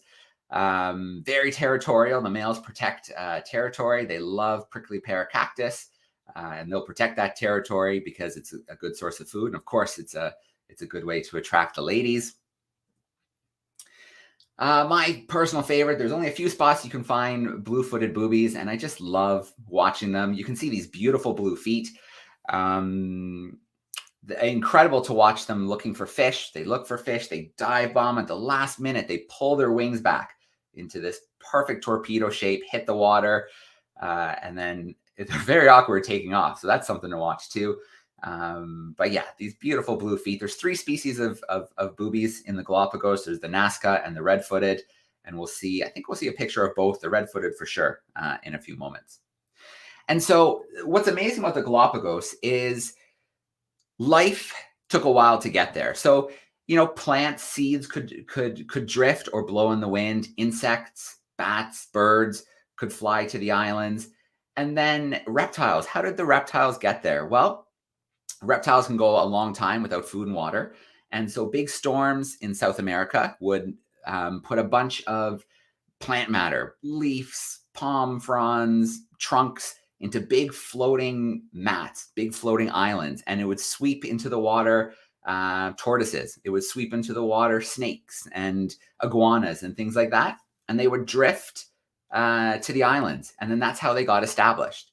And so the animals there's so few predators that, over thousands of years, they just don't see humans as predators. So basically on the Galapagos, you can watch day-to-day life of the fauna on the islands, and they ignore you. They could care less that you're there. In fact, sometimes you have to get out of the way or you might be trampled in slow motion by a tortoise.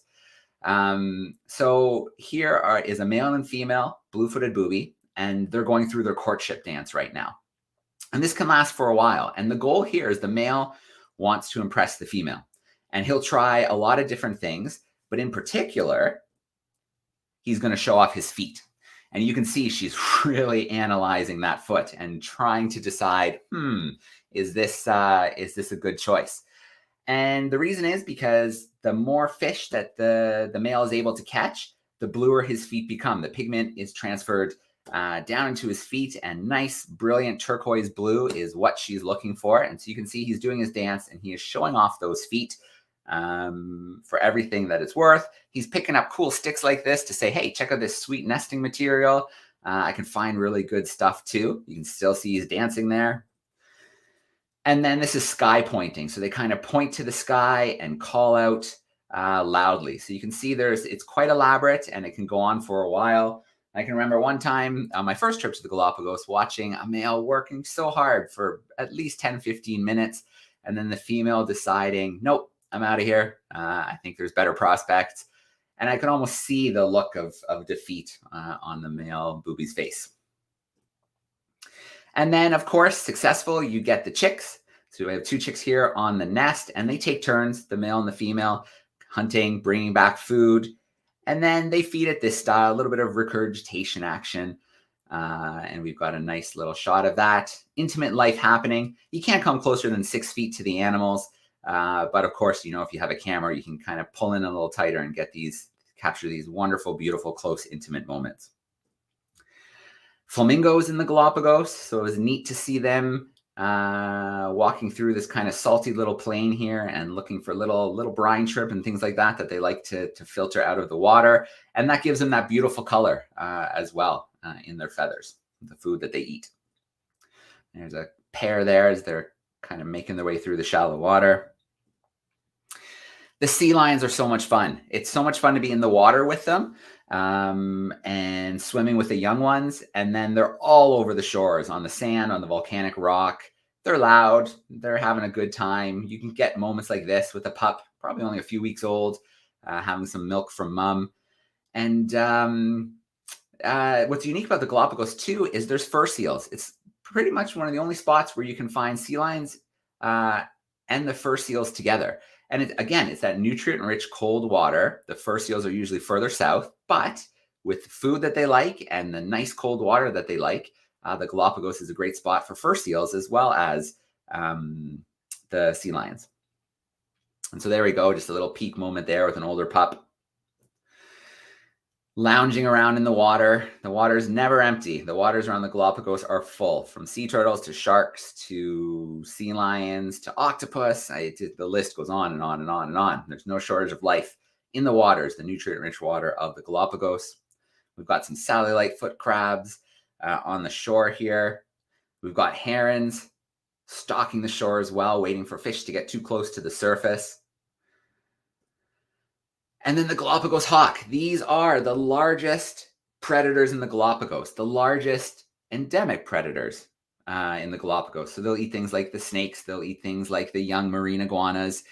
There are introduced predators, dogs and cats, rats, of course, but they're much smaller. But the dogs and the cats are introduced to the island. And of course, with other things introduced, from insects to plant species, the Galapagos has had a really difficult time eradicating a lot of the species, especially the smaller ones. But the programs that they have on the go right now are absolutely spectacular, from removing the goats and the cows to even programs to try and get rid of small insects. There's a tiny little fly that's affecting the marsh finches. It gets into their nests and can kill the chicks by feeding on their skin.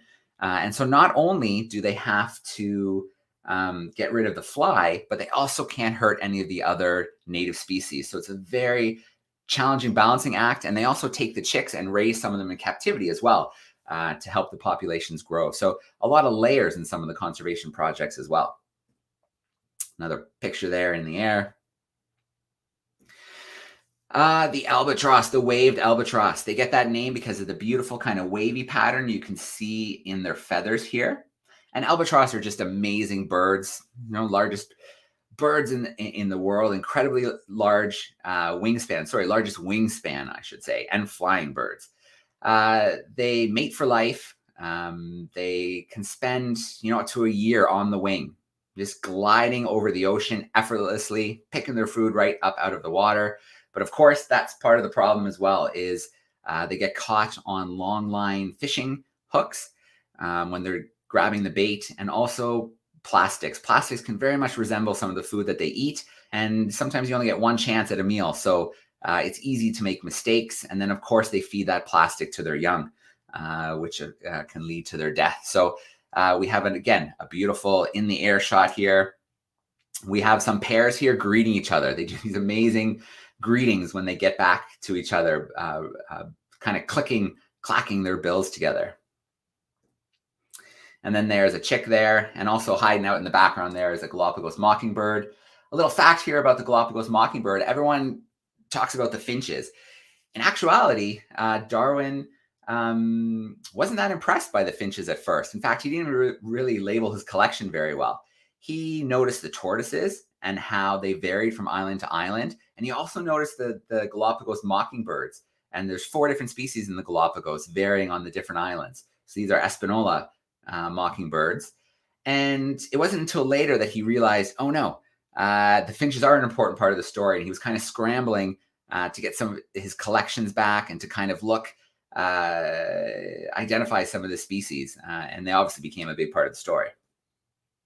There's a close-up of the baby there. And the marine iguanas. I love the marine iguanas. The only species of lizard that jumps into the water and finds or in the ocean and finds their food on the rocks. So they warm up, they jump into the ocean, they swim out like little crocodiles, and then dive down up to 10 meters, and they eat they eat algae off of the rocks. They get cold very quickly, they come back on shore, and then they have to warm up. And if you stand around them, you hear sneezing from the iguanas, and it's because they have to get the salt out of their body, and they have a gland in their nose. So they basically shoot salty snot rockets at each other all day long as they sit on the beach. And then you can see here, depending on what island you're on, you can find different coloration. So you can find some with these beautiful red colors, and if you're really lucky and it's the right season, you can find some with some of the green and red color during the mating season. And we talked about invasive species, and here it is in action. These are some goats on San Cristobal, and so you can see how close they get to the wildlife. You might be able to see this. I believe this is a frigate bird chick sitting here, and you can see that very easily the nest could be trampled by the goats as they're kind of just stripping the island of vegetation. And so there's lots of things to think about with invasive species. One of the most interesting stories is Rabida, where there were rats, and they wanted to get rid of the rats, but there were Galapagos hawks on the island who could eat the bait or the dead rats. And so they collected up all the hawks, sent them to a hawk hotel, and poison baited the island, wiped out all the rats, and then returned the hawks to the island. So you can see how complicated some of these operations can be. Here's our red-footed booby. They come in two varieties. You can kind of get these beautiful white ones, and you can also get all brown ones as well. But you can see those distinctive, beautiful red feet. We've got humpback whales swimming along the coast. So here's one breaching. Get that out of the way. And then coming down hard after that breach. And Kicker Rock is kind of a really cool formation to see poking out of the water. It's also called the lion. I don't really see it. I definitely see the kicker part of it. But I don't really see that lion name. And the tortoises. We'll end off on the tortoises. We can't leave them out. Giant tortoises, different species on each island. It would have been one species that drifted here in the past, but with different kind of, I guess, pioneers arriving on different islands over long periods of time. They don't interact with each other. You get these different species. Smaller ones, ones with big saddles so they can reach up to get higher vegetation. You get that speciation. You get the different species on the different islands because they're separated from each other. And yeah, they have lots of time to change. So there they are having a nice wallow. This is on Santa Cruz. And there we go. We've got the tortoise and the finch. I think that's a very nice piece to share, a nice spot to end on the images. And what I want to do is really quickly play a little video clip. I want to take you into the water of the Galapagos. So I'm going to stop this screen share, and we're going to wrap up with it. It's about a 2-minute video. So let's wrap up with this video, and then we'll be ready for what comes next. So here we go. Let me just grab it here for you, and we're live.